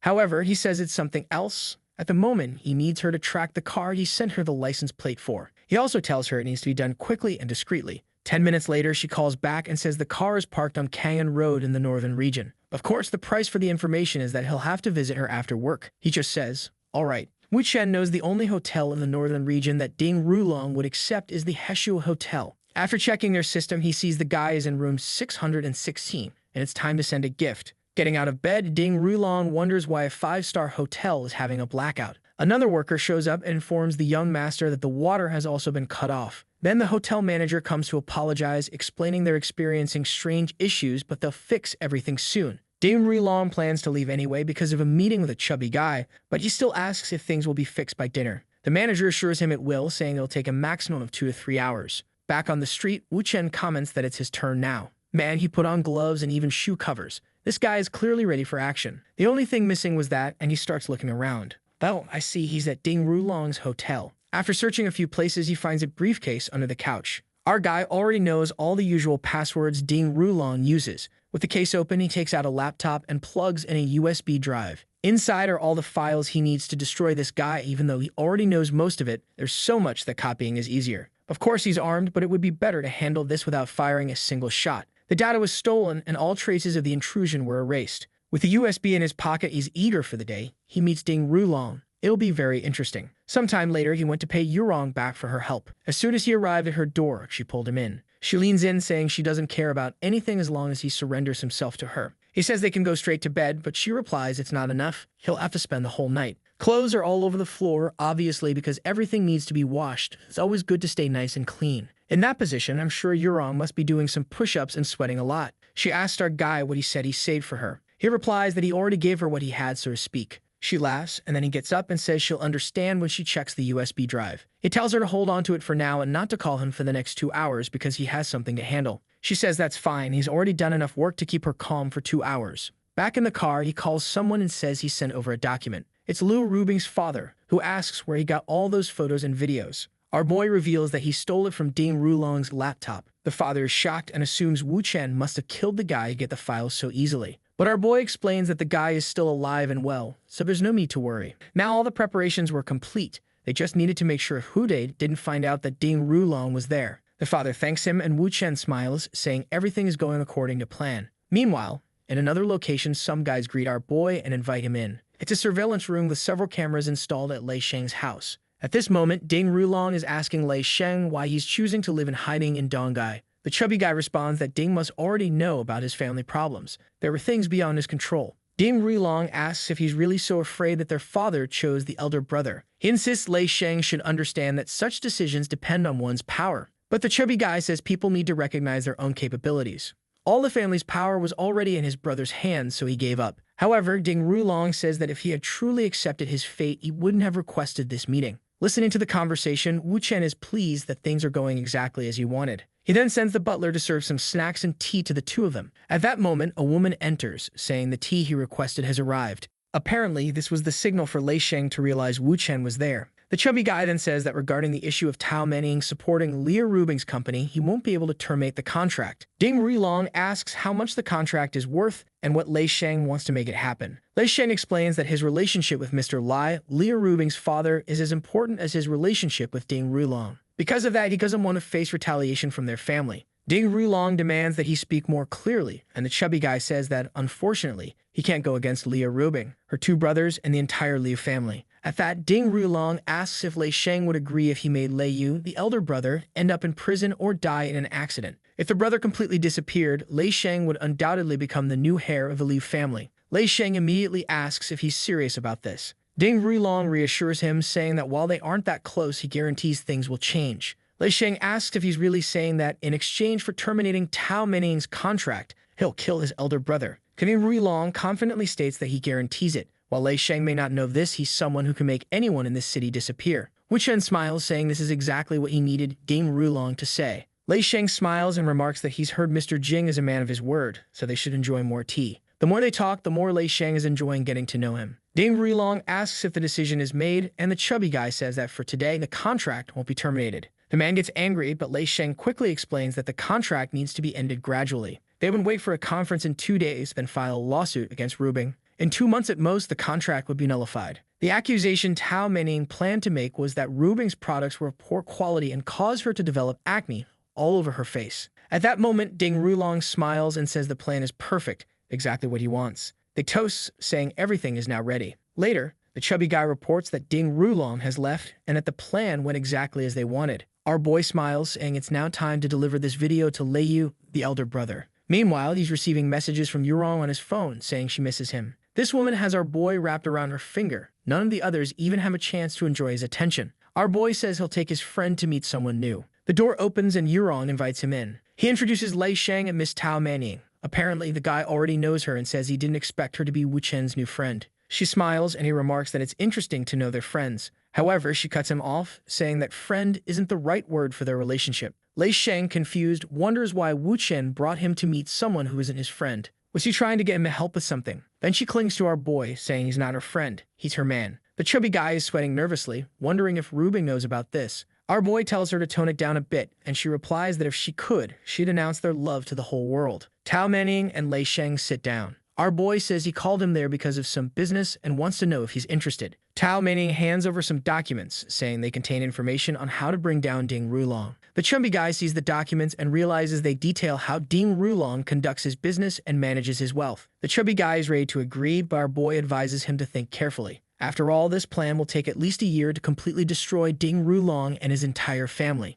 Lei Sheng wasn't aware that they intended to bring down the entire Jing family. Wu Chen says the specific details are in the documents. What he wants to know is if Lei Sheng will cooperate with Yurong. He slams the table and says they can count on him since they both want to take down the same people. Wu Chen then says that tomorrow a man named Gu Hubo will come to Dongai so they can discuss everything. Yurong is quietly observing, thinking about how much prestige she'll gain in her group once this is resolved. This will bring in a lot of money, and she's already eager to thank the boy in her own way. Lei Sheng is all smiles, saying they should drink to celebrate their success, but then he receives a call from Hu Tai, saying something urgent has happened and he needs to come over. He immediately stands up and tells the group they can go ahead and celebrate as something's come up. They thank him and say to reach out if he needs help with anything. Shortly after, Hu Tai grabs him by the arm, saying his third uncle is coming to the city tomorrow to handle the Xinbao situation. Xinbao, of course, is the kid Wu Chen saved on the street with his girlfriend. Wu Chen, however, comments that the Xinbao issue is already resolved, meaning the uncle is coming to the city to protect Ding Ruilong. Hu Tai asks if this means he won't be able to kill that bastard. Wu Chen says yes, the uncle was sent specifically to prevent him from doing anything. Frustrated,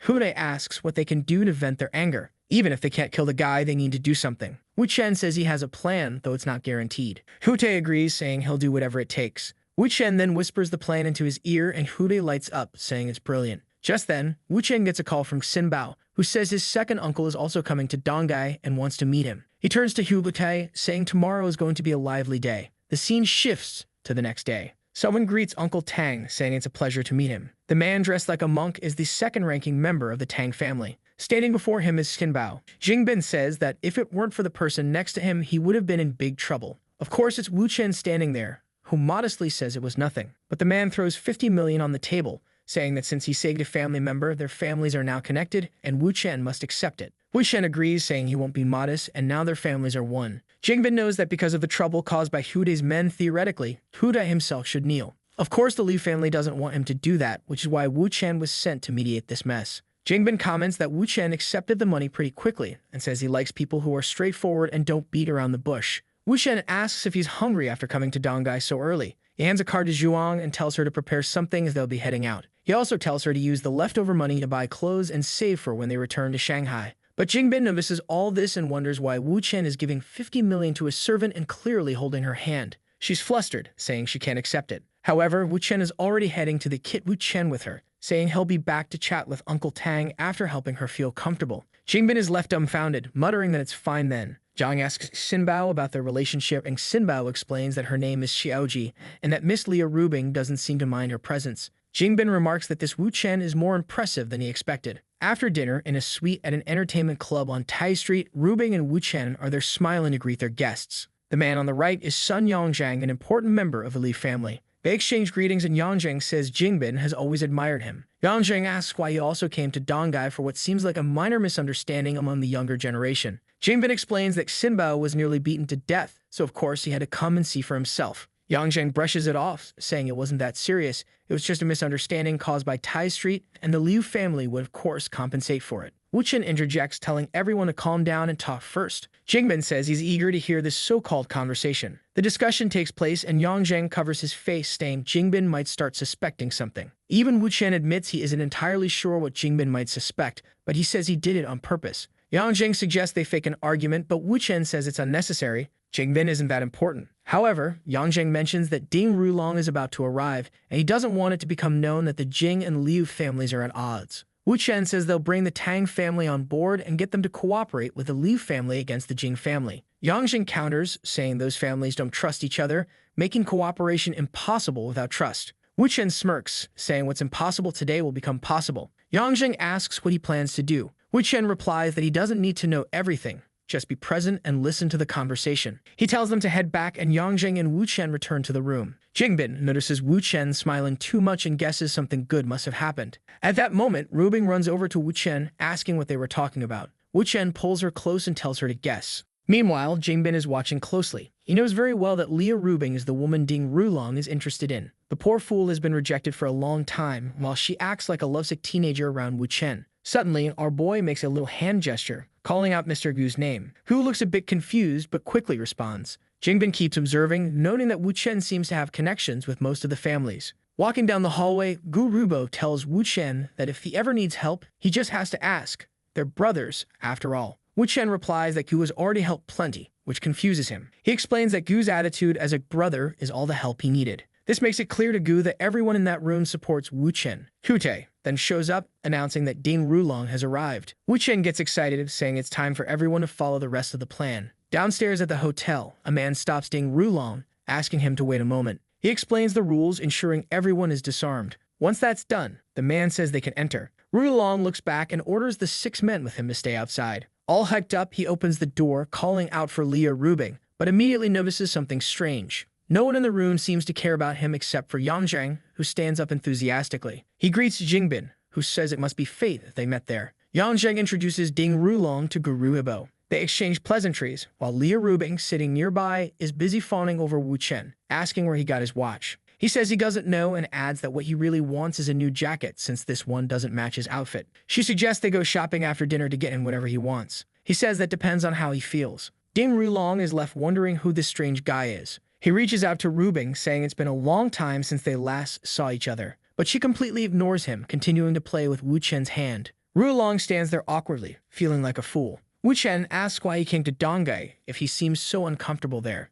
The elders immediately realize Wu Chen has started throwing shade. Wu Chen questions whether Rulong isn't satisfied after seeing the love he and Rubing share. Rubing tells Wu Chen to start ignoring that weirdo, just like she does. Rulong tries to ask her not to be so harsh, but Yongzhang slams the table, telling them not to take it too far. Rubing says that if they're unhappy with her and Wu Chen's presence, they'll leave. Angrier than ever, Yangjing asks if they're trying to make him lose his temper completely. Hude steps in, asking everyone to calm down, reminding them they have guests. But Rubing warns that if they don't want Wu Chen there, then the two of them will leave, so they'd better stop glaring at him like that. Yangjing demands respect, saying he's an elder of the family. This sparks an argument between the two. Meanwhile, Jingbin wonders what kind of spell Wu Chen has cast to make Rubing so infatuated. Rulong tells Yangjing they shouldn't break the family's unity over an outsider and advises everyone to calm down. Meanwhile, Rubing and Wu Chen are quietly giggling about Rulong, making playful comments. Gu Rubo whispers to Huotae about how composed Wu Chen seems. Huotae replies that despite his youth, Wu Chen has a lot of skills. At this moment, Jingbin finally realizes what's happening. Everyone in the room is playing a role to make Ding Rulong look like a fool. Even the man who stopped him earlier was just there to humiliate him further. Wu Chen crosses his arms and suggests they discuss matters concerning Huotae. Yangjing asks Jingbin if he's in a hurry and plans to return to Shanghai today. Jingbin says no but starts wondering why everyone seems so interested in talking to him. Is he part of this script too? Ding Rulong then asks what's going on with Huotae, already imagining that solving his issue might earn him Rubing's favor. He places a hand on Jingbin's shoulder, ready to discuss a good solution. But Wu Chen slams the table, saying that's enough. He stands up, stating that since no one wants to hear what he has to say, he's leaving to rest for a while. Rubing asks if he's tired and offers to help him. Ding Rulong likes this. He assumes Wu Chen is acting emotionally. Yangjing yells again, telling Rubing to stay, saying it would disgrace the family to leave while they have guests. She tells Wu Chen to go home and rest, promising to handle the matter with Huotae herself.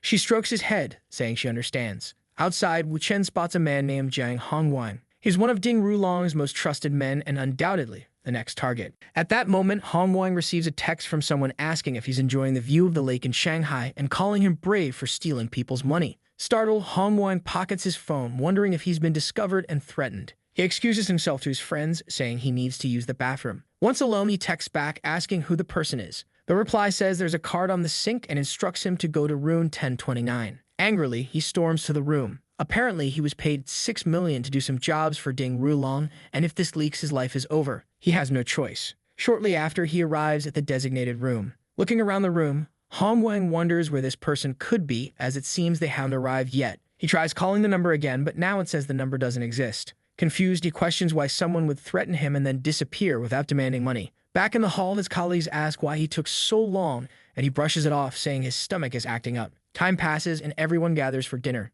Kube complains that he lost 9 million playing mahjong with Ding Rulong. Meanwhile, Wu Chen sends another message to Hongwang, again instructing him to go to room 1029. Hongwang tells his colleagues that his stomach is acting up again and excuses himself. Wu Chen quietly observes while Ding Rulong asks why Wu Chen keeps staring at him. Wu Chen says he's curious. Does Ding Rulong actually enjoy being a cuckold? The comment shocks both Huotae and Rubing, as they didn't recall this being part of the plan. Jingbin, on the other hand, thinks to himself that the real show is finally starting. Huotae adds fuel to the fire, saying that if Rulong liked being a cuckold so much, he should have mentioned it earlier, he would have helped him out. Ding Rulong tries to ignore them, remarking that Rubing's choice of partner clearly has no sense of respect. Wu Chen counters, saying he wasn't even talking about Rubing. It's more likely a mental condition. Rubing realizes Wu Chen is referring to He Sequin. Ding Rulong silently resolves not to lose his temper even as this farmer tries to provoke him. He comments aloud that some people reveal their ugly sides when they drink, but insists they're here to listen to nonsense anyway.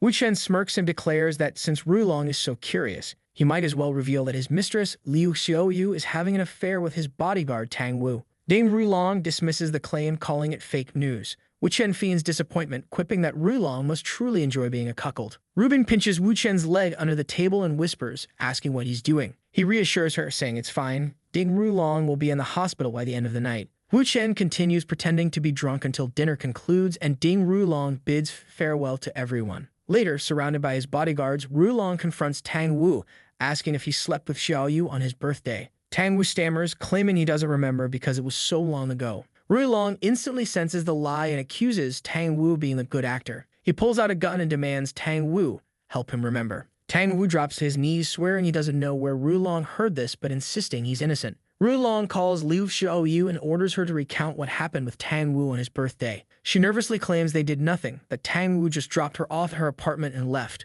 With the gun under Tang Wu's chin, Rulong presses harder, saying she better remember correctly. Tang Wu admits that she didn't let him leave and even started taking off his clothes. Yu, panicking, calls in a liar, claiming he forced her instead. She confesses she was too scared to tell Rulong, fearing he'd think she was dirty. Tang Wu clings to Rulong's leg, begging for forgiveness, but Rulong kicks him away, seething with rage. Enraged, she declares that it's incredible how both his dogs betrayed him. As Tang Wu grovels, Rulong points the gun and fires. The pistol misfires and chaos erupts as security rushes in to take him to the hospital. Outside, people see flames erupting from the top of the building. A security guard reports that the fire started in room 1029, and the only person seen entering was one of Rulong's own men. Hude orders the fire to be extinguished, while Rubing warns them to be careful with the reporters swarming the area. Meanwhile, the elders laugh and chat as they walk ahead. Yang Zheng receives word that Ding Rulong has been hospitalized. Seeing all of this unfold, Jingbin suspects it's part of Wu Chen's plan. Yang Zheng tells Hute and Rubing to accompany him to check on Ding Rulong.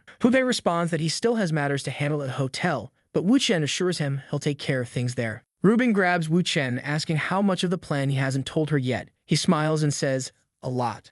Hubei asks about the next step, and Wu Chen instructs him to send one team to the hospital where Ding Rulong is and another to clean up the scene. Huete agrees, and the guards begin talking about how wild the night has been. Hong Guang receives another message stating that everything happened in room 1029 and wishing him good luck. Realizing he's likely the only one who entered the room, he panics. Even though he didn't do anything, he knows he'll be blamed. With no other option, Hong Guang decides to disappear and hide for a while. He tells his friends his stomach is acting up again and quickly leaves. They note how strange he's been acting all night. As Hong Guang rushes out of the hotel, someone throws a bag over his head. Hute informs Wu Chen that the tasks have been completed. Wu Chen then says it's time for the two of them to pay Ding Rulong a visit. At the hospital, the elders are advising Ding Rulong to be careful with his hand and marveling that it's a miracle he survived. Rulong agrees, calling it a blessing from Buddha that the damage wasn't worse. Suddenly, Hute bursts in, armed, demanding to know where that bastard is. He spots Rulong and accuses him of trying to set fire to his hotel. Yang Zheng steps in, urging Hute to calm down and asking what this business about the fire is. Hute shows a video of Rulong's henchman entering the room twice where the incident happened. With a gun to his face, Rulong trembles as he tries to explain that the man has disappeared and someone must be trying to frame him. Hute scoffs, saying it's ridiculous to think he'll prove his innocence with just the disappearance of the culprit. Rulong insists he's as eager to find out the truth as anyone else and asks a woman nearby to check Hong Guang's transactions and recent calls. A short while later, she announces that they found suspicious messages linked to Hong Guang's visit to the room. Hute acknowledges that this proves someone was giving Hong Guang instructions and it wasn't him, he was playing cards with everyone else. He orders her to trace the number that sent the messages to Hong Guang. The woman hesitates, clearly reluctant to answer. Growing impatient, Hute demands she speak, and she finally reveals that the messages came from Jiang Xuan's phone. For those who don't remember, Jiang Xuan is the man Wu Chen detained a while ago who's now living alone in a remote house. Hute points the gun at Rulong again, declaring that it all makes sense now since Jiang Xuan works for him. Rulong tries to explain that Jiang Xuan disappeared a long time ago, further proving there's someone orchestrating all of this. But Hute silences him with a pistol whip, grabbing him by the collar and asking why he shouldn't pull the trigger right now. Yang Zheng plays peacemaker, pulling Hute away and escorting him out of the room. Outside, they meet Jingbin and comment that he must have found today's events quite amusing. For now, they decide it's best to find a place to rest before explaining everything. The next day, the scene shifts to Tang Xinbao, his girlfriend, and the group gathered in a room. Wu Chen is strategizing like he's playing 4D chess. He notes that Jiang Xuan and Hong Guang's disappearances seem like part of Ding Rulong's plan. If they believe Rulong is innocent, they'll be falling for his tricks. Yang Zheng mentions they need to discuss business, but Wu Chen insists they first resolve the matter involving Tang Xinbao. Since the incident concerns Xinbao, they suggest letting him decide what compensation he wants. Jingbin, reluctant to oppose Wu Chen given his influence over the Liu family, agrees to the proposal. Wu Chen pulls a USB drive from his pocket, saying that in addition to whatever Xinbao wants, he'll provide a major benefit to the family. The drive contains information that would greatly aid the Tang family. Wu Chen explains that the Liu and Tang families fought a war 20 years ago. Both sides paid a heavy price, but the Liu family ultimately emerged victorious. Jingbin asks Wu Chen to elaborate on what he's offering. Wu Chen says that when Jingbin reviews the information, he'll likely want to strike back at the Liu family. When that time comes, the Liu family will support him. Jingbin finds this odd. Wu Chen is proposing that he initiate a war with the Liu family over Xinbao's incident. As far as he knows, the Liu family is working to bring down Ding Rulong's family, so why would they get involved here? Moreover, Yang Zheng, supposedly a more important figure, hasn't said a word about this. Jingbin asks Wu Chen how he can guarantee Liu family support for the Tang family. Wu Chen casually pulls out his phone and makes a call, requesting confirmation from Liu Rubing's father. On the other end, Rubing's father replies that they've already agreed. Wu Chen represents the Liu family and has their full backing. Hearing this, Jingbin no longer doubts the offer. If the head of the Li family and Yangjing both agree, there's nothing more to question. For Jingbin, this proves that the proposed war isn't just Wu Chen's idea, but a decision everyone supports. Rubing's father, meanwhile, reflects that Wu Chen didn't even greet him this time. Still, the chance to destroy two families disrupting his business is too good to pass up. With the USB in hand, Jingbin smiles, saying he never doubted Wu Chen, but needed extra reassurance. He shakes Wu Chen's hand, saying he's lucky to have someone like him around. Wu Chen asks if the deal is sealed, and Jingbin confirms, saying he'll return to Shanghai to share the information with the family elder. Wu Chen then asks about the Xinbao matter. Jingbin dismisses it, calling it a childish accident and nothing to worry about. Wu Chen insists that they can't let the incident with Tang Xinbao slide. If word spreads that the Tang family didn't demand accountability, it would hurt their reputation. This in turn could weaken the cooperation between the Tang and Liu families.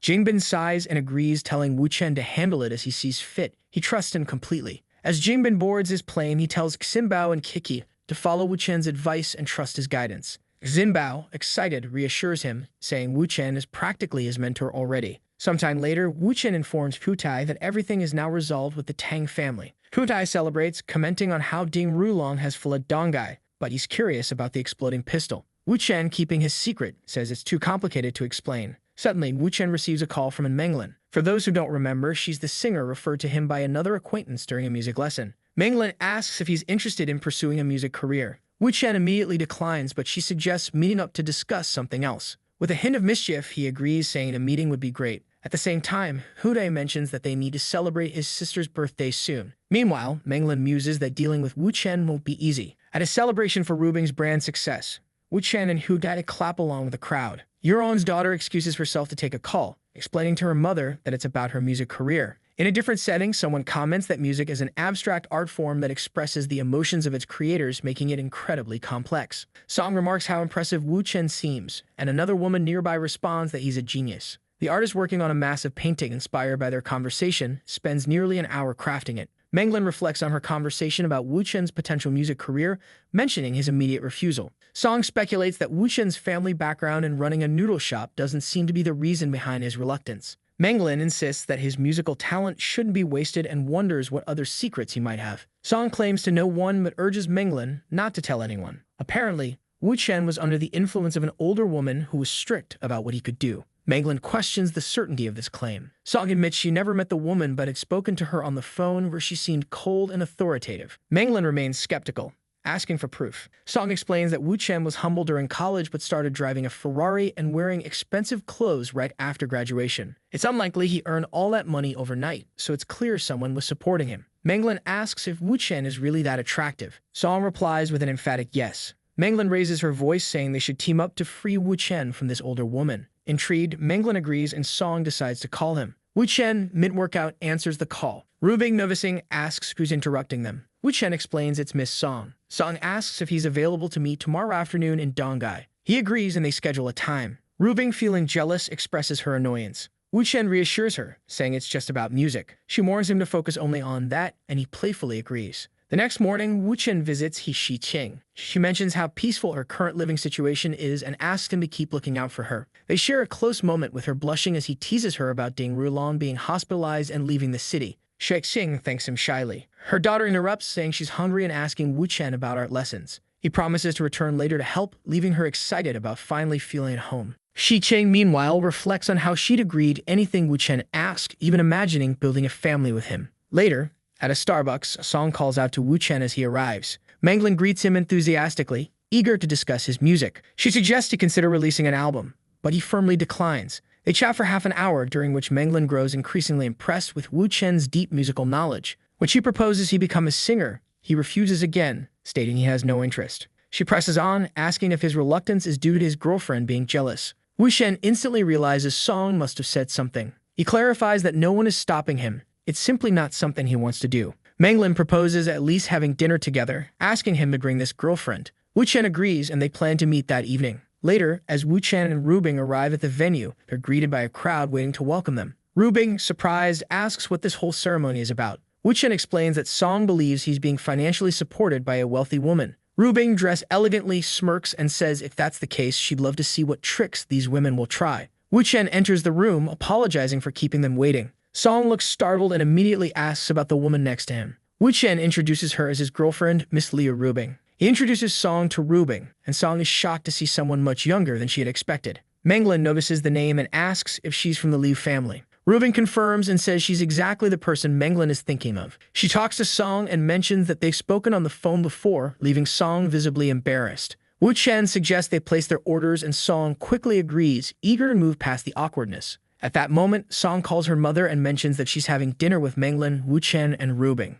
Naturally, since it involves Rubing, Yohan becomes curious and wants to know what's going on. At dinner, Manglin praises Wu Chen, saying he's incredibly talented when it comes to music and that the sound he released was very popular. Rubing congratulates Wu Chen. Manglin gets straight to the point and asks Rubing if she has a problem with Wu Chen pursuing a career as an artist. Rubing replies that she has no issue with it, but Manglin would have to discuss it with him directly. Wu Chen immediately reiterates that he has no interest in becoming an artist. Manglin seems confused and says she thought Rubing was the reason he wasn't pursuing it. Rubing clarifies that, as far as she knows, Wu Chen has no interest in the entertainment industry. Manglin asks what he does, and Wu Chen answers that he's an assistant at Rubing's company. Out of nowhere, Rubing winks at Wu Chen, prompting him to excuse himself to use the restroom. As soon as he leaves, Manglin tells Rubing that she should let Wu Chen pursue a career and start earning his own money. Rubing responds that if she could control him, it wouldn't even be at this dinner. She also points out that Manglin barely knows Wu Chen, but seems very interested in him. Manglin, flustered, claims she's only here to appreciate his talent.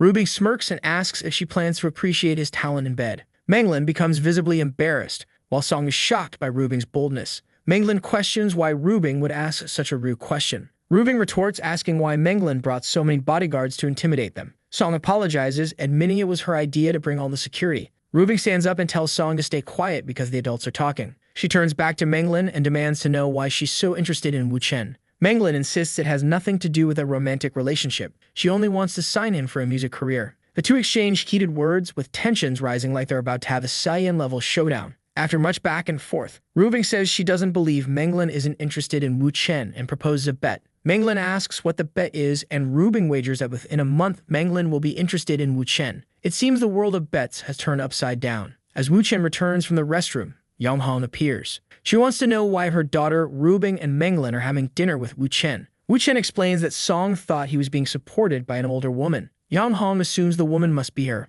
He dismisses the idea, clarifying that it's Rubing. Yang Han moves closer, jokingly saying that this time his target must be Manglin. Wu Chen tells her to stop with the nonsense, as she just met Manglin. Yang Han abruptly changes her tone, teasing that she's only jealous, and they can settle it later. And a while later, Wu Chen returns to the table and senses the tense atmosphere, asking what's going on. Song, embarrassed, tries to explain but ends up rambling incoherently. Manglin finally reveals the bet that Rubing proposed. Rather than being shocked by the bet, Wu Chen calmly asks about the conditions. Manglin explains that if she loses, she'll have to kneel publicly and apologize to Rubing. Wu Chen facepalms and says they must be incredibly bored to make such a wager. Rubing insists it's not boredom, but a friendly warning. She advises Manglin to avoid seeing Wu Chen for a month if she doesn't want to lose the bet. Manglin counters, accusing Rubing of playing games to keep Wu Chen from pursuing a music career. Manglin turns to Wu Chen, saying that even if he doesn't want to be an artist, they can still collaborate through songs, music, and lyrics. She adds that their cooperation will extend only that far, and Wu Chen thanks her for the opportunity. Song, feeling awkward, suggests they eat before the food gets cold. Suddenly, Yeon appears, looking serious and questioning why she wasn't informed about this dinner involving her daughter. Rubing recognizes her as a rival and braces for conflict. Manglin also looks uneasy, not understanding why Song's mother is there. Song hugs her mother, saying it's a surprise. Yeon glances around and comments on Wu Chen's presence, greeting him with a smile. Wu Chen waves back and she remarks that it's a pleasure to see him again. Yeon then asks Song to explain what they were discussing, saying she'll listen, and Song reluctantly mentions the bet. She keeps thinking that Rubing is always full of tricks, but it wouldn't be as fun without them. He then raises a glass of wine and says it's to wish for a good cooperation. Everyone toasts. 2 hours pass, Song is already drunk, and Yurong says it's best for her daughter to go home and rest. Yurong watches quietly, clearly plotting something as her daughter excuses herself, saying she'll speak about music later. Rubing immediately senses that Yurong, having sent her daughter away, is about to make a move. The door opens. Yurong tosses her coat aside, and she plants a kiss on Wu Chen's cheek. Rubing knew this was coming and visibly braces herself. Manglin, observing the shift in energy, is left confused by the sudden tension. Wu Chen asks Yurong what she's doing, and she teasingly replies, "Can I give my husband a kiss?" Rubing, annoyed, dismisses the gesture, stating it's fine now that Song has left. Manglin notices the familiarity between Yurong and Rubing, realizing they've likely schemed together. When Rubing calls Manglin back to attention, she apologizes for being distracted. Rubing warns her once again about the dangers of Wu Chen, further unsettling Menglin. Menglin, now slightly paranoid, resolves to sign the contract quickly and keep her distance. Euron, pleased with her maneuvering, smiles inwardly, knowing her actions will cause Rubing to lose the bet. The next morning, Menglin wakes up in her room. She opens the curtains, thinking it's a good day to immerse herself in melodies and create new songs. However, as she sits at her desk, she finds herself unable to write. The events of the previous night linger in her mind, distracting her. Determined, she decides to finalize the contract with Wu Chen to put everything behind her. But a small voice in her head warns her to be cautious as he seems dangerous. Menglin hesitates, considering abandoning the collaboration altogether. Then she shakes off her doubts, telling herself she has a clear conscience and nothing to fear. All she wants is a professional musical partnership, nothing more. Meanwhile, Rubing tells Wu Chen she's going shopping with Kim Ying. He encourages her to have fun, mentioning he has plans today. Rubing immediately guesses it involves Menglin. When Wu Chen confirms, she remarks on Menglin's bravery after what Euron pulled. Wu Chen shows her a missed call from Menglin, and Rubing teases him, saying he seems to enjoy the attention. He denies it, explaining that all he's doing is gathering information. Later at a cafe, Menglin greets Wu Chen and quickly dives into the business discussion. She outlines the operational risks and signs the contract. Wu Chen suggests they get to know each other better, as she might not accept the price he's about to propose. Intrigued, Menglin asks what this scary price is. Wu Chen explains he plans to buy a studio and wants her to purchase 50% of its shares by exchanging 50% of the shares in her current studio. Shocked, Menglin argues that her studio is worth $3 billion, making his proposal ridiculous. She advises him to rethink the idea if he doesn't want to look foolish. Feeling relieved that the conversation remains purely business, Menglin realizes her earlier fears were unfounded. But Wu Chen insists he's serious and reiterates the importance of getting to know each other. Menglin recalls Song's warning about Wu Chen's greedy side and begins to see what she meant. To demonstrate his abilities, Wu Chen offers to write a song for her on the spot. He tells her to choose any genre, confident he can deliver. Skeptical, Menglin assumes he's pulling another trick and accuses him of using pre-prepared songs. She demands sincerity, urging him to drop the theatrics. Wu Chen calmly asserts he's being completely honest, which is why he's confident in his price. Reluctantly, Menglin agrees to let him write a song, but on the condition it's for her, not Song. As he starts writing, she watches, expecting him to stumble. However, within a short time, Wu Chen announces he's written 7 songs for her to choose from. Menglin, holding the pages, is dumbfounded. The collection spans various genres: pop, rap, rock, punk, and jazz. He smiles and asks which one she'll choose. Overwhelmed, she requests more time, saying she needs to test a few before deciding.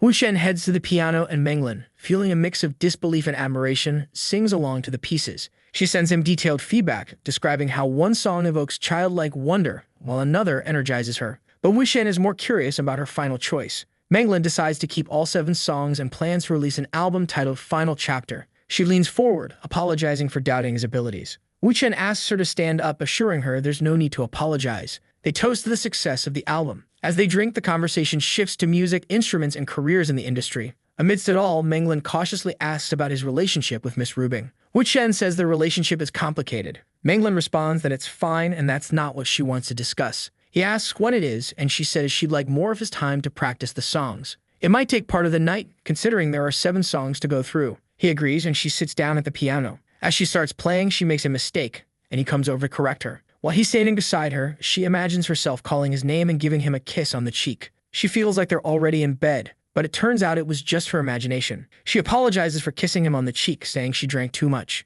As she questions why she acted without thinking, he sits at the piano and starts playing again, saying he'll show her how it's done. She relaxes on the sofa, listening to the music. A while later, she falls asleep and he carries her to the bedroom. The next morning, she wakes up realizing she must have drunk too much to end up there. Suddenly, she wonders where her clothes are and who took them off. She remembers Wu Chen carrying her to the bedroom but has no memory of anything else. Now confused, she questions what really happened. Menglin appears and says breakfast is ready. Immediately, Menglin wonders if something happened last night. Feeling awkward, she wants to ask Wu Chen about it. At that moment, someone knocks on the door. She gets up to answer, but Wu Chen, suspecting it might be room service, tells her not to open it. He guesses it's a paparazzo and warns her to stay quiet. The door opens and a man takes a picture. Wu Chen snaps a photo of him in return. Menglin quickly shuts the door, panicking that she made a mistake. Now she's flustered, worried about being seen in the room with Wu Chen. She fears that if Rubing finds out, things will get complicated. Wu Chen tells her to relax and have her coffee while he takes care of it. He makes a call instructing someone to find the man who took the photo at the Jinghai Hotel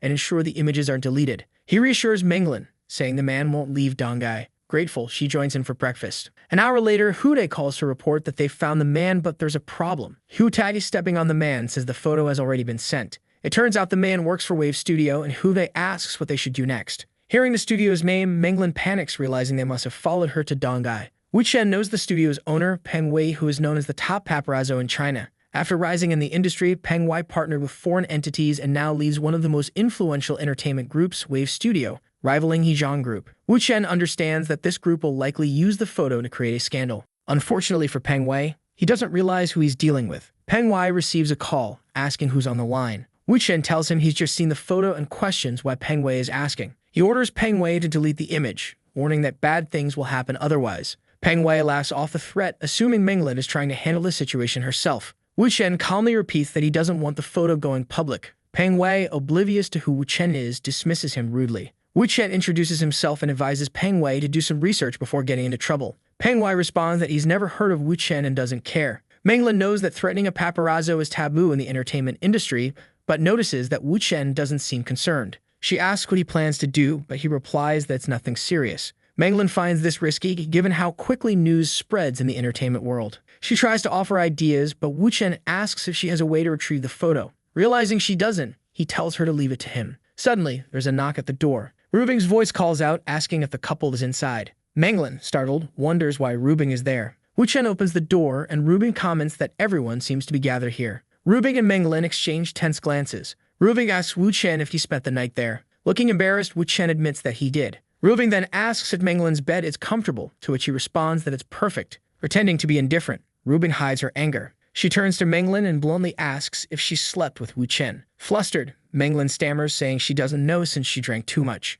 Rubing demands a straight answer. Still stumbling over her words, Menglin fails to explain herself. Wu Chen steps in, stating that there's another bedroom in the suite and he slept there. Rubing replies sarcastically, saying, "Well, that sounds boring then." Menglin thinks to herself that despite Wu Chen's complex relationships, she doesn't believe he would lie about something like this. Rubing, however, can sense from Menglin's reaction that while they didn't sleep together, something happened. Rubing asks Menglin if she's won the bet yet. Menglin denies it, deciding not to mention the kiss on the cheek, which she considers insignificant. Rubing smirks, knowing her goal was to undermine Menglin's confidence in this argument. If Menglin were ever to become involved in Wu Chen's tangled relationships, she'd inevitably be beneath Rubing in the hierarchy. Feeling victorious, Rubing declares that the bet stands. Menglin then mentions something important has happened. She explains the paparazzi situation and the potential scandal involving her and Wu Chen. Rubing asks what Wu Chen plans to do. He calmly replies that he's already handling it. Satisfied, Rubing changes her expression and says she won't intervene if he has it under control. Menglin finds this strange, since if the news leaks to the media, Rubing's reputation would also take a hit. Wu Chen remarks that Peng Wei just made an interesting post that's gaining a lot of traction. It's a teaser about a Menglin scandal that will be revealed on August 2nd, giving them a week to prepare. Wu Chen confidently says that Peng Wei will likely contact them before posting anything. In the meantime, they should focus on recording her album. Menglin agrees, suggesting they use Song's house since it has the best equipment. Rubing gives Wu Chen a quick kiss, wishes him good luck, and says she's heading out to meet Qin Yang. Peng Wei, meanwhile, makes a call to someone in Donghai seeking advice. The person warns him not to mess with Wu Chen. Peng Wei hesitates, feeling uneasy since he knows the most dangerous person in the region is Hu Tai. He lights a cigarette and decides to investigate Wu Chen further. Upon learning that Wu Chen is Hu Tai's sister's boyfriend, Peng Wei gains confidence, thinking Wu Chen is just a regular boyfriend and nothing to fear. Besides, the photo suggests infidelity, so Wu Chen is probably scared of being exposed. At 6 p.m., Wu Chen receives a call inviting him home for dinner. Saw and Menglin decide to continue recording songs. Elsewhere, Zhu Hong Shou Ji picks Wu Chen up, saying Rubing sent her. Peng Wei observes and notices Wu Chen's interaction with Zhu Hong, concluding that he's involved with multiple women. He orders his paparazzo to keep following Wu Chen and gather as much material as possible. Wu Chen enters the venue and remarks how full it is of familiar faces. Rubing receives a call informing her of a suspicious photographer near her house. Wu Chen adds that he saw similar individuals at the restaurant earlier. She orders them to detain the paparazzi and bring them to her. Shortly after, both paparazzi are immobilized. Wu Chen says they only need to wait for Peng Wei to call. Rubing asks if Peng Wei is behind everything, and Wu Chen confirms. Peng Wei eventually calls, asking to speak with Wu Chen one-on-one. Wu Chen dismisses the request, saying he's enjoying dinner and isn't interested in leaving. Peng Wei retaliates, calling Wu Chen a gigolo who clings to powerful women and warns that his life will be ruined. Wu Chen doesn't react, and Rubing decides to accompany him to the meeting. However, Wu Chen explains that it's unnecessary. They just need patience. Rubing asks if it's really that simple to control Peng Wei. Wu Shen replies that it depends on how extraordinary the people involved are. The women, curious, smile eager to hear how they can help. Rubing, sensing a plan, urges him to explain. Wu Chen suggests Qin Ying, Xian Qian, and Xiaoji each give him a kiss. Rubing demands to know her role only for Wu Chen to ask her to take the photo. She's incredulous, but eventually agrees. The scene unfolds as each woman plants a kiss on different parts of Wu Chen's face. Rubing questions the purpose of the stunt. Wu Chen leans in and whispers his plan to her. The scene shifts to Qin Yuan tea house, where Peng Wei demands Wu Chen release his men. Wu Chen insists that he'll only consider it if Peng Wei shows some sincerity. Peng Wei lays photos on the table and taunts Wu Chen, asking if he wants Rubing to see these pictures. Wu Chen counters, stating there's nothing between him and Menglin. Peng Wei points to the photos, claiming they tell a different story. Wu Chen pulls out his phone and asks if Peng Wei would prefer another kind of story, showing him the photo with all the women kissing him. Peng Wei, assuming Wu Chen is reckless and cheating on Rubing, can't understand why he's so bold. Wu Chen challenges Peng Wei, asking which photo Rubing would prefer to see, the one Peng Wei took or the one on his phone. Before Peng Wei can answer, Wu Chen sends the photo to Rubing. Peng Wei panics, warning Wu Chen about the consequences of exposing himself. Wu Chen ignores him and sends a voice message asking Rubing if she saw the photo he just sent. Peng Wei watches in disbelief at Wu Chen's confidence. Rubing replies, casually asking if Wu Chen means the photos she took with her sisters. Peng Wei is overwhelmed, trying to process how many women are involved in this dynamic. Realizing that Rubing isn't bothered by the pictures, Peng Wei understands he has no leverage. Rubing comments that if there's nothing more to say, she'll hang up as she has other matters to attend to. Wu Chen thanks her, then turns to Peng Wei and firmly states he doesn't like being threatened. Peng Wei, sweating, realizes he underestimated how powerful Wu Chen and his allies are. Acknowledging his miscalculation, Peng Wei offers to compensate Wu Chen for the trouble caused. Wu Chen asks if Peng Wei plans to pay him off with money. Seeing this as an easy solution, Peng Wei agrees and asks Wu Chen to name his price. Wu Chen asked Peng Wei if his company's annual profits exceed 100 million yuan. Peng Wei, already nervous, worries about how much he might be extorted. He quickly denies having that much money. Wu Chen reassures him, saying he won't ask for money because that would be extortion. Now utterly confused, Peng Wei asks what Wu Chen wants. Wu Chen explains that he's been interested in entering the entertainment industry and is looking for a partnership. Realizing Wu Chen doesn't want money or his life, Peng Wei feels relieved. He immediately agrees, saying that if it's a partnership, it's entirely possible. Wu Chen then reveals that he plans to establish his own company and needs 2 favors. Peng Wei, eager to cooperate, assures Wu Chen that even if it's 20 favors, he'll help. The first request is for Peng Wei to apologize to Miss Menglin and compensate her however he sees fit. The second is to provide information on a certain Sheng Long and his connection to Yao Yao, then make it public. Peng Wei knows Sheng Long is extremely famous and holds shares in Hezong Group, which employs Peng Wei. Revealing such a scandal could put Peng Wei's life in danger. At the same time, Peng Wei suspects this is Wu Chen's way of testing his sincerity to gain favor with the Liu family. Considering Wu Chen's connection to the Liu family, Peng Wei agrees to leak the information. Shortly after, Peng Wei confirms that the evidence is sufficient. Wu Chen asks if he can post it this week. Peng Wei assures him it will be live soon. Wu Chen thanks him, saying he won't take up more of his time. An hour and a half later, Menglin arrives. Peng Wei introduces himself, saying it's an honor to meet her. She brushes him off, saying they're all busy people and should get straight to business. Peng Wei bows and swears that nothing like this will ever happen again. Menglin finds it odd that he's so adamant about there not being the next time. She cuts him off, telling him to stop apologizing and get to the point, trying to resolve the Xinglong issue. Peng Wei offers her 30 million yuan. Menglin hesitates, thinking it's a bit low, but agrees to settle the matter quickly. Peng Wei thanks her for being straightforward, but then notices something strange. Menglin is writing him a check for 30 million yuan, assuming that's the price to bury the photos. He quickly clarifies that the 30 million is for her. Menglin, confused, asks why. Peng Wei explains that it was part of the deal he made with Wu Chen. The money is compensation for the psychological distress he caused her. Menglin realizes Wu Chen has already resolved everything and that she's simply here to receive compensation. She asks if Rubing was involved in this plan. Peng Wei denies it, saying he doesn't even know who Rubing is. He only negotiated with Wu Chen. Menglin concludes that Wu Chen didn't even leverage the Liu family's influence, though his connection to them likely played a role. Feeling flustered, she accepts Peng Wei's apology and the money, deciding they'll part ways. For Peng Wei, this is ideal. He doesn't have to pay out of pocket and can put the issue behind him. He stands up, saying it's best if they never meet again. Menglin calls Wu Chen, informing him that she just spoke with Peng Wei. He asks if everything went smoothly, and she confirms it did. However, she invites him to dinner, saying she'd like to discuss something. When they meet, she shares that Peng Wei was acting strangely and admits she's curious about what Wu Chen did. He brushes it off, saying it was nothing major and that the money was just part of the negotiation. Menglin presses further, wanting to know why Peng Wei seems so obedient. Wu Chen winks and replies that it's a complicated topic and suggests they talk about simpler things instead. They shift to discussing music and romantic relationships. Menglin notices how easy and engaging it is to talk with Wu Chen, feeling like the conversation has endless topics. She also realizes that even when Rubing entered her space, she didn't seem overly concerned, which makes Menglin wonder if her actions would even matter. She moves closer and asks if he'd like to play the piano. At first, it seems like a subtle invitation, but she genuinely sits at the piano practicing with focus. After some time, she stands up and praises his compositions, calling them deeply moving. Suddenly, Wu Chen pulls her close. Blushing, she asks if they know each other well enough for this. Without answering, he kisses her passionately. She playfully remarks that it feels like they've known each other forever. He smiles and replies, "Better late than never." The next morning, Menglin wakes up to sunlight streaming through the room. Looking to her side, she immediately knows what happened. She crossed the line with Wu Chen, and now there's no turning back. Already in the bathroom, the poor girl is disappointed in herself, saying she only called him to give him a little kiss, but she lost control. She tells herself that she's become a dirty woman who seduces other people's boyfriends. And at that moment, she remembers Robin asking when she was going to sleep with the boy. And obviously, now she has no idea how she's going to face that woman. What if our guy shows up saying she woke up early? She's all twisted up, unable to say anything, and he asks what's wrong. She then asks him please not to tell Leo Rubing about what happened. This is the only way she can deal with it. He simply says that Leo Rubing isn't going to ask, so she doesn't have to worry. She was too lazy for that, but maybe she would confront her directly. Menglin is startled at the thought of being confronted. However, she then thinks that maybe it would be easier. She can just lie and say nothing happened, since Robin has no evidence.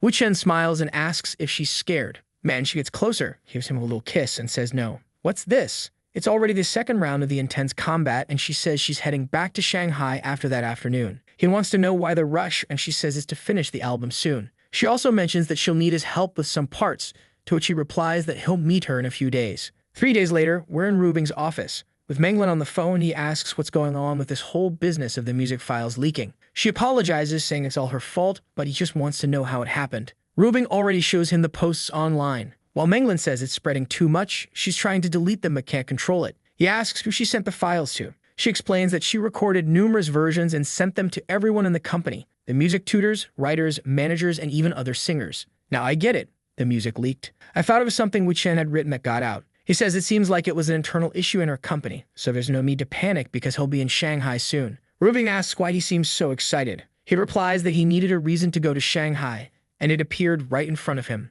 Rubing questions if he's thinking about pursuing Menglin, but he denies it, saying he's not the type of person who only thinks about chasing women. Immediately, she asks if he's planning to pair Menglin's family with Ruilong's too. Considering so many dangerous plans, he needed to take better care of himself. Wu Chen asks if she's jealous, to which she says yes, she's very jealous indeed. He tells her that since she bet with Menglin, she now has to be willing to lose too. Rubing says that doesn't matter and wants to know how he's going to make up for her jealousy. He gives her a classic kiss, and she points out that they're still in the office. From the mood shift, you already know what happened, right? Lots of documents were signed. By midday, he's already in Shanghai, sending a message to that Peng Wei, asking him to investigate some people. Gaia Bao asks our guy to visit him once everything is resolved, to which he agrees. In another part of the city, in some buildings, people wonder why there's so much fuss just to receive this Wu Chen guy. Another man in a suit says not to worry too much and just follow the boss's rules. Menglin is all smiles, saying he finally arrived. The guys behind her are laughing, saying they thought he'd be an experienced man, not so young. However, she turns and orders them to go greet him right away.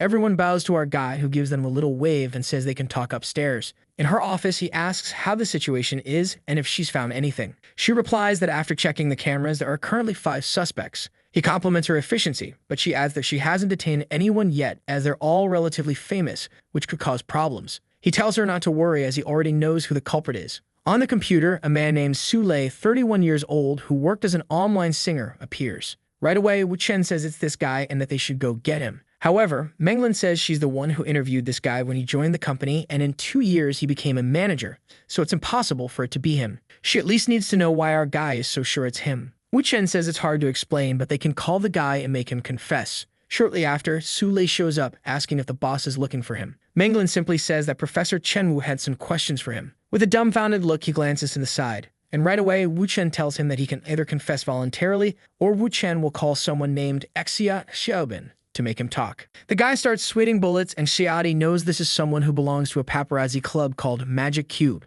Su Lei adjusts his glasses and says he doesn't really understand what Wu Chen is asking. Wu Chen just asks if he's still using the number that ends in 6546 and if the money was transferred to his stepmother's account. Su Lei knows everything Wu Chen said is correct, but they aren't conclusive pieces of evidence, so he doesn't need to admit to anything. He tells Wu Chen that his suspicions are personal, and that he'll need clearer evidence. Wu Chen turns to Menglan and says that if she doesn't trust him, there's no reason for him to be there. But Wu Chen then asks Su Lei if he really thinks he'll leave this place unscathed. Still, Su Lei turns to Menglan again and says they can call the police if they have a problem. Besides, they can't restrict his right to leave. Menglan asks him one more time if he did it, and suddenly, he yells that he didn't. Wu Chen tells him to stop yelling and to come to his office so he can check his computer. Now Su Lei is pleased, thinking the guy is an idiot because he already deleted all the files. In Su Lei's office, he crosses his arms confidently, saying Wu Chen can look at whatever he wants. As soon as Wu Chen starts checking, he praises Su Lei for successfully deleting everything. But Su Lei says to stop making things up because there's no evidence left.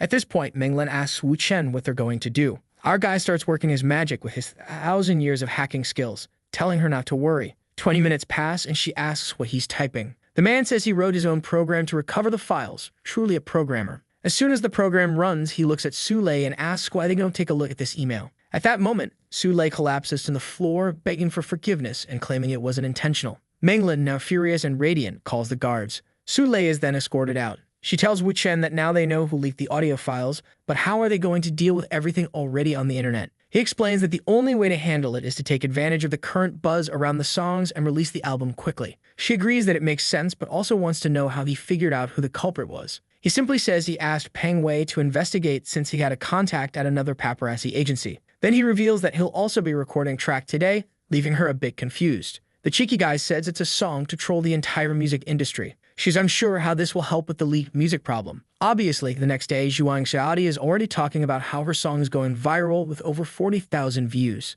Menglan comments that it's sparking a lot of controversy and everyone wants to roast the guy. From the comments, it's clear he slammed all the artists, calling them a bunch of untalented fools. Menglan is a bit puzzled because the song is very popular but simultaneously damages his reputation. At this moment, the music producer Yu Xiao walks in, asking if it's true that her entire album was made by Wu Chen. She confirms it and asks why he's asking. The producer smiles and says that's perfect, calling Wu Chen a genius. Menglan asks him to explain further. The producer explains that now that her song is going viral online, with everyone wanting to criticize Wu Chen as soon as she releases her songs with him as the director, everyone will want to check them out. She realizes that what Wu Chen did was use the criticism as a trap to pique people's interest in her upcoming release. Now her album would launch with the popularity of the leaked music, coupled with Wu Chen's newfound fame, making the chances of success very high. She's already thinking about how she can thank him for all the help he's been giving her. The producer continues discussing their success, and Wu Chen simply says it's the best he can do for now. Menglan starts to say something, but he turns around and says he has some things to take care of and will message her later.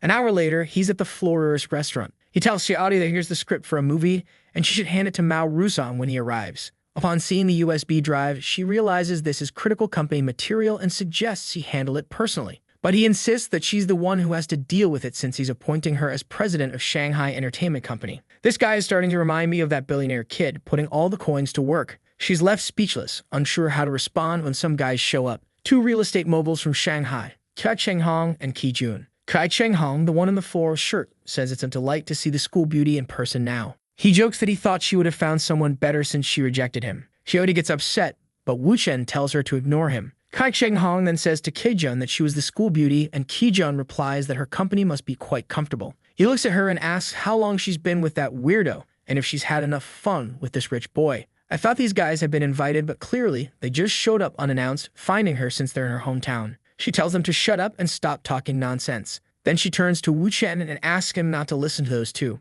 Kai Chenghong is thinking that since the guy hasn't done anything so far, he must be easy to handle. Wu Chen simply turns to her and tells her to throw the glass of water. She's a bit confused, but he just says not to be afraid. With that, she closes her eyes and throws it right in the idiot's face. He steps forward to slap her, saying she'll have to take a beating now, but Wu Chen gives him a quick kick to the knee, making him fall face first onto the table. Well, not just his face, it almost cracked his skull open from the looks of it, and he gets up all twisted. Kaijun asks what happened, and he says he got kicked. Right away, both of them turn back, realizing who did it. But Wu Chen claims he would never kick a colleague in front of them. Without evidence, it's nonsense.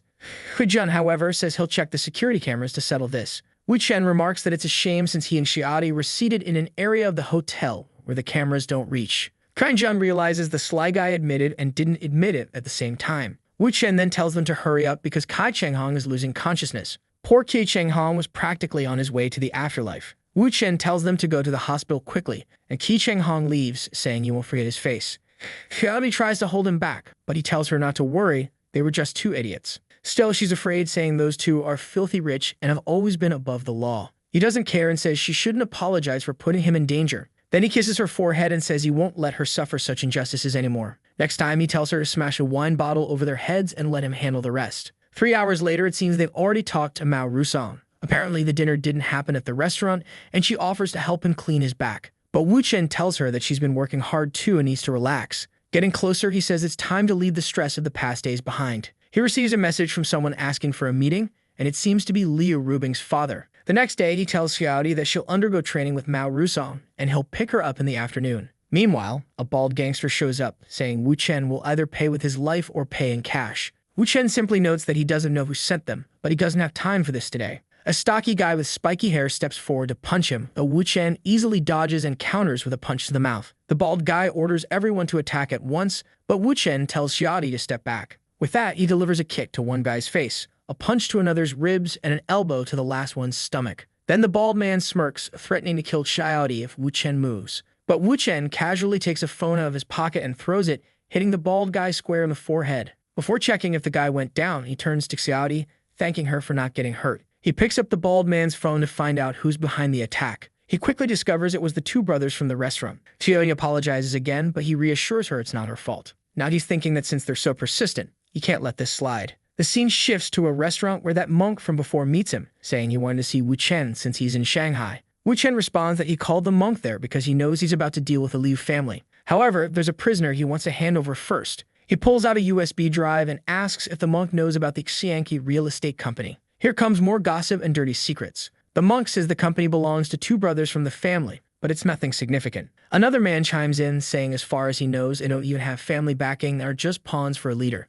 Wu Chen reveals that the leader behind everything has been dead for some time and the brothers took over. On the USB drive are files detailing all their dirty deeds, enough to take over the company. An older man asks what this talk of taking over the real estate company is all about. Another asks what the brothers did to make Wu Chen so determined to destroy them. Wu Chen simply says he doesn't want to see those guys causing trouble anymore and asks if they're interested. The men, seeing a risk-free deal, agree enthusiastically. Wu Chen smiles and says they're now allies with the Gu family. The monk agrees, saying they're now billion-dollar allies. They toast to the new alliance. 3 hours after the dinner, Wu Chen is in bed, where he's never alone, saying the issue with the Qi brothers has been resolved. Just then, he gets a call from Rubing, complaining that he's causing quite a stir for someone who hasn't called her in 2 days. He asks what she's talking about, and obviously, it's about Menglin's new album. Everyone now knows he wrote all the lyrics and compositions for the songs. Rubing comments that it seems Professor Chen Wu was eager for Menglin's debut. Poor Wu Chen didn't even know the album had been released because he was busy. Rubing tells him to come to the city soon because something bigger awaits him at home.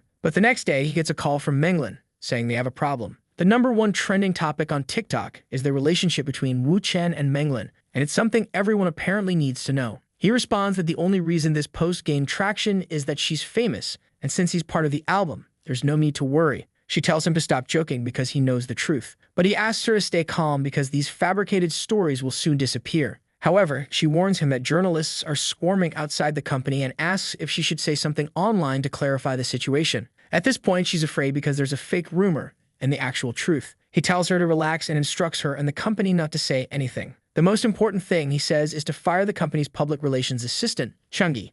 She's shocked, and he asks if she won't believe him again. Immediately, she says she does believe him and resolves to fire the responsible parties. He then tells Xiaodi to stay focused on managing the film business because he's heading to Donghai. 3 hours later, we see him returning to the city where King Yim joyfully greets him. He even lifts her into the air and she says she couldn't bear being without him any longer. Rubing is standing nearby thinking King Yim is normal until she sees Wu Chen. Wu Chen asks what's going on for everyone to be gathered there. King Ying leans in and whispers in his ear that she wants to have a child. He looks at her, she stares back, and Rubing winks at him. He replies that it's not feasible because if she gets pregnant, she won't have the energy to manage the company. But King Ying, radiant with determination, says she doesn't care and wants a child. Wu Chen begins to think that their relationship can't go public now, and it will only get harder in the future. Having a child might be a good way to provide her with companionship. He eventually agrees, saying they'll have a child. Then he says it's time to start preparing her body for pregnancy. Rubing comments that King Ying is crazy, and Wu Chen asks if she's not in a rush too. She responds that she's excited but even more eager to meet his parents.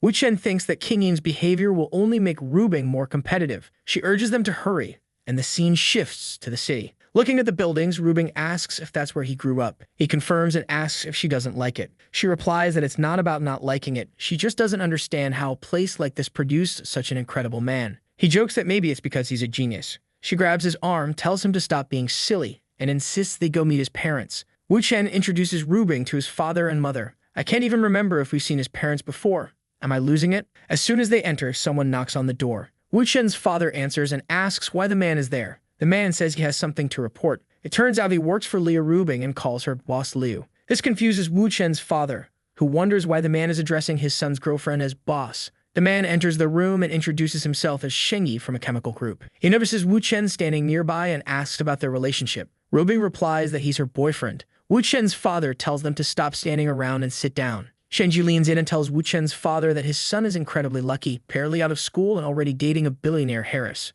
The father had no idea Rubing was so wealthy. He asks Shengyi to explain, and the man reveals that she owns a cosmetics company valued at nearly $3 billion. Now Wu Chen's father wants to know how his son managed to land such a woman. Wu Chen's mother asks what the two are doing and tells them to sit down. However, Shengyi says it's a family dinner, so he'll take his leave. The mother instructs the younger family members to serve Rubing some vegetables, and Rubing says they're delicious. The father mentions that it's her first time visiting, and he's very happy to have her there. But he adds that, considering she runs such a big company, he worries his son might only get in the way. Without hesitation, Rubing announces that she's pregnant. The parents are shocked, and the mother asks how long. Rubing says she only recently found out it's been 20 days. The father asks Wu Chen if he doesn't know how to be happy responsibly. Rubing interjects saying it wasn't about being careless, it was her decision. At 27, she already had a successful company and was eager to start a family. Wu Chen had initially resisted, feeling he was too young. The father slams the table, saying his son is lucky enough to marry a billionaire and has the nerve to hesitate. The mother reassures Rubing that if Wu Chen causes any trouble, she'll deal with him herself.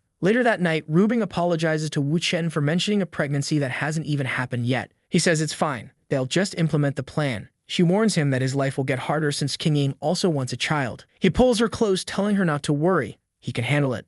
She then starts naming all of her competitor friends. He tells her she's paying too much attention to details and says it's time for her punishment. The next day, Chief Tang calls Wu Chen, informing him that Mao Rusong had an accident. Mao Rusong, the film industry guy, was hit by a truck running a red light while crossing on green. Jingbin suspects it was the Qi brothers, but Wu Chen doubts they have the guts. He then asks them to hold everyone back and make sure no one does anything while he figures out who's behind this. All he needs are the surveillance camera recordings of the incident, and Jingbin tells him to give it 30 minutes, and they'll have it ready. 30 minutes later, he already knows it's someone named Kei Lianpeng from Shanghai. Ruvity asks how he's so sure since there are plenty of people who'd want to take down Mao Rusong. He explains that at the time of the accident, 80% of the cars on the street belonged to a group connected to Lianpeng. She questions how he knows this, and he responds that he's like an encyclopedia. Knowing which cars belong to which groups isn't that hard. Wu Chen then calls Gu Ruibo and asks him to check the calls Lianpeng made before and after the accident. Gu Ruibo simply replies that he'll handle it. By midday in Shanghai, Gu Ruibo is there not smoking a cigarette while a beaten man lies on the ground begging for forgiveness for acting against Mao Rusong.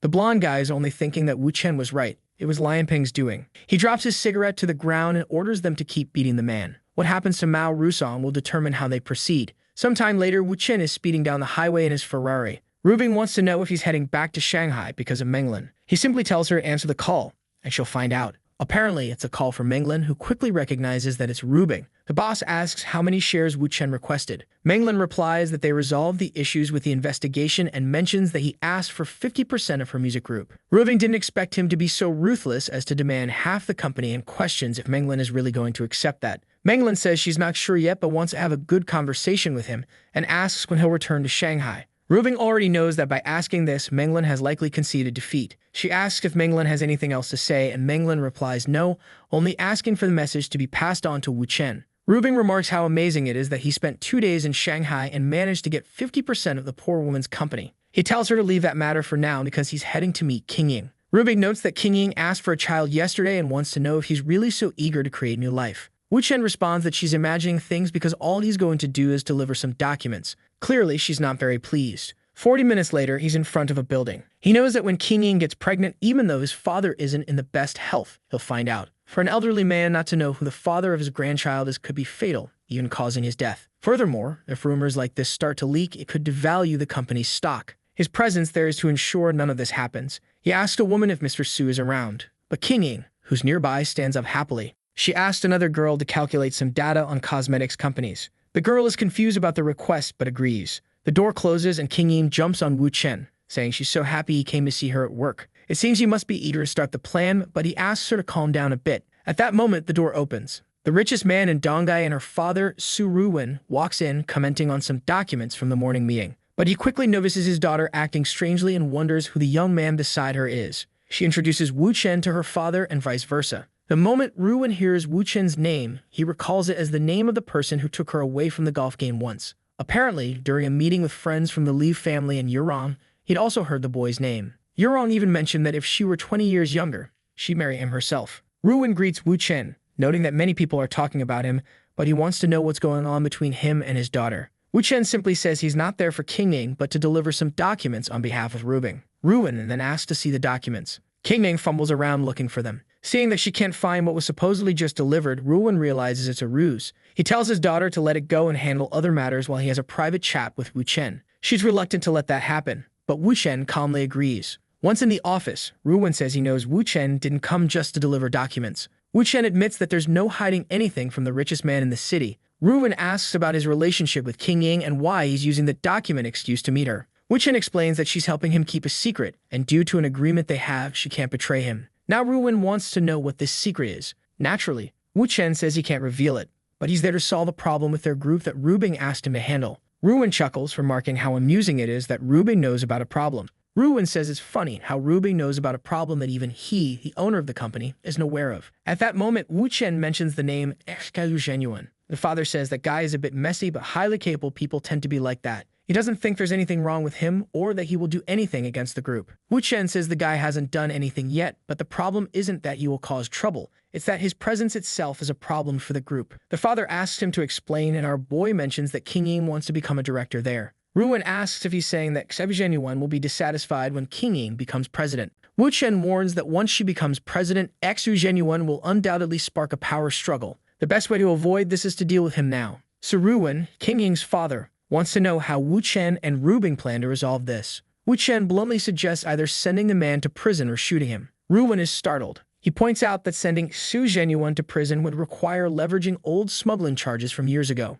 And the idea of shooting the man isn't something he expected from Rubing or anyone else. Besides, if Rubing and Wu Chen are working this closely, what happens when she distances herself in the future? It's all too risky. Wu Chen insists that Xu Zhenyuan is a ticking time bomb and it's better to neutralize the threat now. Ruwen asks for an explanation, and Wu Chen states that Ruwen might see Xu Zhenyuan as an unlucky man who got tangled in the underworld. But the reality is that Xu Zhenyuan is an incredibly dangerous person. Wu Chen recounts that the only man King Ying ever fell for ended up in a wheelchair back in school. One of Xu Zhenyuan's drivers was beaten senseless for no reason and is still hospitalized. On top of that, his last mistress demanded to be made his wife, and now she's 6 feet under. Wu Chen adds that the list of Xu Zhenyuan's atrocities is long and could go on for hours. He declares that someone like this shouldn't be anywhere near Su King Ying. Ruwen questions whether all of this is true, noting that Xu Zhenyuan has worked for him for over a decade, and he's never heard a word of these accusations. Wu Chen calmly replies that everything is easy to verify and that Ruwen doesn't need to take his word for it.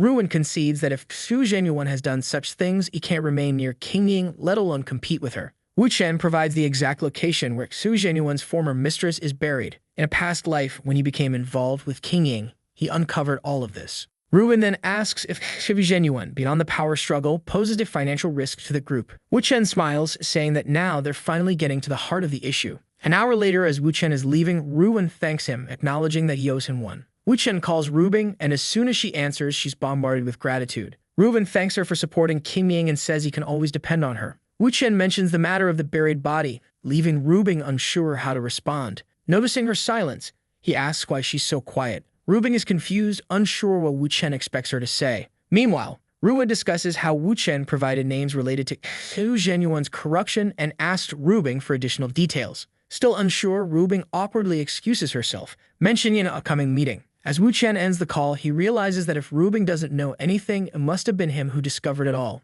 It's becoming clear that Wu Chen's growing reputation in the city isn't solely tied to the Li family. The scene shifts to workers digging, and suddenly they inform their boss that they found the remains of a woman. The body was inside a suitcase, confirming to Ruwen that Wu Chen was telling the truth. Back with Wu Chen and his companions, Rubing warns him not to put her in situations where she doesn't know how to respond. King Ying adds that she was scared too, and Wu Chen showed up to speak with her father. Their boss jokes, asking if Wu Chen has some kind of superpower. Wu Chen keeps his thoughts to himself, knowing it's better to hide his abilities. Kenshin gently touches his face, teasing that he's always pulling stunts like this. He then jokingly asks if she's also planning to have a child, to which she, flustered, replies that she's too young for that. He taps her forehead and says in that case she's not allowed in his room tonight. The poor girl pleads for him to stop bullying her. He walks away laughing, saying there's something he needs to talk to Kenshin about. On the balcony, she asks what it is. He asks her never to tell anyone how they first met without his permission. Kenshin responds that they met at a bar and chatted, so plenty of people had already seen them together. He realizes she doesn't even remember that on that day he had predicted everything she said because he wasn't afraid to reveal his power. He gently strokes her hair and says it's fine, but just to keep it a secret.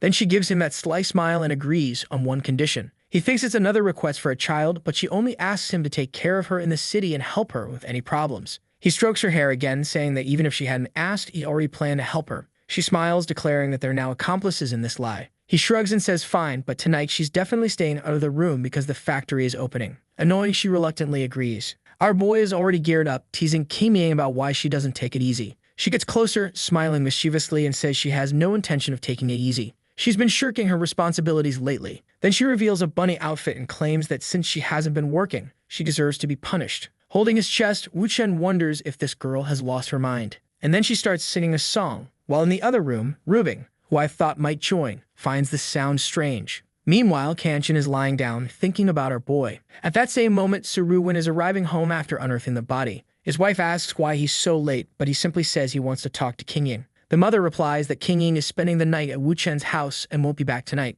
Immediately, he's startled and asks, whose house? The mother reassures him that it's Wu Chen's house, but she's meeting Rubing there. The father starts getting suspicious because everything seems to involve this boy. A week later, Wu Chen is strolling stylishly with Rubing by his side. One of the Liu family members greets them, saying the father asked him to wait there for them. Wu Chen calmly tells him not to worry as they're fine. The man then shows them the way and tells them to go ahead. As soon as they enter, Wu Chen suggests they head to a quieter place. That's when Yurong appears. This woman can't possibly be 41, calling out for dear Wu Chen. Rubing quickly tells her to behave since Wu Chen is her husband and there are plenty of people around. Yurong leans in and whispers that she'd never cause trouble for her man. Rubing seems ready to fight, but Yurong points out that something is off because Suruwen, King Ying's father, wants to talk about Wu Chen. Rubing asks what Yurong said in response. Yurong shrugs, saying that's the least important thing. They need to know what Suruwen is planning. Wu Chen whispers to Rubing, telling her to go talk to King Ying and pass along certain information. He urges her to hurry and leaves, saying he understands.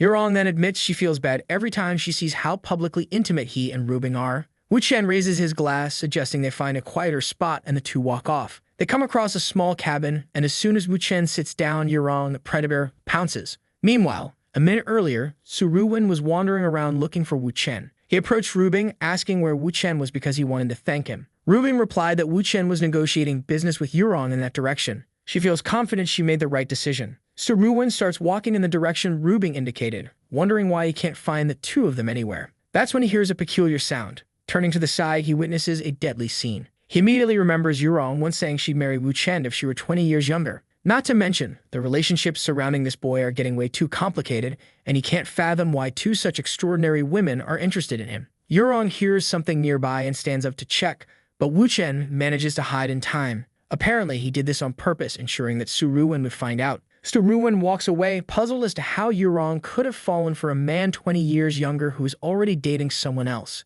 If a scandal like this were exposed, the high society of the city would be thrown into chaos. He didn't expect that Yurong's statement about marrying someone 20 years younger was actually true, especially with Rubing involved in all of this. That's when he recalls that his own daughter, King Ying, is secretly helping Wu Chen, making him wonder if there's something between them too. Suddenly, the three women, Rubing, King Ying, and Yurong, show up calling for him. Rubing asks if he found Wu Chen. He lies, saying he tried his best but couldn't locate him. Rubing replies that it's fine and says she'll just call her husband. Meanwhile, some people are checking social media and discover that a group in Shanghai has been arrested for hiring assassins. Kim Yang asks what's going on, and Rubing explains that the two key brothers were people who mess with Wu Chen. At that moment, Wu Chen walks in, asking what the current topic of discussion is. Seeing Suruwen, Wu Chen greets him, and Suruwen, smiling awkwardly, says he was looking for him earlier, but now wants to speak with him alone. They end up discussing the matter of the buried body and related events. A few minutes later, Wu Chen is walking with Rubing in his arms, saying that their wedding is about to begin. She asks if Su Ruwen said anything important, and he replies that for now, no, which is why she'll have to handle everything. Rubing complains, saying that after all the chaos he caused, she's left to fix the problems. He's too cruel.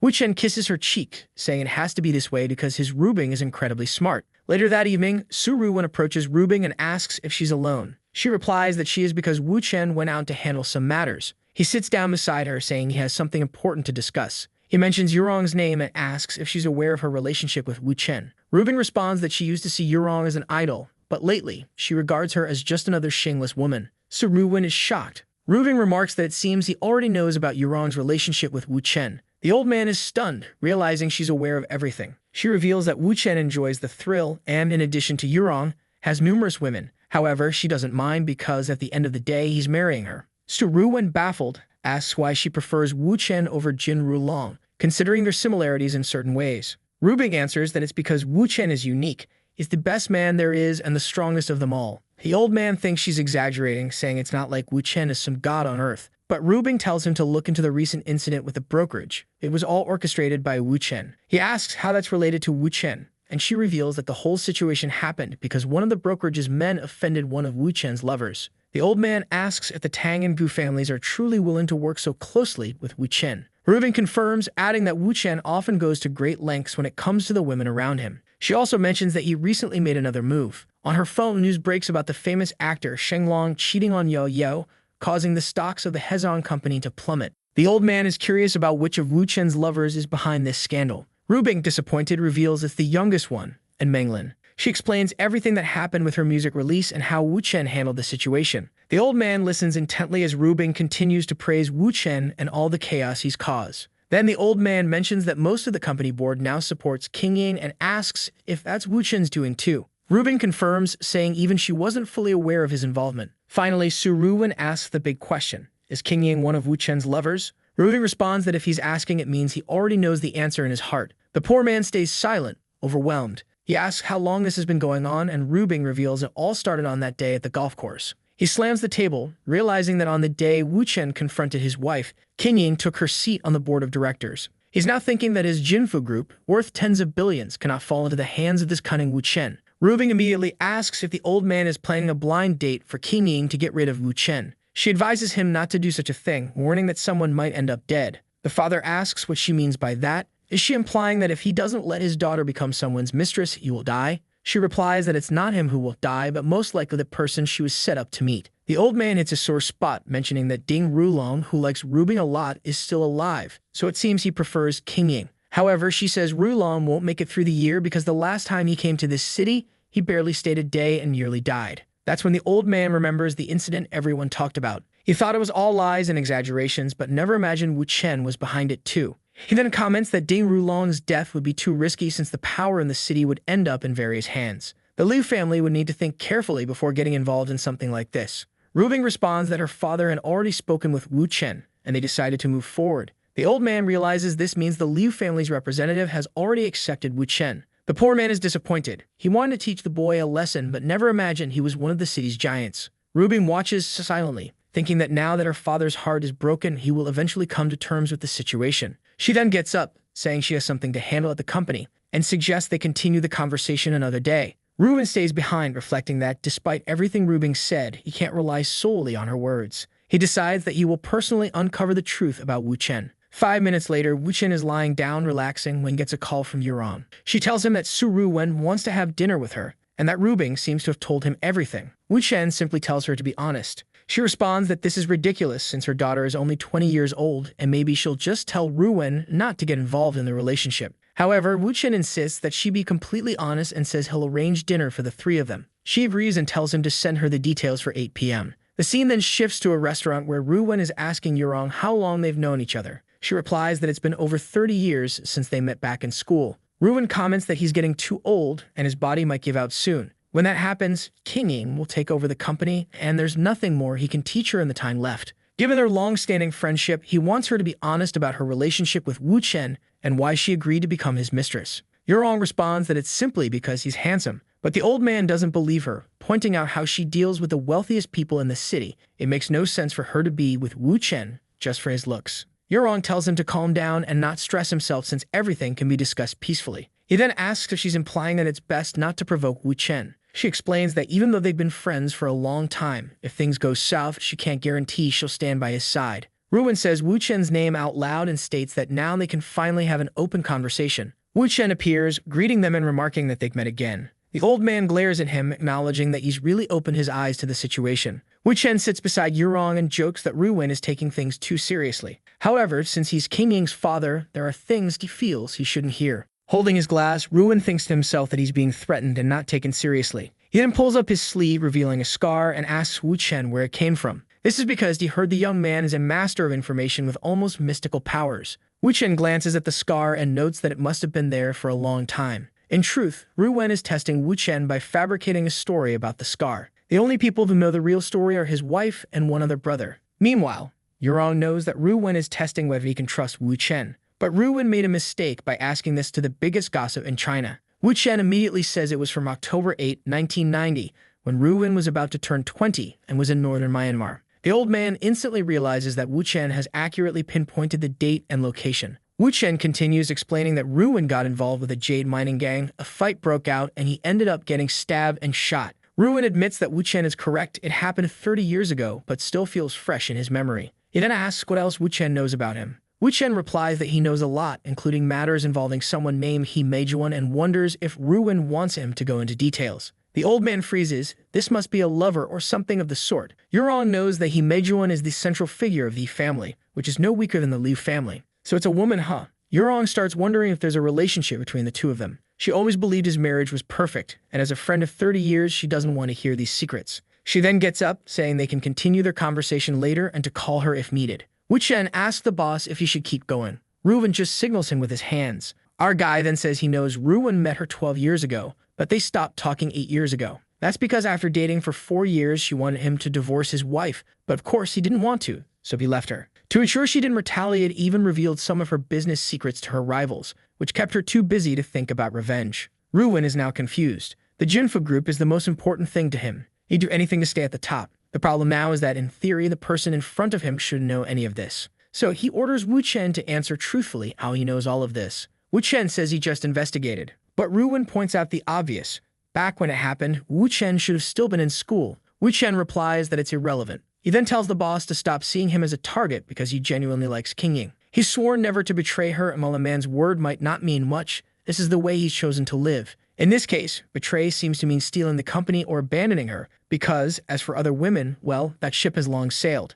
King Ying obviously isn't thrilled to support this since Wu Chen is asking her to become a mistress without even getting a title. By title, it's clear he means no marriage or formal acknowledgement, just a mistress, plain and simple. Wu Chen says they can handle things traditionally, respecting Chinese customs of listening to elders and family. Ruwen realizes Wu Chen is suggesting that he, as the most experienced person in the room, should be obeyed. At this point, Ruwen understands why Ding Rulong could never beat this guy. Our man is pouring tea, and Ruwen warns him that as long as he's alive, they'll keep a close eye on him, and he better not do anything to harm King Ying. An hour later, Wu Yurong is wondering why she hasn't received any updates and starts worrying about what's happening. She's already imagining the two men locked in a duel that could end with one of them dead. While she's lost in thought, Wu Chen shows up, giving her a hug. She's relieved to see he's okay, and he assures her it's obvious he'd be fine. She hugs him back, saying he's not allowed to leave the house today. And just like that, the scene jumps to the next morning with him waking up. She's putting on lipstick and casually mentions she's withdrawn all support funds for the Ding family, though she's only managed to pull out 10 billion so far. Apparently, there's an issue involving the shares her father owns. Wu Chen says he'll need to talk to the old man and convince him to transfer his shares to her. She doubts it, pointing out that her father holds 29% of the shares, 5 times more than what she has. Wu Chen stands behind her and says he knows it'll be difficult, but they can try. Suddenly, he gets a call from Mao, asking what's going on. Mao reveals that Ding Rulong has found out Shi Xing and He Xingsen are her daughters, that they're no longer in the city, and that he's searching for them. Wu Chen says he understands and will take care of it. He leaves saying he has something to handle. An hour later, he meets Shi King, who asks if it's drawing time today. But he tells her no, today is a moving day. His daughter gets excited, saying she'll pack her things right away. At this point, He Xingsen shows up, asking if the issue is with that person. He confirms it is. He explains that since that person is looking for her everywhere, it's only a matter of time before someone shows up here. That's why he's going to place her somewhere she can't be found. Nervously, she asks where that would be. And our guy reveals that, well, it's at Rubing's house. She blushes at the thought, realizing she'd get to see him every day if she moves there. Right then, she gets a call. Wu Chen asks if it's from Ding Rulong and tells her not to be afraid and to answer. She picks up and immediately asks what he wants. He yells, demanding to know where she is and where she's taking Xingxin. Wu Chen tells her to tell the truth, and she says she's in Dongai City. Ding Rulong curses her out and asks who she's with there. But she responds that they broke up over a decade ago, so it doesn't matter who she's with. He screams at her, telling her to return to Shanghai now or he'll send someone to kill whoever she's with. Now she's scared and falls silent. But Wu Chen hugs her, saying he's nearby and she doesn't need to be afraid. She replies that she hasn't had enough fun in Shanghai and won't return. As soon as she hangs up, Ding Rulong slams his phone on the table, vowing to find that bastard and skin him alive. Wu Chen holds her in his arms, reassuring her that he's ensured she has a long life to enjoy and won't let Ding Rulong ruin it. With tears in her eyes, she gives him a small kiss to thank him. Our boy pulls out his phone. Was he about to take a picture? She asks him what he's doing. He replies that Ding Rulong is pretty angry, so it's time to add a little more fuel to the fire. She smirks and suggests that if they're going to stir things up, why not take it a step further?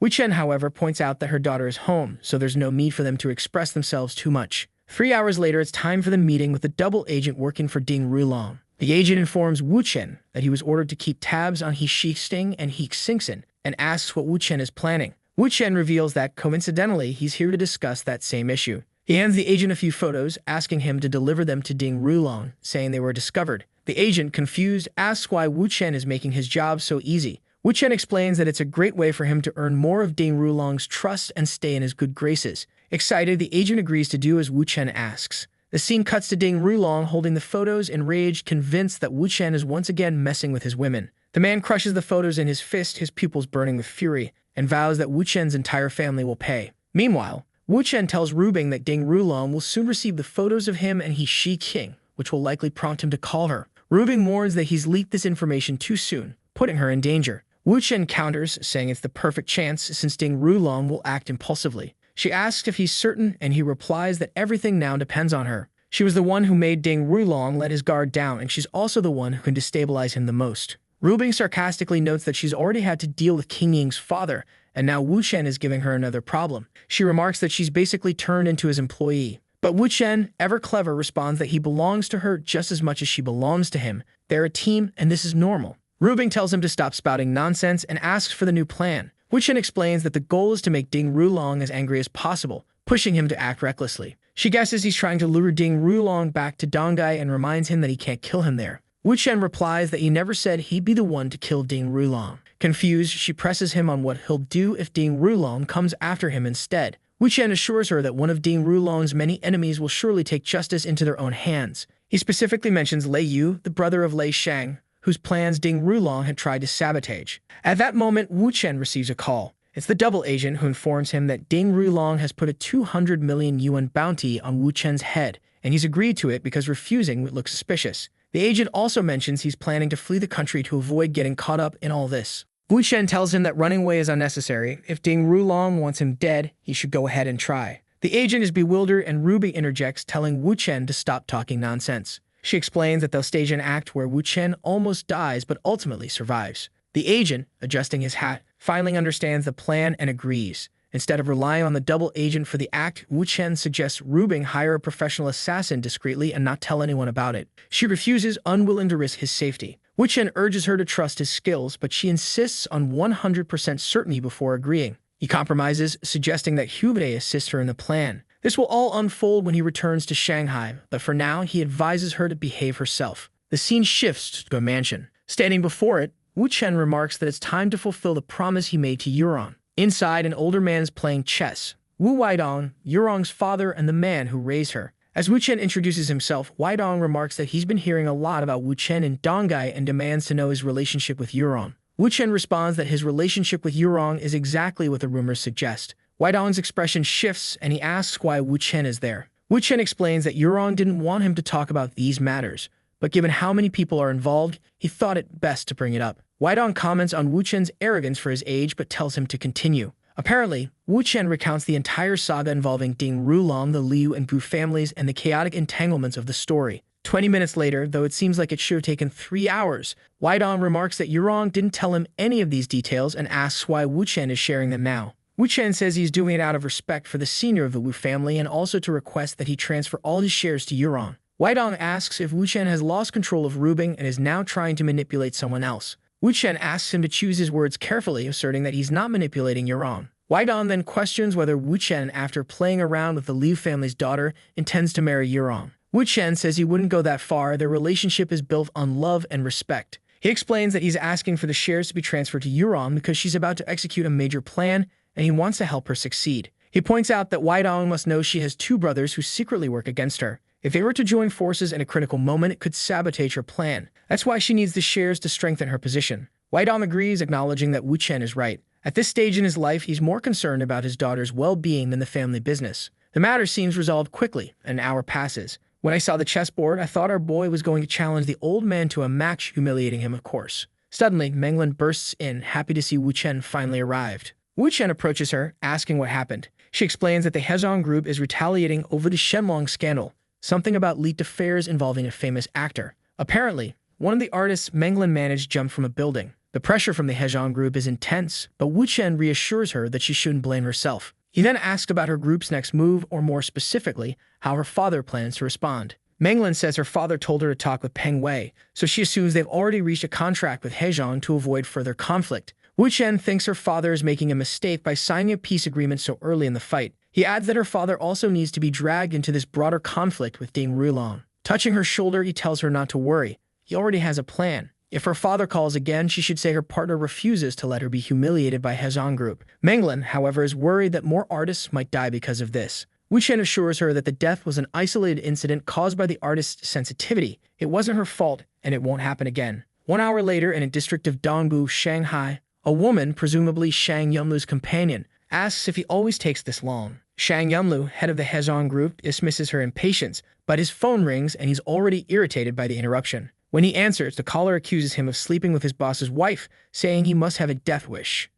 Shang Yunlu is startled, demanding to know who's speaking. The woman overhears this and becomes terrified as well. The caller reveals his name, Wu Chen. He hasn't told Shang Yunlu's superior yet, but he's given him a chance to resolve this quietly. Wu Chen instructs Shang Yunlu to come to Shanghai immediately. Otherwise, Peng Wei will publicly announce everything. Meanwhile, Peng Wei is nearby, thrilled that Wu Chen plans to use this scandal to cover up the artist's death. On the phone, Wu Chen reminds Shang Yunlu how quickly news spreads these days. Terrified, Shang Yunlu agrees to leave immediately and asks for the address. The scene shifts to Menglin's father, Huigo. Seriously, the story has introduced more waifu dads than any other. Huigo wonders who this partner of his daughter's is, the one escalating the situation instead of following his orders. Half an hour later, Wu Chen notices Menglin looking uneasy and asks what's wrong. Menglin says her father is on his way to Shanghai and seems furious about what Wu Chen is doing. Wu Chen shrugs it off, saying that was expected since they ignored his instructions and escalated the conflict. He reassures her that he'll explain everything to her father face to face.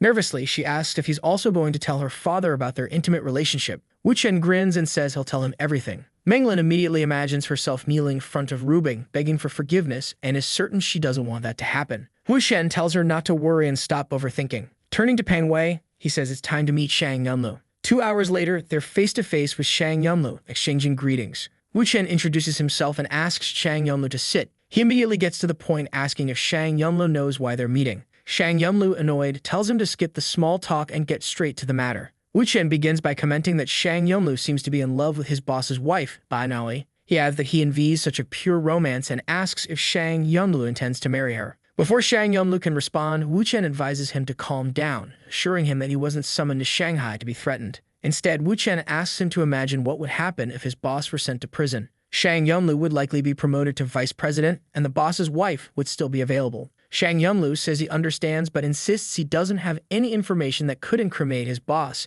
He's just an ordinary employee. Wu Chen laughs, telling him he's overthinking it. He doesn't need incriminating information or for Shang Yunlu to take any risky actions. Shang Yunlu, now curious, asks what exactly Wu Chen wants. Wu Chen replies that he's after the advertising department's files, specifically those labeled SC. Shang Yunlu immediately realizes Wu Chen is asking for all the scandal records the company has been involved in. Wu Chen stands confidently saying that yes, he wants Shang Yunlu to delete everything after retrieving the files, ensuring the Hezong group crumbles when the war begins with their leader landing in prison. Shang Yunlu hesitates, admitting he's not tech-savvy and fears being discovered if he deletes the files. Wu Chen reassures him that he's already prepared a program that will erase everything without leaving a trace. All Shang Yumlu needs to do is run the program on the company computer, input the folder name, and press enter. Shang Yumlu finds it simple, but raises concerns about possible backups. Wu Chen smirks, explaining that those backups are stored in a safe at the boss's house. Shang Yumlu panics, saying it's impossible to access the office, let alone the safe.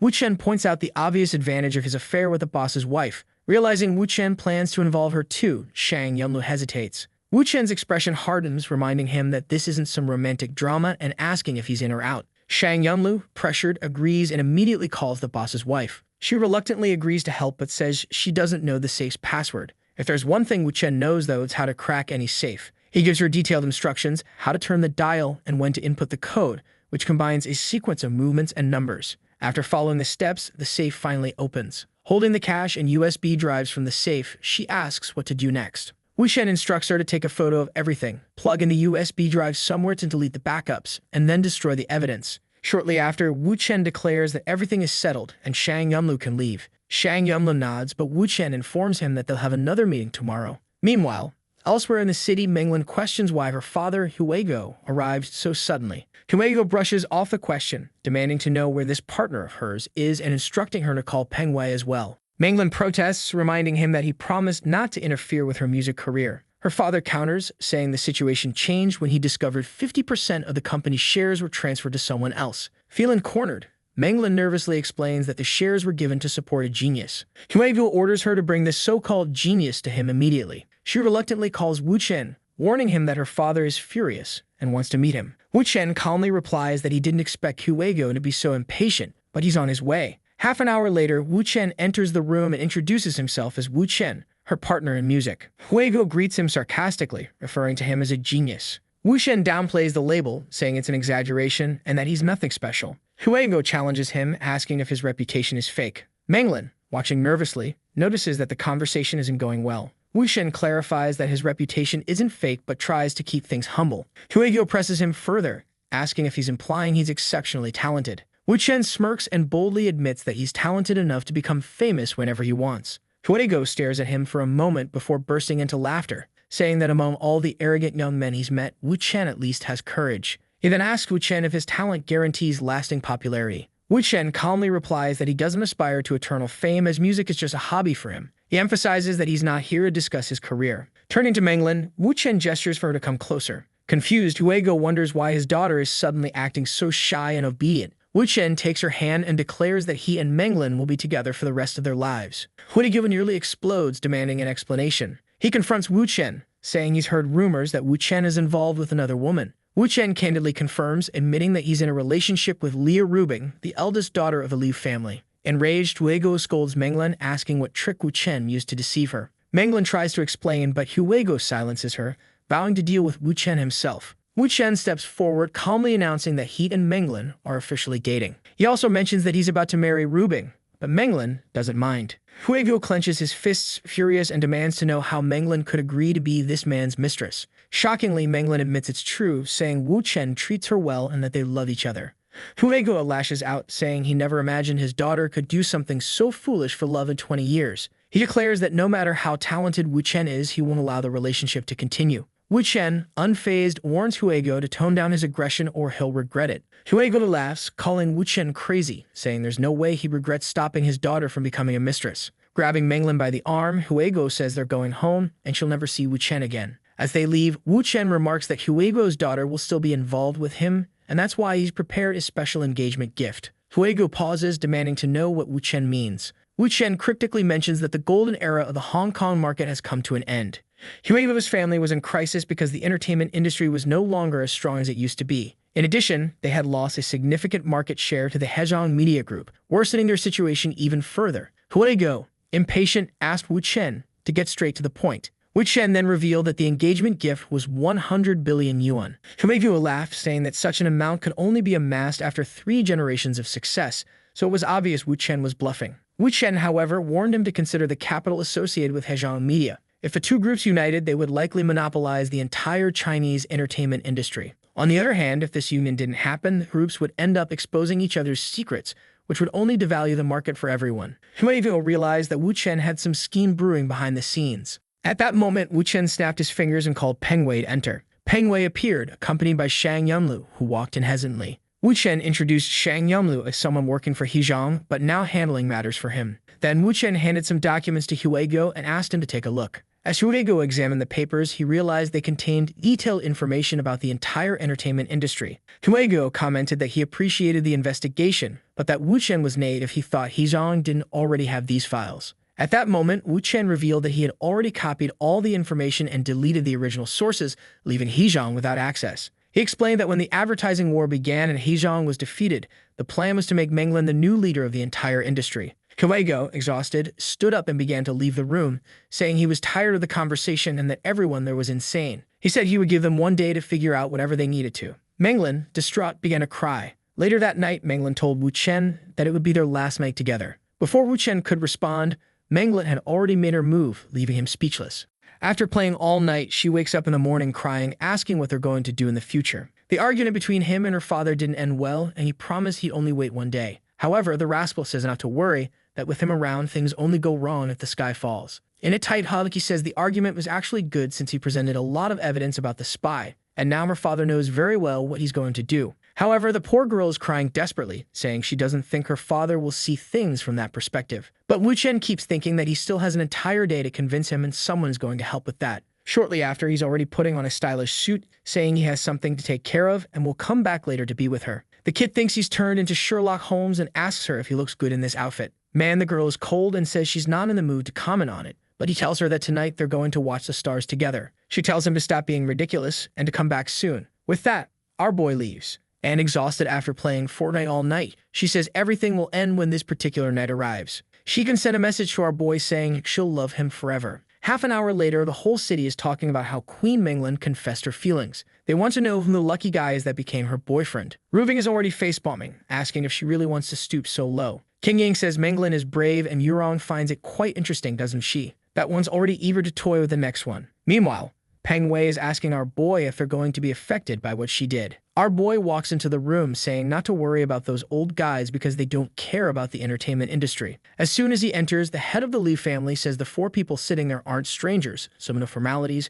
Our boy should get straight to the point. The guy sitting next to Tang Jingbin, who is Menglin's father, has no idea why he's there. Our boy pulls out some documents and says he wants to make Menglin the owner of Rozon Media. The Su family from Su Qingying is also involved, and since the head is sick, he wanted the uncles to take a look at the plan. He then turns to Menglin's father and asks if Mr. N has any questions. Mr. N wants to think Wu Chen is going crazy, but if he were really crazy, he wouldn't have managed to gather so many important people in this room. Rubing's father takes a look at the contract and sees it. It involves the families of Liu Rubing, our dear Tang Qingying, the lovely Gu Yurong, and Su Qingying. Basically, the four families of the women. I'm starting to think this sly guy only goes after women because of their companies. He's really a capitalist. Apparently, they're all going to get involved in this whole mess, and they can't do anything to sabotage the plans. They'll keep 7% of Rozon Media's profits. Wu Chen smiles and says he believes Mr. N won't refuse such a good contract and some new friends. The guy is there staying cool under pressure. With this contract, he gets 70% of Rozon Media,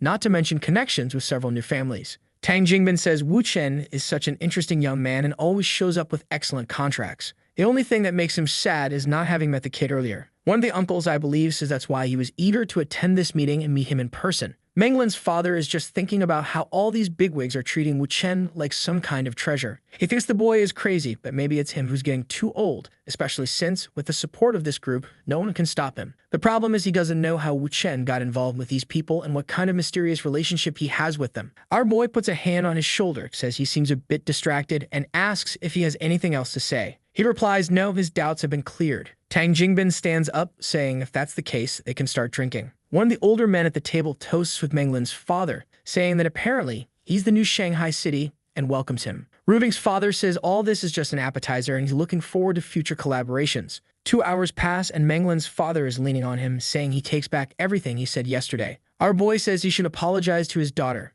She cried all night and was scared. The father says not to get any ideas, he still doesn't want her to become the boy's lover. However, at the very least, you have to ensure she be happy. Our boy says, aside from the fact that she absolutely will be his lover, she'll definitely be very happy. Meanwhile, Rubing is wondering what the rascal is doing since he hasn't called in so long. Man, it's not just her. All the girls are mad, saying the bastard is a playboy and doesn't care about them. Kim Yin is trying to calm them down, saying not to act impulsively and make a big deal out of his brief absence. But Rubing stands up, saying she's had enough and is booking a flight to Shanghai right now. The scene shifts back to Menglin, who's already emotional, asking if her father has really changed his mind. Our boy tells her not to worry. Tonight is the night for stargazing. She comes over, all happy, and gives him a little hug. But then she suddenly remembers Rubing. Our boy, the king of reading expressions, says that now that she's no longer worried about her father, she must be thinking about Rubing. Menglin is about to say something, but man, he stops her by putting a finger on her lips, telling her not to overthink it again. The day has been long, he's worked hard, and now he just wants to have a good night of sleep with some fortnight. But the next day, he wakes up under Rubing's shadow. What's this? She brought a 38, run, but unstoppable. He just gets up and says she looks adorable today. Honestly, I agree. She tells him to shut up and be quiet. She slams the counter beside him and orders Menglin to wake up. Man, the threat here is brutal, and Menglin screams. Our boy grabs Rubing's arm and asks her to put away that extremely dangerous object. Meanwhile, Menglin apologizes, saying she didn't mean to provoke her yesterday. But Rubing simply says she was very clear about the rules before. However, now that Menglin is lying there with him, she must be thinking Rubing is a fool. Poor Menglin doesn't say anything, and Rubing asks if she's really going to stay silent and not respond at all. Wu Chen once again asks her to calm down, saying it's too early to start the day like this, while Menglin wishes he'd speak less as it only seems to provoke Rubing. But man, Rubing snatches the object from his hand and takes aim again. This time, though, the crazy girl throws herself in front of our boy to protect him. Our boy is surprised, while Rubing is impressed that Menglin is already risking her life for him. Rubing then says she didn't expect the girl's feelings for him to be so deep, just like hers. She tilts Menglin's chin, gives her a kiss on the forehead, and tells her to get along. The poor girl is all confused, wondering if she's supposed to kneel publicly or something. Rubing tells her to forget all that and says she's already been approved as one of the new sisters. Menglin is emotional, all happy, now officially part of the boys' group. At this moment, our boy says that because of Menglin's post on social media yesterday, there are a ton of paparazzi. He asks Rubing for help dealing with it. She's upset, saying the bastard always uses her to clean up the messes from his games. The rascal winks and says, unfortunately, there are some things she's the best at. 10 minutes later in a hotel lobby, everyone sees our boy walking with Rubing. People know that, in theory, she should be involved with the young master of the Ding family. But here she is, kind of flustered and queasy. The reporters are already saying that clearly in the morning bulletin, the pregnancy is worth taking a picture of right now. Meanwhile, Jing is just thinking that, at least, this will ensure Menglin stays calm. Shortly after in the car, he says that since Rubing came to Shanghai, she might as well accompany him to Hong Kong in the coming days. He explains that before, Ding Rulong was trying to win over Menglin's family. But now that they've joined his group, their target will shift to the Bao family in Hong Kong, and of course he's going there to finish the guy off once again. It's hard to believe there's going to be yet another woman Ding Rulong likes, only for him to lose her again. Poor guy, I'm starting to feel bad for him. Our boy says he'd rather handle things alone, but this time he'd like Laura's sweetheart to come along. Rubing responds that obviously they're going together. 2 days pass, and there's already a cheerful girl greeting Wu Chen. He introduces her to Rubing as Xiaonio Yuzhao, an old friend of his from a long time ago. The girl thanks Rubing for the chance to meet her and asks if they can be friends. Rubing, however, says they're supposed to be there to deal with Ding Rulong. So what are they doing in this house of honest work? By the kind of letters exchanged among the women, you already know this workplace offers, let's say, bodywork and painting services. No doubt about it. As all the girls greet our boy, Rubing is shocked and demands to know what all this means. The scene shifts to a stage, and Yuzo says that the players they selected burned too much energy in bed, so today, they're going to perform poorly. My friend, they're manipulating the scoreboard, wrecking the guys, and look at them, poor things. After an intense night, they can't even play a bit of soccer. 45 minutes later, the score is still 0-0. The third descendant of the Zhao family, Bug Zhenhui, asks why the score is like this and how they're supposed to make any money. Man, it's Ding Rulong's doing, who tells him to ask the coach what's going on. The poor coach stands there, saying that this year's been tough and all of his plans are falling apart. That's when he spots Rubing accompanied by our boy right ahead and wonders what the hell she's doing there. Zhenhui asks if there's anyone on the field he knows, and the coach replies that it's a piece of trash who makes everything go wrong wherever he is. Zhenhui figures that must be why things feel off. He starts imagining that something's gone wrong, especially since Wu Chen brought the boss of the stronghold herself, Ms. Yu Zhao. He even stands up, saying the game's already lost. These guys won't even be able to run 10 meters on the field. Ding Rulong tries to say something, but the man just leaves, saying he has no idea what happened to the boys. But man, the guy already saved Wu Chen's name and swears this bastard must think his family is weak for coming to Hong Kong and stirring up trouble. After the game ends, in a room surrounded by the ladies, our boy thanks them for their hard work. He tells them to eat, have fun, and do whatever they want. He'll foot the bill for everything. One of the workshop girls winks and says he's welcome to come back anytime for some fun. At that moment, Yuzo glances at her phone and asks our boy if he has a moment for a private chat. He says not right now since the work isn't done, but she replies that it can't wait. She leans in close and whispers something in his ear, while Rubing wonders what's wrong with this woman. She gains nothing by doing this in front of her, so does that mean she and Wu Chen have something going on too? Later, as they're leaving, Rubing tells our boy that he and that woman seemed a bit too close. But Wu Chen tells her to stay behind because for now, they have more important things to deal with. Man, he's got some bodyguards, but there's also a gang coming straight at them. Our boy shields Rubing as a fight breaks out, and apparently he brought guys who work for Peng Wei. Rubing asks how long Peng's friends have been here. Wu Chen explains that the powerful people in Hong Kong were planning to start a gang fight against the Liu family to create a headline and ruin their name. That's why he brought Peng Wei, who's from Hong Kong, so if a headline does come out, it'll just be about local gang-on-gang violence and won't involve the Liu family. She asks if that's what the woman was talking about earlier. He says no, she was interested in exactly what Rubing is thinking, but he's not looking to get involved with her. Rubing replies that it's strange, it's the first time she's seen Wu Chen not want to get involved with a beautiful woman. He says the girl's smart, but since she's a foreigner, if there's ever a war between their countries, he'd have to stand against her. That's the most ridiculous excuse I've ever heard. Just admit it, Wu Chen. Not because she's a body shop worker. Rubing, surprised, says she was wrong to feel jealous and that she's learned a bit more about him. She gets closer, saying he deserves a reward and gives him a little kiss. The next day, they're already at the Bao family's place. At the reception, the woman asks if they have an appointment. Rubing just tells her to let them know Wu Chen is here to see him. The secretary calls the boss and says there's a young man named Wu Chen who wants a word. The boss simply tells her to send him up. Once inside the office, our boy apologizes for showing up uninvited. The boss replies that since Wu Chen won twice yesterday, this visit isn't a problem, but he wants to know the reason. Man, Ding Rulong is there. I'm seriously starting to feel bad for this guy. Wu Chen immediately says he wants to sever any relationship Shen Hui has with Ding Rulong. The loser in the back mutters that Rubing's boyfriend doesn't understand basic etiquette, so he won't survive in this circle. However, Wu Chen looks at him and says survival in this world doesn't come from etiquette, but from interests. Ding Rulong is ready to punch the boy when Zhen Hui interjects, saying he's listening. Our boy then states that Ding Rulong was foolish to bet on soccer, which has too many variables. That's why he prefers horse racing. Ding Rulong tries to shut him up, claiming he doesn't know anything, but Zhen Hui says he's curious to hear the offer. Wu Chen explains that all Zhen Hui needs to do is trust the bets he places, and the amount to wager is entirely up to him. Zhen Hui laughs and asks if it's really that simple. Meanwhile, Ding Rulong scoffs, saying Wu Chen's tricks to win women over won't work in this case. Wu Chen fires back, reminding him that he's already been defeated 8 times, whether it's about women or business, so maybe it's not just luck. Zhen Hui looks at him and says he'll give him a chance. They'll sign a contract, but if Wu Chen loses the bet, he'll owe 300 million. Wu Chen replies that this bet is too easy. If he loses, he'll become Zhen Hui's servant, but if he wins, Zhen Hui has to hit Ding Rulong every time he sees him and record it on video. Ding Rulong looks utterly defeated, but Zhen Hui agrees, saying it sounds entertaining. Wu Chen calls it a great decision, while Ding Rulong thinks these guys are acting like children. 2 hours later, the situation becomes clear. Our boy is the one riding the horse. With his years of practice, he knows how to ride. Zhen Hui observes and admits the kid seems to know a thing or two. As for Ding Rulong, poor guy might need a new villain. This one's taken enough of a beating. The gates open, the race starts, and our boy is in last place.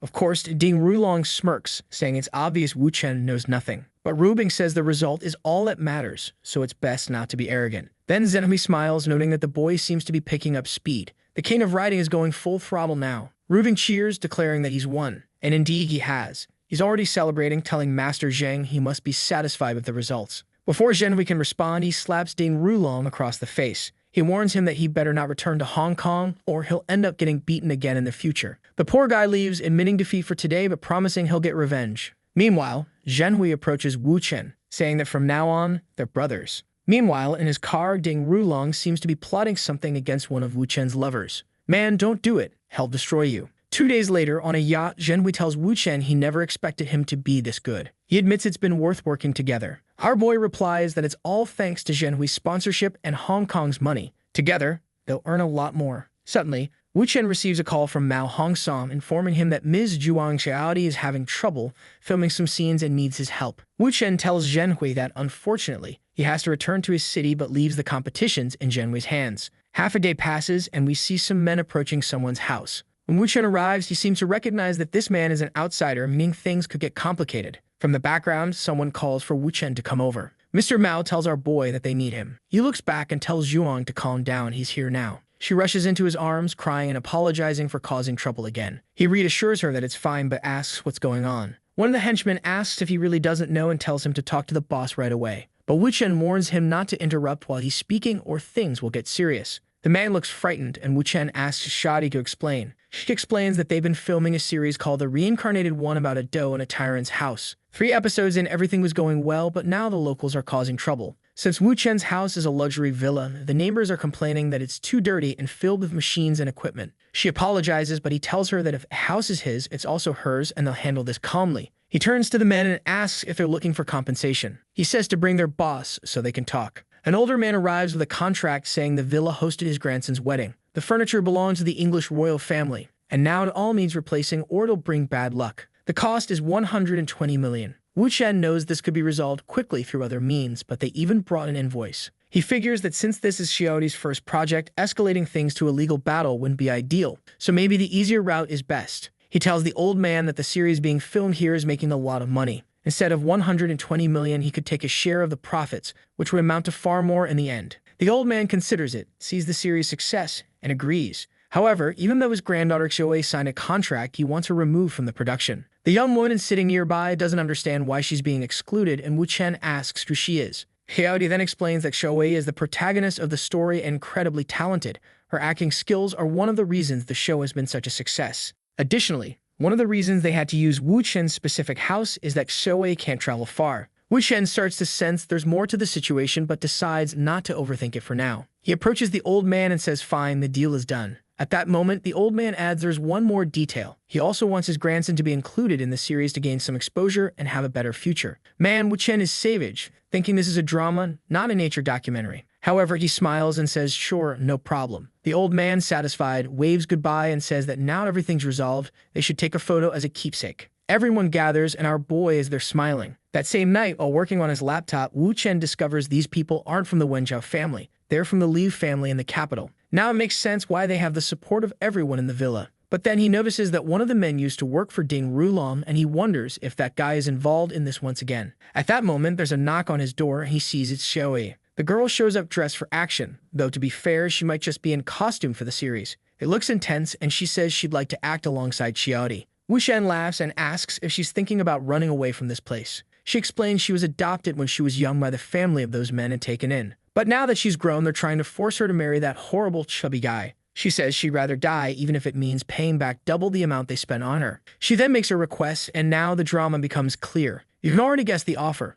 To fix his car, and she's willing to use all the tools. But our boy buttons up his shirt and says she's no mechanic, so it's best she leaves. He turns to her and says to stop calling him sir and just call him Wu Chen. He hands her a glass of water and asks how the filming has been affected since the changes. Wu Chen keeps roasting her. She says that ever since her fiancé joined the cast, a series title changed to the new king of the dynasty. Our boy realizes they've started something entirely different. He asks Mr. Mao why that happened. Mao hands him the papers, saying it was the screenwriter's proposal. He doesn't think it'll be a problem since it avoids ruining the reputation of the original series. Additionally, it's cost-effective. But Wu Chen, looking at this, feels something isn't adding up. The next day, he wakes up, looks out the window, and comments on how exhausting it is to work so much. He notices everyone on set and quickly spots a dust bomb being set up. Man, he doesn't even hear the bomb. He runs out, shouting that the girls are in danger. Meanwhile, the chubby fiancé is boasting about how spicy noodle sauce is his specialty. But just as the sauce is about to hit the pan, everything explodes into chaos. Wu Chen grabs the nearest girl by the waist and runs as everything detonates. However, he realizes it wasn't a perfect rescue,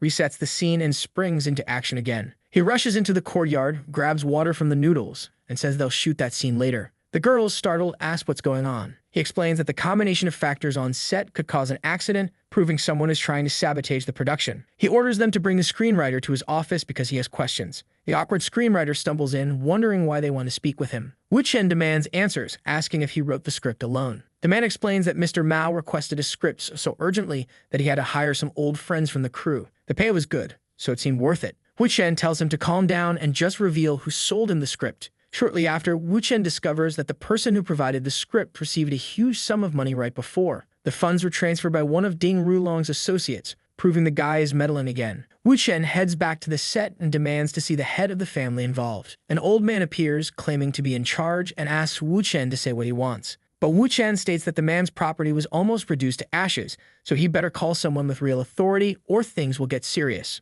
The old man pauses and tells someone to return to the villa because there's a problem. A helicopter approaches, and if you had to bet $1,000,000, what kind of character do you think arrives? Of course, it's a healthy and charming woman, Kinger, the wife of the third master of Li family. Everyone greets the third lady. She sits down, and the old man explains that Wu Chen claimed there was an issue during filming and her brother nearly died. Lighting a stressed cigarette, she remarks that even after all this time, her brother can't manage simple matters. The man looks like he's about to wet himself, and she orders them to bring over whoever wants to speak with her. Our boy steps up with his laptop and explains that someone is trying to create conflict between him and her family. With a stern look, she asks who he is. Man, our boy doesn't even say his name. He just says he's Rubing's boyfriend and knows she's the third lady of the Li family, meaning it would be wise to avoid any problems between their families. However, she doesn't seem too concerned and says many people like to cause problems for her family, so she doesn't bother with minor issues. Wu Chen realizes this woman has no direct conflict with Ding Rulong and doesn't want to get involved. He comments about the filming and says that since she's already here, she might as well help manage the villa.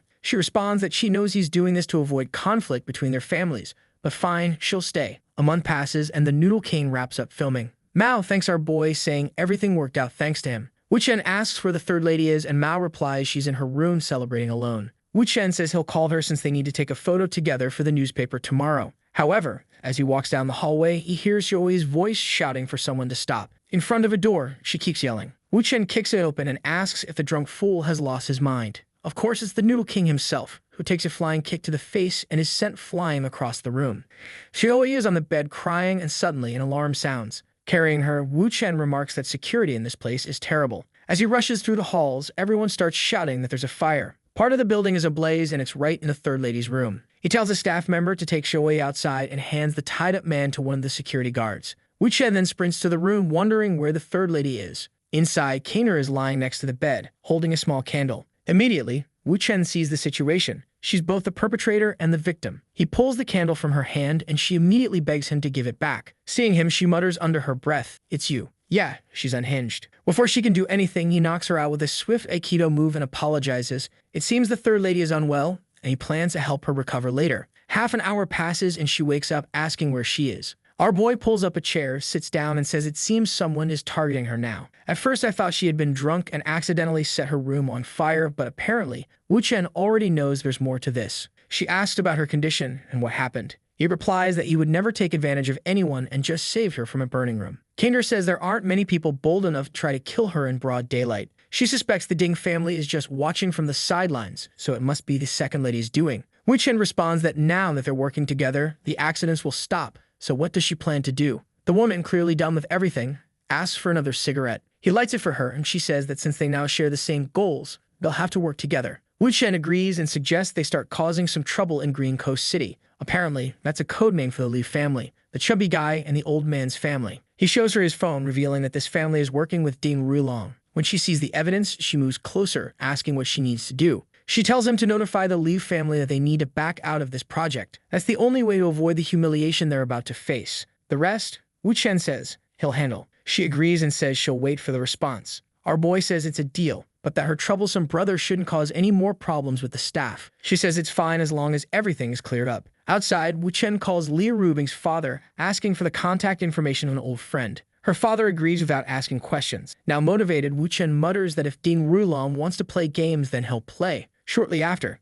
he instructs Sugati to bring the production crew to Modu City. He also tells Xiaoyi to focus on learning etiquette and the formalities of ancient eras. If everything works out, they'll have a new film to shoot soon. She thanks him and tells him not to worry. He replies that her role is the most important. She needs to become an excellent director and producer while mastering the industry. The scene shifts to the next day in an office in Pinzhou. Wu Chen tells Secretary Zhang that the tea was sent by Li Rubing's father himself. Secretary Zhang thanks him and mentions that he and the old man are acquaintances, so if Wu Chen needs anything, he should just ask. Wu Chen explains that there are some construction projects in a part of the city that are doomed to fail if nothing is done. The secretary seems intrigued, and Wu Chen hands him the information. He adds that since the construction hasn't started yet, no one has been scammed. But if the sales begin, that area will turn into a ghost town. Of course, Wu Chen knows how to ensure this doesn't happen, but he needs a little favor. The secretary immediately asks what the favor is. Wu Chen says he needs him to expose the names of all the project developers publicly. Zhang says that's easy. He'll handle it however Wu Chen wants. Half a day later, an employee informs Ding Rulong that a bunch of reporters has suddenly appeared at the construction sites.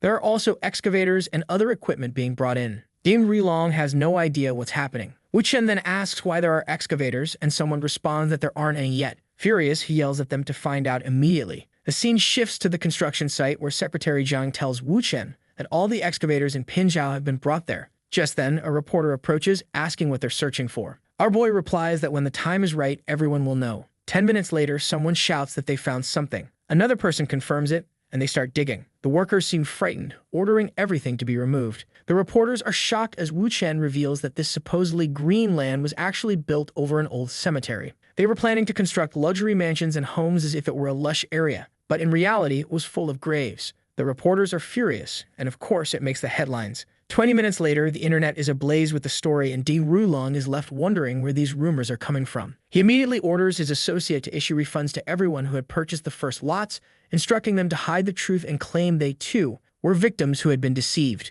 Shortly after, Secretary Zhang thanks Wu Chen, saying he acted incredibly quickly. Wu Chen responds that the sooner, the better. The secretary, curious, asks how Wu Chen knew about this, considering he doesn't even live in the city. Wu Chen explains that this area was the site of a Qin Dynasty war where millions died. The bodies remained, making it a famous cemetery for a long time. He learned about it during one of his many lives when he decided to study the dynasties and uncovered these details. The secretary nods, understanding the issue, and asks how they plan to rebuild and utilize the area. Wu Chen suggests demolishing the garden and building a mountain temple to purify the spirits, and using the region as a filming set. Meanwhile, 2 members of the Liu family thank Kinger for warning them. She responds that they're family, so they should help each other. However, the second mistress is furious with her, muttering that she'll deal with her soon enough. Kinger knows that while she solved the Liu family's problem, she's now become a target. Her relationship with Wu Chen can't end like this. Wu Chen finishes his conversation with Secretary Zhang and immediately receives a message from Kinger saying she needs to talk and continue their work together. Our boy already senses something interesting is about to happen. He asks when, and she says in 2 days.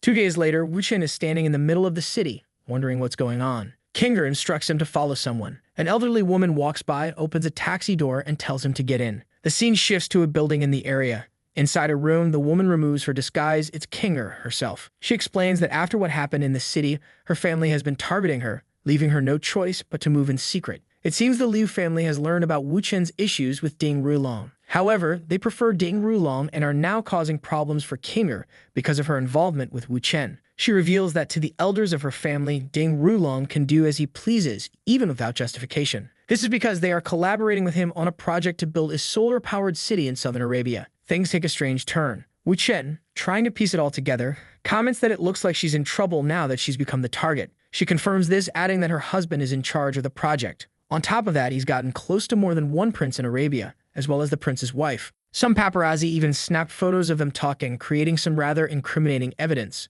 Wu Chen, just as confused as we are, tries to make sense of the story. Kinger explains that the Ding family is using this evidence to pressure her husband into reducing his shares in the project from 30% to 10%. Wu Chen asks if she wants him to make those photos disappear. She replies that her husband isn't capable of solving this problem, nor is she. That's why she wants to work with Wu Chen to ensure the shares remain at 30%. Our boy smirks and says that since it's a negotiation, he has his own conditions. He proposes a deal for world domination. The Liu family is one of the most influential in the entertainment industry. He wants her to ensure his series gets primetime commercial spots. Additionally, she must promote Rubing's company and Peng Wei's business. Everyone gets some exposure. Lighting another long-term HCK cigarette, she remarks that Wu Chen has a big appetite, but for her family, this is easy. He lays out a grand strategy explaining that the Ding family must be excluded from the negotiations entirely. If Ding Rulong profits from this Arabian project, he'll gain significant influence, and Wu Chen can't allow that. She hesitates, saying it will be difficult to remove Ding Rulong since he's a key collaborator. Wu Chen clarifies that he never said she needed to do it. Kinger asks if he can handle it himself. Wu Chen points out that once the photos disappear, the Ding family won't have any leverage to threaten them anymore. She moves closer and says it's all settled now, and it seems like he's going to handle both tasks. An hour later, whether they played Uno or not is unclear. Our boy is on the phone with someone. At a club in Jinza City, Dong Shengang, the father of Dong Yuantao, the ex-husband of He Shixing, is enjoying himself. For context, this is the same guy Ding Rulong ordered to be killed so he could get the blue-haired woman with a daughter. Yeah, this plot demands notes to keep up. Nearby, Yuzhou, Wu Chen's informant from the workshop, is on the phone with him. He asks her to retrieve the project files Dong Shengang has on the Middle Eastern Solar City project. Naturally, Shengang is the guy chilling at the bar. Yuzhou, however, warns Wu Chen that if anything happens to this man, a lot of people will lose a great deal of money. She asks how he plans to compensate for that. Wu Chen says he's open to any requests, as long as she solves this problem. She agrees, saying she'll handle it right away, and he just needs to wait for the news. She approaches Shenggang, suggesting they move somewhere more private since the place is too crowded. Our boy really knows how to utilize resources, whether it's women, their fathers, or enemies' weaknesses. A true genius of heavy machinery management. The scene shifts to Shenggang making advances on poor Yuzhou, who complains that he should at least take a shower first. As soon as he steps out, the hacker whips out her laptop and starts copying all the files. 3 minutes later, he returns. She assures him there's no rush and pours him a glass of fine wine. An hour later, Shenggang is completely knocked out. She sends a photo to Wu Chen, letting him know she worked hard and he should come get the files. With this, Wu Chen successfully removes the Dong family from the project. The remaining problem is acquiring the incriminating photos of Kinger's husband. A day passes and Rubing is furious as Wu Chen finally returns. She scolds him for staying in Hong Kong for so long without calling to explain. He moves in closer, but she tells him it won't work. She's not forgiving him this time. One kiss and 3 minutes later, she demands he explain everything. Wu Chen details the situation with Ding Rulong and the construction project. Immediately, Rubing perks up, saying that if he made Ding Rulong lose a ton of money, then he's forgiven. But our boy isn't satisfied with such an easy pardon. He says he wants her to show her true feelings. I thought he was going to make a bold move, but instead he pulls out a romantic flower, saying he thought of her every day during the 6 days he was away. She thanks him, admitting she never expected him to be the kind of guy who gives flowers. But her expression changes as she accuses him of either planning to ask for something or trying to deceive her. Wu Chen, ever the charmer, tells her she's too smart and has figured it all out. That's why he loves her so much. The man's a genius, praising her, confessing, and still coming out on top. He explains the whole Middle Eastern project and how he needs to deal with Kinger's husband's photos, which are currently in Ding Rulong's possession. It won't be easy, but Wu Chen lays out his plan. First, he'll go to the Middle East and invite a girl to play Valorant. During the match, Rubing will catch the two together. Even if there's nothing suspicious about their relationship, this time she'll lose her temper and refuse to forgive him. A heated argument will ensue and Ding Rulong will undoubtedly see it as his chance to swoop in and save the damsel in the Orient. Rubing points out that even if they break up, she doubts Ding Rulong would fly all the way there just because of this. There'd need to be more at stake. Wu Chen counters, saying she doesn't understand Ding Rulong. The moment she's single, he'll come running. That's why she needs to ignore him as much as possible. The less Ding Rulong knows about her, the more desperate he'll get. Rubing, already overworked, agrees to the plan since it doesn't require much from her. However, she insists Wu Chen give her extra attention afterward. Our boy slyly says that's difficult since she's been on his mind every day for the past month. The next day, Ding Rulong slams his desk, demanding to know if it's true that Rubing broke up with that idiot. He celebrates, declaring that his long-awaited opportunity has arrived and it's time to rescue the damsel in the Orient. Half a day later, he's already chasing her down, flowers in hand. Even Wu Chen chuckles, saying Ding Rulong is faster than he expected. Wu Chen has hacked the city's systems, giving him access to surveillance across Arabia. As soon as Rubing ignores Ding Rulong, he sulks back to his hotel, the Ding family's base of operations in the Middle East. At 8:29 a.m. the next morning, Wu Chen is ready. It's almost time to set his plan into motion. Inside the hotel, staff rush to inform the manager that the entire sewage system has suddenly backed up. The manager orders them to cut the power to all electronics. A worker enters Ding Rulong's room, apologizing for the inconvenience and explaining that the power has been cut. Shortly after, Wu Chen gets access to Ding Rulong's computer. He notes that the man was cautious, setting up a complex facial recognition program to secure his files. But as soon as Ding Rulong sits in front of the PC, the program will activate and all the incriminating photos will be deleted. As Wu Chen stands outside the hotel, he reflects that even though all the files will disappear, Ding Rulong will never connect the blackout to what just happened. Frustrated and rejected by Rubing, once again, Ding Rulong is likely to head back to China. In the car, Wu Chen receives a call from Yurong, who says she desperately needs his help. Wu Chen knows that over the next 2 days, Rubing will have to keep playing her role, tricking Ding Rulong. In the meantime, he heads over to Yurong's place to discuss the Middle Eastern project. When he arrives, he greets her and tries to start the conversation, but she immediately cuts him off, covering his mouth. She tells him the sink has been clogged for a month and insists he fix it, pointing out all the tools conveniently laid out on the counter. Wu Chen hesitates, saying it's still early and that this might take too long so they could handle it later. But Yurong doesn't give him a choice, pushing him toward the sink and ordering him to get started. A short while later, the sink is back in working order and the water flows freely. She compliments him, saying he's truly amazing. He thanks her, and about half an hour later, she returns, saying they can finally sit down and talk. Walking through the house with him, she shows off some clothes she had custom-made for a company and asks him to try something on. Dressed like a European beggar, he jokingly asks if he looks good. Before she can mention more things around the house that need fixing, Wu Chen interrupts, saying it's time to discuss business. He then explains the entire Middle Eastern project and the situation with the Dong family. Yurong nods, saying she understands, but points out that her family specializes in apparel, so they can't operate like the Dong family. She also mentions that she's already spending half her resources to corner Ding Rulong. Wu Chen reassures her, explaining that his company is launching some projects they'll be part of. Additionally, he suggests she expand her business into the Middle East and even establish a jewelry brand with Qingyin, which would sell exceptionally well in that region. It seems Yurong doesn't really care whether the plan succeeds, commenting that Wu Chen has clearly been busy and thought a lot about it. And judging by his actions, he's already fixing his jacket. Another repair must have happened. Wu Chen then mentions that later he plans to meet Lei Shang to resolve some issues and will be leaving in a few days. Half an hour later, he's meeting with Lei Shang, saying he has a small favor to ask. Lei Shang replies that no matter what it is, he'll make it happen. Wu Chen brings up the film industry, saying he'd really like Tao Manning to join a project. However, since he's not very close to her, he feels awkward about making such a direct offer. Lei Shang reassures him, saying it's no problem since they're practically family. Wu Chen tries to emphasize that the series Tao Manning would join is bound to be a hit and would make her even more famous. But Lei Shang simply tells him not to worry, he's already guaranteed she'll be involved. Still, Wu Chen insists on maintaining professionalism, saying business is business. He also talks about Xiaodi's projects, mentioning his plans to translate them into English, and asks if Lei Shang wants to be part of the venture. Looking through Wu Chen's phone, Lei Shang sees the success of Xiaodi's series and realizes it's basically free money, thanking him for the opportunity. The deal is done, and half a day later in Shanghai, Xiaodi is practicing in a training room when Xiaodi enters,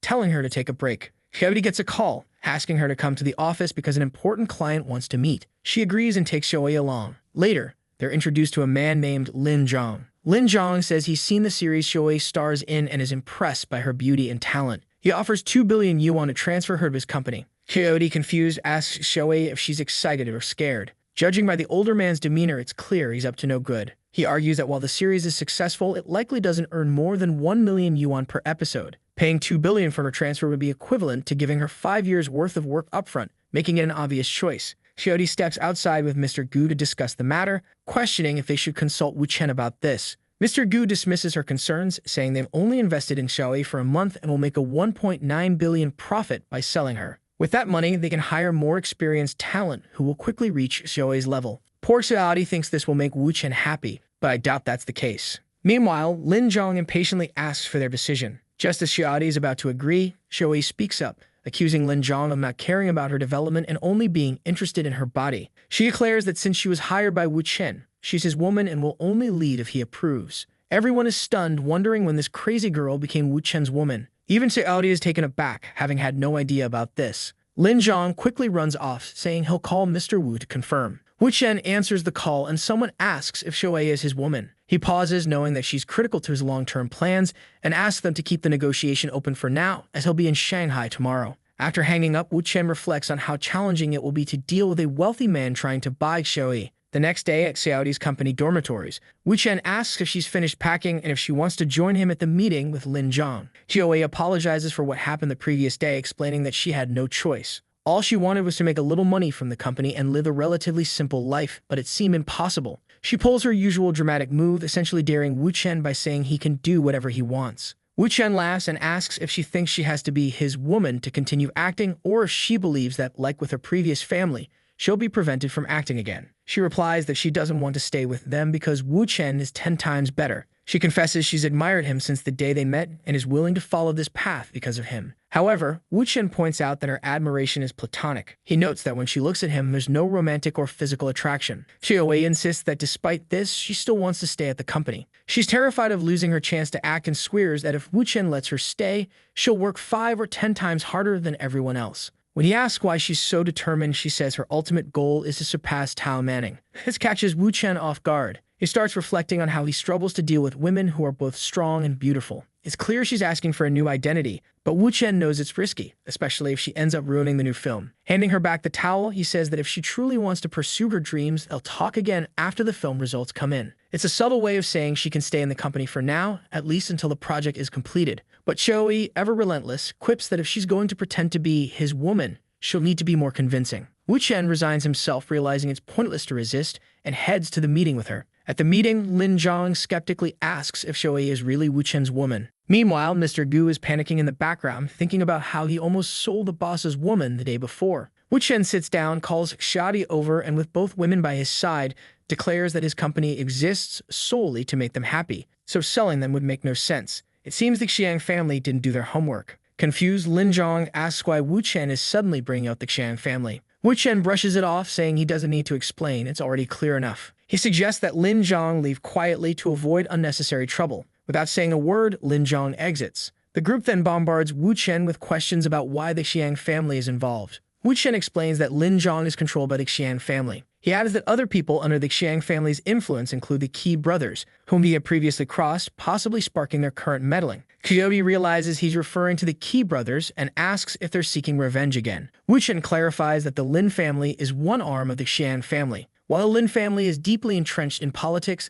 the Xiang family dominates the online entertainment industry. Tao Manning is incredibly famous, but she rarely appears in films since Lei Shang doesn't push her to work much. However, the Xiang family knows that if Tao Manning joins this project, things will get complicated for them. That's why they're trying to sabotage everything. Xiaobi remarks that this explains why they were willing to pay so much for Xiaoyi. Xiaoyi, still confused, mutters about how all these major families are causing trouble over something that hasn't even been released yet. With his hands behind his head, Wu Chen says they have no idea what's about to happen. The next day, rumors spread online, branding Xiaoyi and Xiaodi as the witches of the city and heavily criticizing them. An associate informs Wu Chen that it's impossible to suppress all the negative news. Xiaobi vents her frustration, calling them disgusting, while Wu Chen asks Xiaoyi if she's scared. She responds confidently that she's not. Wu Chen reassures her, saying that if that's the case, they have nothing to worry about. He reveals that he has a contact in the entertainment industry who can help. He calls Kinger, who remarks that he hasn't even fulfilled his end of their deal and is already asking for more favors. Wu Chen assures her that her part of the agreement will be completed by the end of the day. He explains that the Dong family will be removed from the project, the photos will be deleted, and they'll regain their 30% stake. Kinger replies that if all that happens, the favor he's requesting is an easy one. Wu Chen then contacts Peng Wen, asking him to help spread some information. Peng Wen, confident in his skills, promises to handle it perfectly. The next day, people online begin questioning the validity of the previous day's rumors. In a clever twist, Wu Chen's reverse marketing strategy works again, and the controversy only boosts interest in the series. Peng Wen is grinning in his office, saying everything went perfectly, and now everyone is talking about the shows. Mr. Gu shows a graph indicating that viewership numbers are skyrocketing by the hour. Wu Chen gathers Xiaoyi and Xiaodi, telling them that thanks to this, they'll achieve at least 3 billion views. But this is just the tip of the iceberg. They're only at the beginning.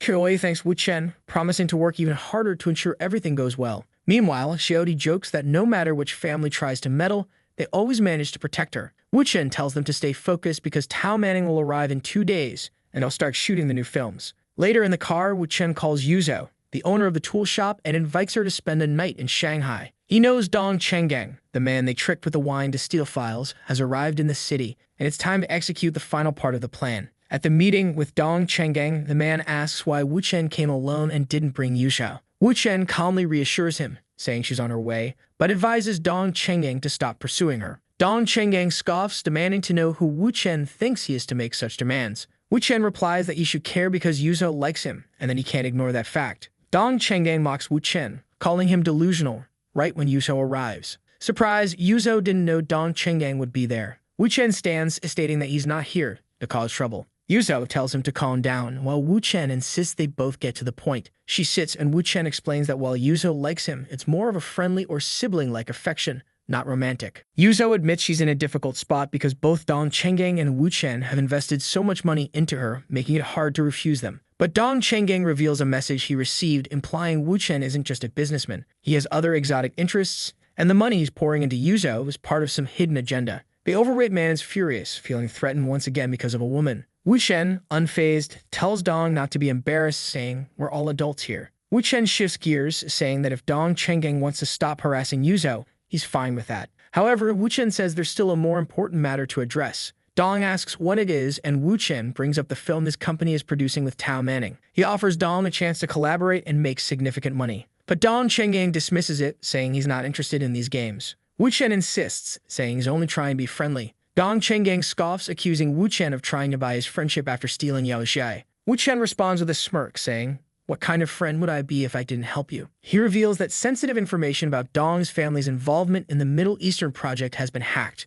If those details are leaked, the 4 major families involved will likely expel Dong's family from the project. Still skeptical, Dong Chenggang questions why someone he barely knows is offering him money and help. Wu Chen replies with a cryptic line, "A wise man doesn't share his secrets, but your information is spreading in hacker circles." He mentions that he has a program to protect files, ensuring no further hacks can occur. Intrigued, Dong sits down and asks if Wu Chen is using this entire situation as an excuse to sell him a program. Wu Chen says Dong needs to be more cautious or situations like this will keep happening. Dong sarcastically comments that Wu Chen is probably planning to use Tao Manning's film to market the program as well. Wu Chen admits it's one way to look at it but insists he's just offering friendship. Reluctantly, Dong raises his glass, saying Wu Chen talks in circles, but that the deal is good enough to accept. From that moment, Dong Chenggang considers Wu Chen a friend. 3 hours later, after sending Dong Chenggang on his way, Yuso praises Wu Chen for dealing with him so cleverly. However, she points out that Dong has no idea it was Wu Chen who leaked the information in the first place, a true betrayal. Wu Chen asks her to hand over the files he needs to proceed with his plan. She reminds him of his earlier promise to do whatever she wanted in exchange for the files.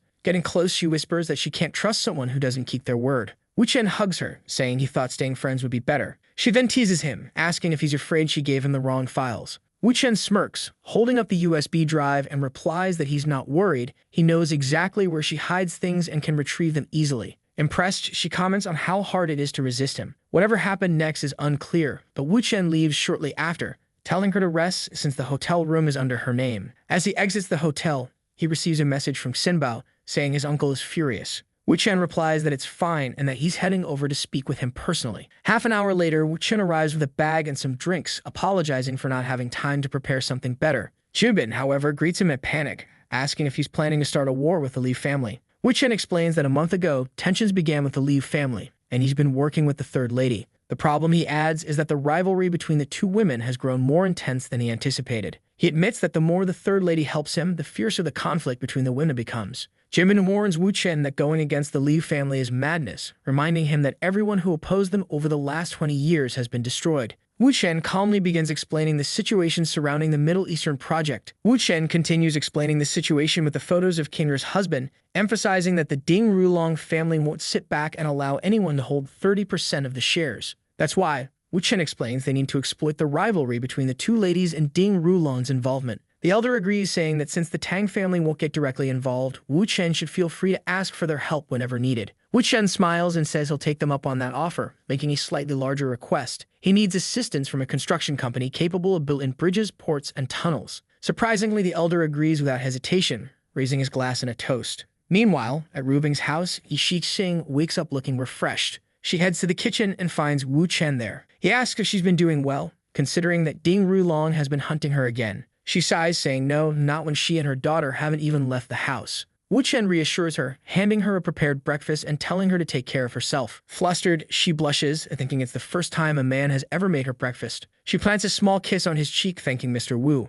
Rubin clears her throat from nearby, sarcastically commenting that she didn't know her husband had already arrived. Wu Chen chuckles, telling her not to get jealous because she already knows how things work. Outside, Rubin remarks that now that Ding Rulong has given up, life is returning to normal. She mentions they need to visit King Ying soon, and Wu Chen agrees. However, King Ying suddenly appears at the house, excitedly exclaiming that Wu Chen has finally returned. Even Wu Chen looks surprised, not knowing she had been living there. She explains that living far from him felt like being centuries apart, so she decided to move in before wrapping up her current matters. He pulls her into a hug, calling her silly. She tears up, saying she missed him so much and asking him not to ignore her for so long again. Wu Chen reassures her, but then Qian appears, chiming in that he should apologize because King Ying lost 6 kilograms out of worry. He pats Qian on the head, admitting he missed them all during his month-long absence for filming and travel. With everyone gathered, Wu Chen takes the opportunity to discuss his plans. He talks about Xiaodi's projects, the clothing brand King Ying will co-create with Ms. Wu, and the ongoing developments involving the families.